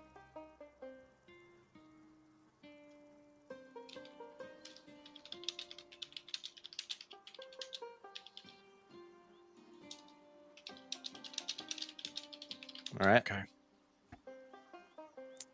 He said in a nicer way, buck up. Yeah. Drama queen. Ah. Oh my gosh. Okay. All right. Okay. Blair, your intention then. All right, we're getting close to the last stretch here. Blair, you guys come outside then, I'm guessing, unless you're gonna stop by anyone else that's inside that house. You're not talking to your parents. You do have Cecil there that you could talk to. Okay. You head outside. You find the rest of your party, I guess, just milling about, waiting on you guys. You guys do see them come outside. You all can still hear the parents shouting upstairs. Like it's still ongoing, this fight, whatever it is. But do you intend to go to the cabin? You did say you're gonna swing by. Yeah, I said we would swing by on our way out, so. Okay. All Then right. hit the road. Okay, you guys head into the orchard. Draven, what do you do? I'm not going. But he will say once he hears the parents screaming like that, he'll say under his breath a little, yep, it feels like home again. Oh, with them shouting at each other upstairs? Yeah. Oh, okay. Under your breath. He'll just Next say it, time. but yeah. Okay. Just, Mel clocks it because Mel's you put yourself really close to Mel. Right. Yep. And under your breath is Yeah. just above my head, so nailed it. Mm. Yeah. Yeah. She even feels the tickle of your under the breath. I'm like pressed up against her. Feels just like home. You can't hear me. I'll whisper. All right. Okay, so you guys get to the edge of this the orchard. What are you doing, Draven? Do you just leave then? Like you're like, oh, I'll catch you on the other side. Like I'm gonna go around it. He's Like what are you? following them, kind of just still eyeballing Mel like pretty hard. Okay. Uh-huh. And then he's gonna realize where they're walking towards, and he's just gonna stop. Like, Okay. and he's just gonna Alright. stand there. Just Okay. He stops. He was right next to you, Mel. You guys continue to press on into the orchard. I'll hang back with Draven. Okay. Bolem, are you going with Blair and Astrid into the orchard? Yeah. Okay. Blair, Astrid, and Bolem, you guys enter the orchard. For those that haven't been in here immediately, I would say Bolem, I don't know if you got to enter it before. No. Astrid didn't either, right? No. Okay. stupid. Astrid, this thing lights up with druidic magic everywhere. The trees have been planted with druidic magic. Their growth has been encouraged with druidic magic. The actual fruits themselves leak and are seeming to be soaked with some sort of enchantment. Bolem, you can sense it all around you. Blair, you don't sense shit. By Yeah. the way, don't eat more than one of these apples. They're full of magic. Astrid says as they are going forward. Yeah, I guess they are pretty good. No, No. Magical. Magically delicious. no, here. Yeah, they taste No. great. You, What are you gonna say, Bolem? I- was gonna say something. Yeah, I don't think that's quite what Astrid meant. I'm pretty sure she means they're full of aethergy. Like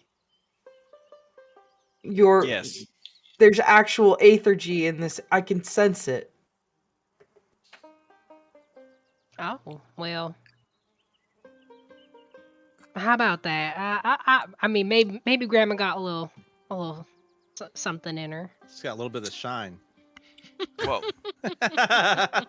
considering how many members of your family are just overflowing with aethergy, I would not be surprised if your grandmother's an aethergist. Now, I don't doubt you. I just never knew. Not the slightest inkling. You This is the only orchard in however Well- many miles, and you're telling me you never had. Okay. there are others, just none of this size and of this Yeah. health and of this Oh, okay. this like immensity. Like this is An a very orchard- impressive orchard. An orchard of this size in the middle of the plains, and you're telling me Yeah. you never suspected? Well, I just figured she had a green thumb, like I said. She has a magical green thumb, yes. Well, I suppose so. Ain't that nice?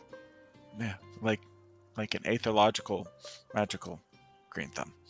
Blair, you do know that like the reason why your grandfather even picked a farm of all the land he could have picked was because she wanted to do that. She wanted to plant things and grow and have a place that was like her contribution to the land. Yeah, my grandma always wanted to have a farm of her own. I do not doubt it one bit. Mm-hmm. You guys don't actually make it very far towards the cabin. You guys find, once again, Blair, you recognize this spot that you just saw. You find this old woman sitting on a root growth that is shaped very much like a bench. She is sitting there, no longer messing with apples. She's actually knitting. Well, Grandma, if you sit on here any longer, you'll be a bump on a log. I left for a little bit.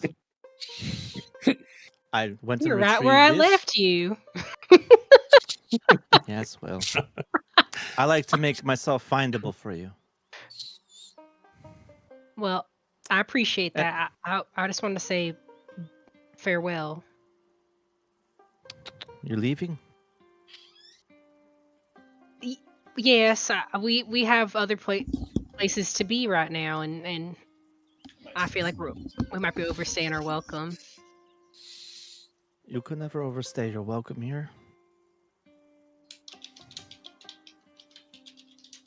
Well, it doesn't really feel like that. So Your father is a pain in the ass. He always has been. This small or this big, pain in the ass. He's the reason I never had another one. Oh shit. Jeez. Oh shit. Oh god, Yeah. that's harsh.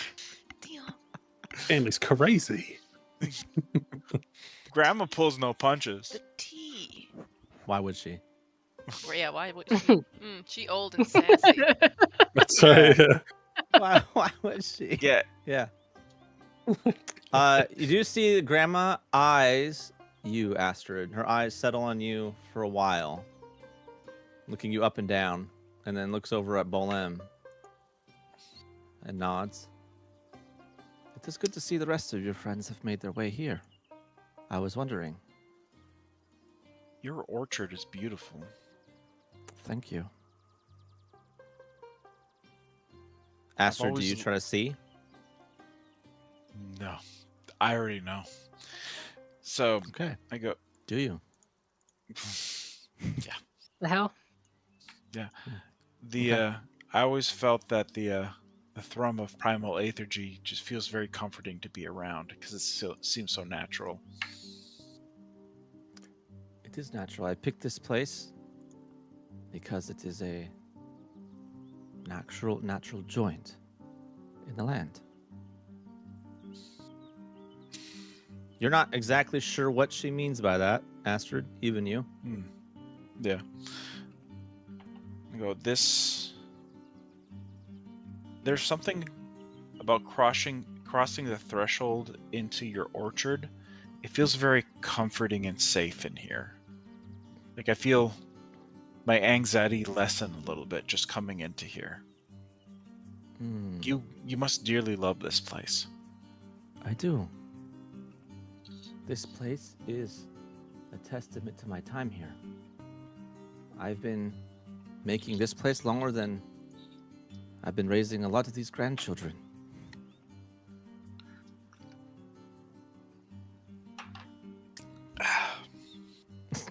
Well, sorry. Sorry, I took a shot at the wrong time. Yeah, that was. Let's take Wow, a that's shot a at weird Goes out of guy. flash. Grandma. I'm like, damn, Astrid. Yeah, sorry. Well. Took a shot at the wrong time. Lick the salt, take a wedge of the lemon, and take a shot. There you go. It's not Yeah. the forest that's calming your anxiety. It's that shot. Yeah, it's so good. Yeah. Shots. That's Yeah. good. So, well, Come sit with don't- me, doctor. please just call me Astrid. I don't. And she slides down. I was like, I just want to be Astrid. And I walk forward to go sit with her, I Then guess. perhaps you should not have worked so hard to gain your degree. Grandma, don't be fair. hard on her like that. No, she has a fair point. I did drive myself pretty hard. Yes. You either want to be just Astrid, definitely not lady, because you didn't earn it, you say? But you earned That's true. doctor. Yeah, I think I earned doctor. You note that you to try- did not tell her that, by the way. Yeah, no, I'm clocking that. Yeah. Another I shot. think yeah, my both in and out of character, I'm doing the fingertip tap thing. Yeah, Okay. I think I earned doctor to stop people from calling me lady because lady Mm. bothered me, but I still just prefer Astrid if you don't mind. Okay, Astrid.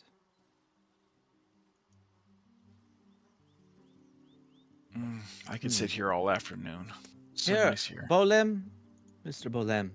Blair, take a look at these. And she moves her hand. Blair, you are a little freaked out as you watch these vines and flowers and leaves suddenly grow like a wall, disconnecting you and Bolem from Astrid and your grandmother. Astrid, you watch this wall move around you and then close off, basically creating a small dome around the two of you.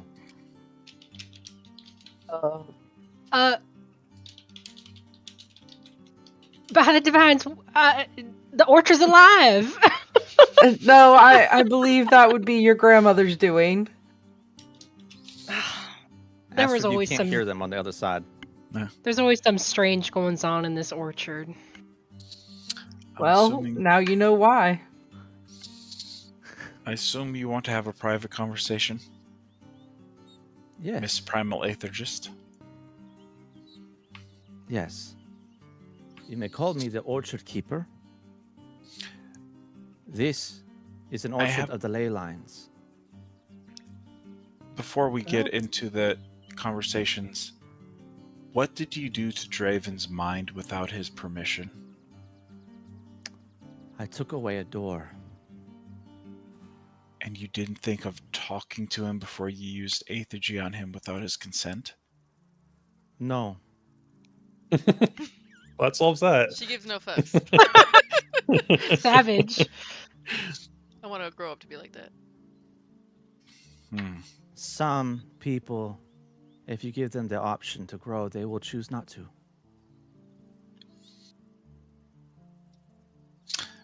I think we're going to He have is a a- fundamental disagreement about this, so I think we should move on to what you want to talk about. That's all right, darling. I think we're going to have far more fundamental disagreements. For how long do you intend to hunt a restoration of your inheritance? To be completely honest, I have been second guessing that endeavor ever since I met your granddaughter. And I don't know why, and it's driving me crazy.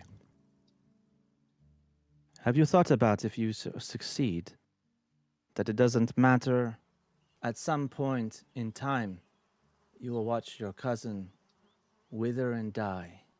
You will see all of your friends at the university. You will see Pegolin die. You would watch Blair die. You would watch Mel die. You would watch Draven die.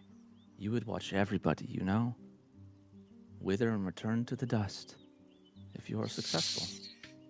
The only ones who will remain with you will be your sister if you are both successful. Perhaps your mother. Definitely not your father. He has no connection to what you seek. What happened to him was not divinity. It was a profane accident. A curse. Well, like I said, I have been second guessing my drive ever since I met Blair, and it is very confusing to me. I would recommend you stop second guessing and you make a very different decision than the one you made. If you go into that area not sure, there's a very good chance you will lose yourself.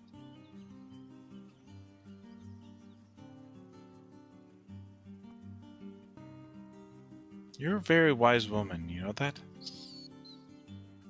Not for much longer. I hope your passing is peaceful, It will be. and that your return to the earth is what you want. I shall return to the ley lines. I look forward to it. There are many worlds to see.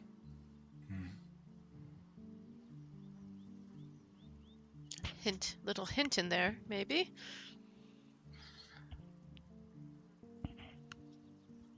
What? No matter what happens, I promise I will try to look out for your granddaughter. Very well. That is good. I think she will be looking after you. Hmm. And the handsome one out there. Yeah. Give Draven some time. Flinches. You too have a door, but I won't move yours. I think my door contains the thing that I'm more scared of than restoring, which you're talking about. May I tell you a secret? I would love to hear it. Frost never told you. No. What? The one you fear? Mm-hmm.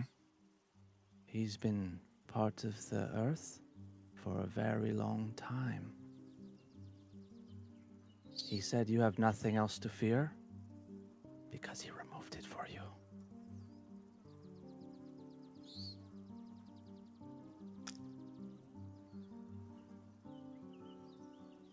Aster just stops and stares at the ground.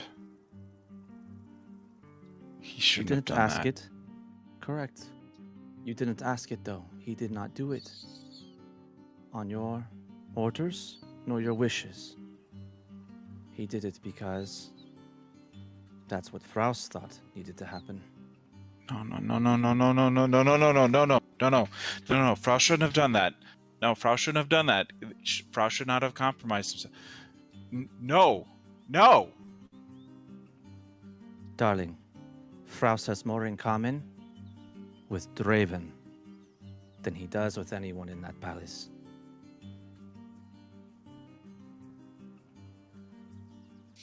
Though he did renounce those ways to serve your uncle. Esther And your stands up family. and she starts hyperventilating as she's standing there, going, No. Frost wouldn't have done that. Frost couldn't have done that. Frost is a good man. Frost Frost can. would not have done that. He is a good man. I agree.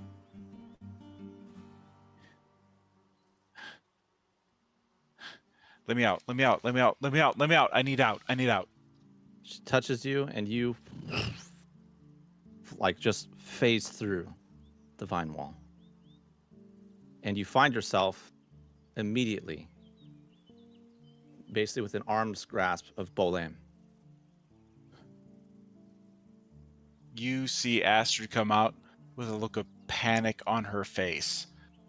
She is distraught. She is not all there as she's going, No.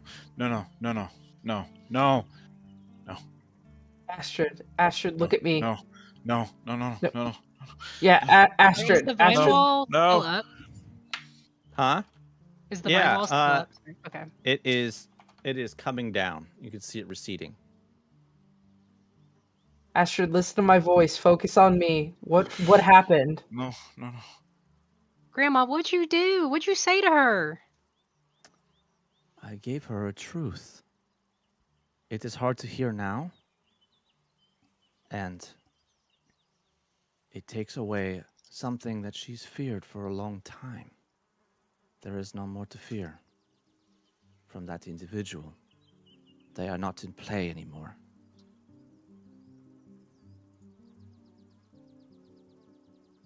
That individual.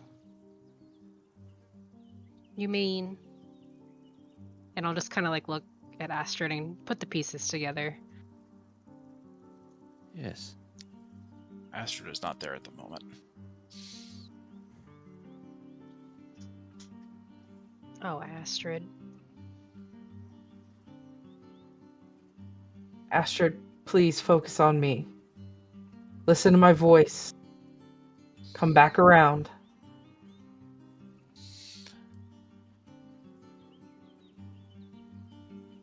Her hair is slowly going red all the way to the roots as she is losing control. Oh no. I'm gonna. Deirdre is smirking. So, is it safe to assume that, like, Astrid's in front of me. Blair's next to me. Yes. Yeah. I'm gonna take my arm and push Blair behind me Oh, from Deirdre? from Astrid. Oh, okay, okay, from Astrid. Okay.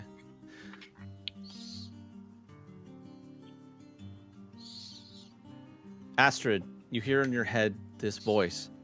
Calm. I believe it is a wisdom saving throw against calm emotions. You are within 5 feet of me, though. Unfortunately, so you get to add +5 to that. Yes. Add +5. So that would be a 21 then. Your emotions are nullified, not just calmed. Your hyperventilating just goes like that. And suddenly you're able to take a huge deep breath. Bolem, you notice that Astrid's face just goes blank from the emotions. Astrid, focus on me, please. What happened? Astrid, You sorry, s- Astrid, even for where you were, you know how strong your will was against that spell effect. It was pretty strong, and you were not even close. Holy shit. Whoa. She has to die. Don't kill my grandma! She's about to die Here I anyway. come! I'm coming right now. Sorry, continue with your asking. Okay. Bolem's asked Astrid. When Astrid looks up, you see something really weird. One of her eyes was completely blacked over, and the other one was glowing blue, and you see them slowly fade. But if you look down at her hands, you see there was like a weird necromantic green aura around one hand and lightning around the other as she slowly calms herself down. And she goes, "We need to leave." Okay.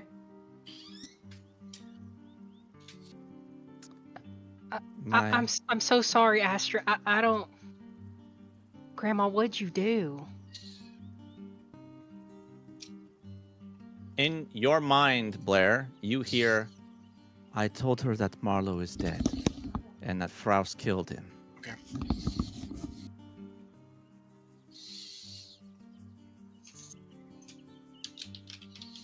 She specifically doesn't say it out loud to not re-trigger Astrid. I will actually say she shares that with Bolem in both of your minds. I just stare at Grandma.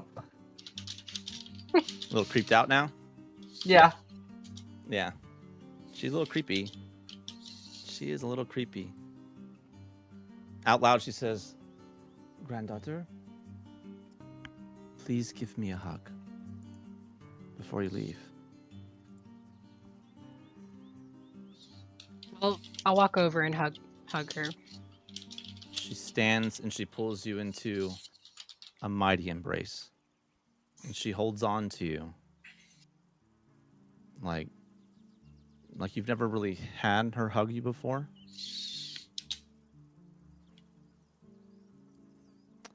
She pats you on the head as she breaks from you, and I've missed you. I love you. I love you You're too, doing Grandma. great things. You gotta stop scaring my friends. They need it. You are on a different path than what many get to walk. I think I know that now.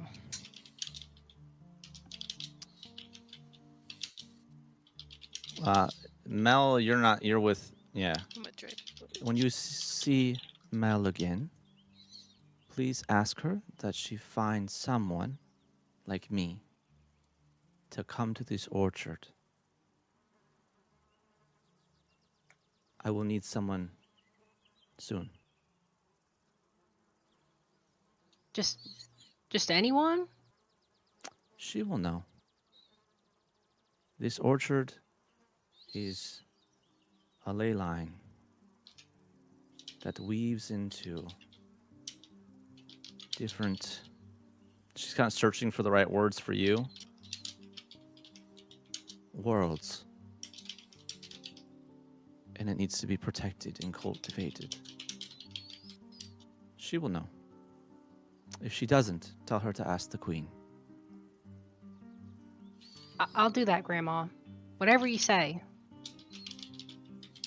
I know, dear girl. Now, don't die out there. I would hate Oh, for you know to I prove- won't. I know. I would hate for you to prove any of the bastards that live here right, other than me and your grandfather and your siblings that are right of mind. You know, the I'll be one's back. not like your dad. Yeah, I know. I'll be back. You'll see me again soon. I know you'll be back. All right, I love you, Grandma. I love you too. She like pats you on the cheek. So much.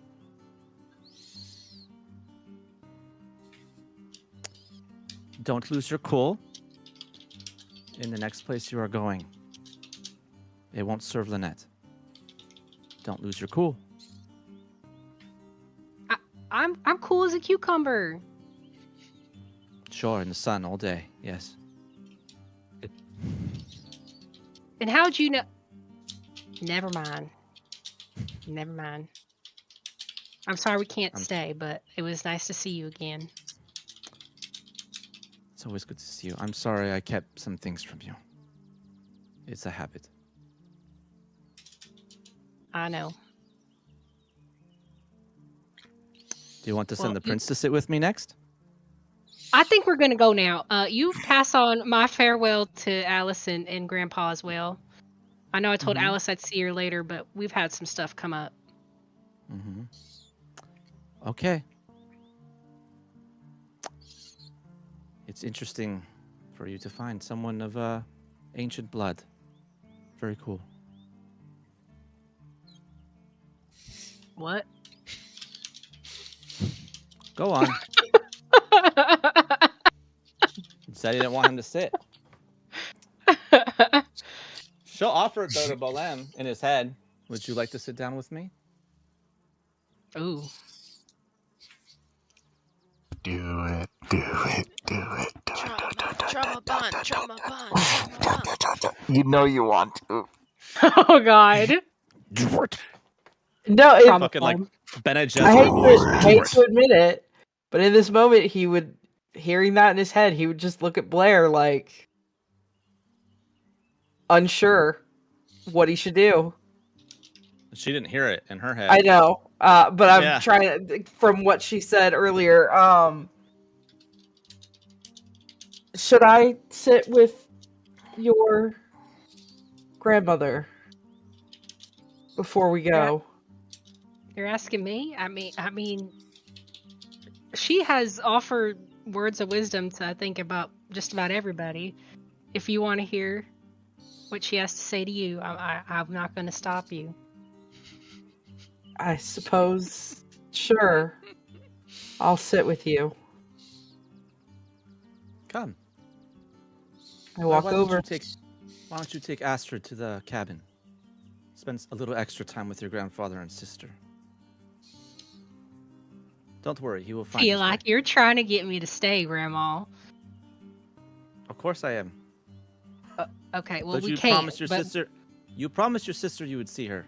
I heard you. from all right, and I'll link arms with Astrid. Blair just Come gives on. up. Like, all right, this Don't- fucking Don't chick. sass the grandma. Can't sass Grandma. All right, come on, Astrid. They won't be long. We'll be on the road soon.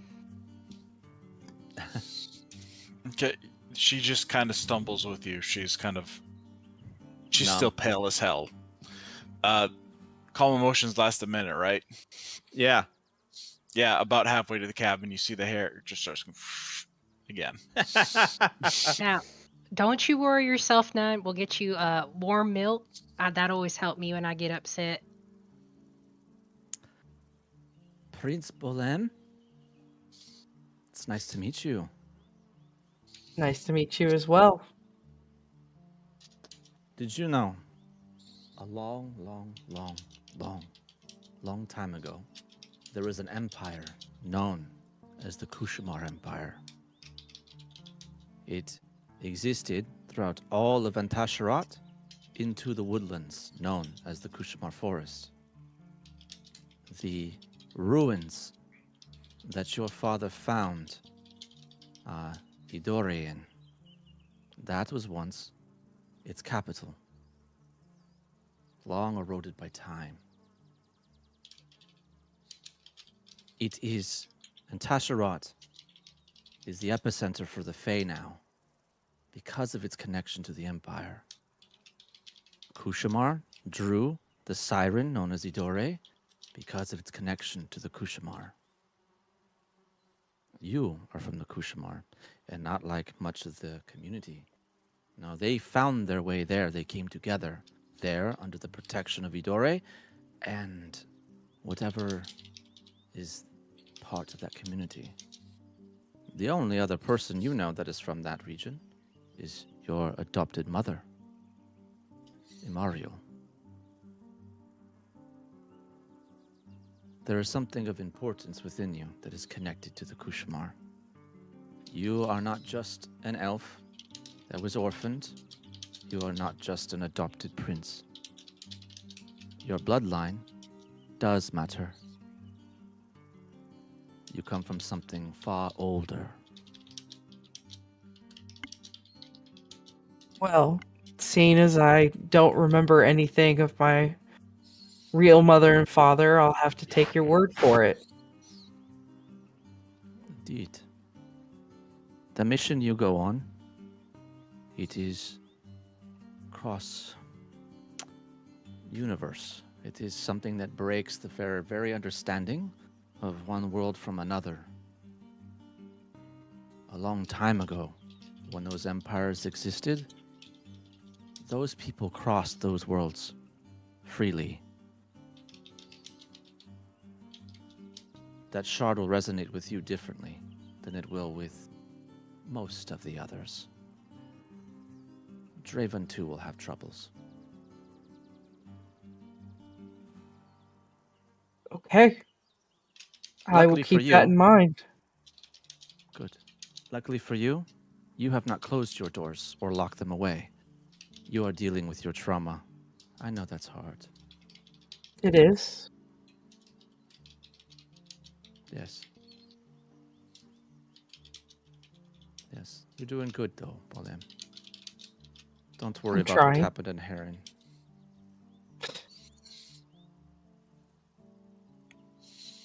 I'll try not to. Your mother is disappointed, but she is also proud. She sure didn't seem proud. She is, I promise.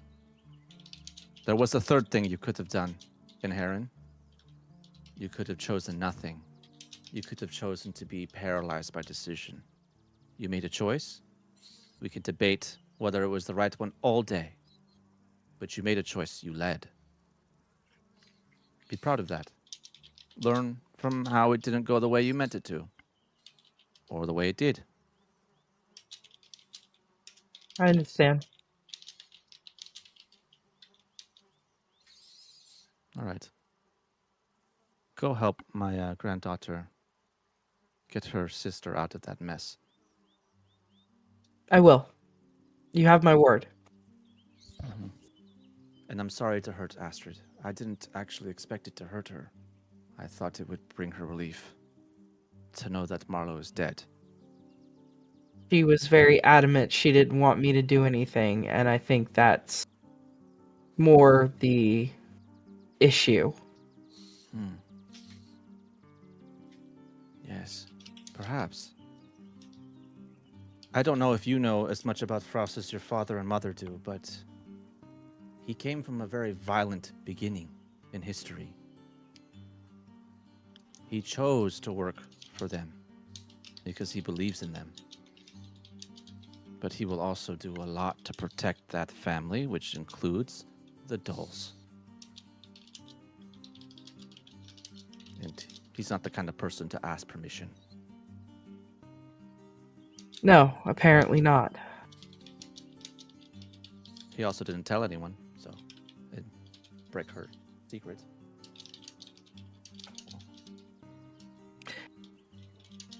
If you didn't tell anybody, then how do you know? I am a druid of the Orchard of the Ley Lines. Especially because I am... She looks to see how far Blair is to make sure Blair is out of sight. Because I am days away from my next phase,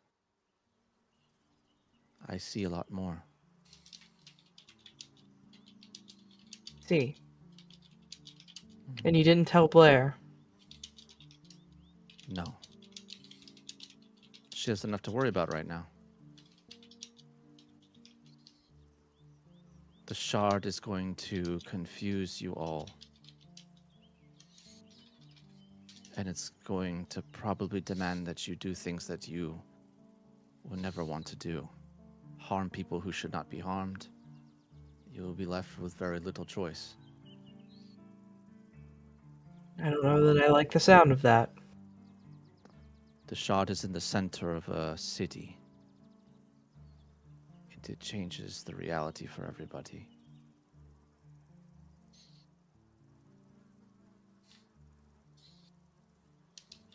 Here. She reaches the root at the bottom, and she closes her eyes, and she slowly pulls what looks like this pure white strand out of the ground, and it thickens, and you realize it looks a lot like a tree root. But it's almost looks like it's made out of pure magic. And she takes it and creates 6 small loops. And she clips them each. When she's finished with them, they look like 6 small rings. She takes your hand and turns it over, and she places them in your hand. Wear those when you go into the shard region.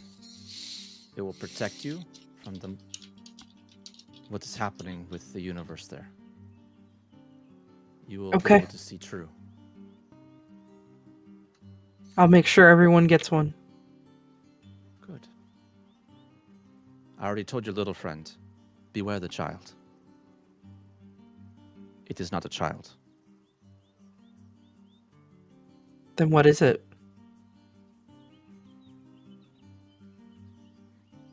A creator who does not like us as creations. It is the third. It is the unwanted. It is infinity.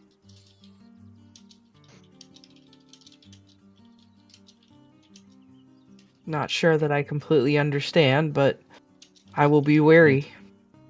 Me neither. The vision is strange. I just know that it is the third child. The other 2 have built 2 worlds, but they cast this one out when this one destroyed their first.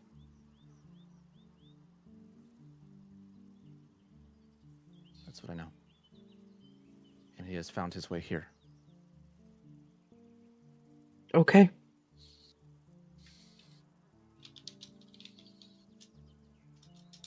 I keep hearing the name Kai. Kai. I will remember that name. Good luck, Principal Lim. Thank you. Good luck to you as well. Thank you. I'm excited. Farewell, Ancient Elf. Farewell. And then if she lets me out, I'll leave. Yeah. It opens up, it fades away, the wall goes away. And you get to leave. You start to head towards the cabin. Blair and Astrid, you guys get to the door. And that is where we're going to end tonight. Oh. Sorry, I didn't get to address the Draven and Mel stuff with you guys lingering outside. I don't even know what to do with that.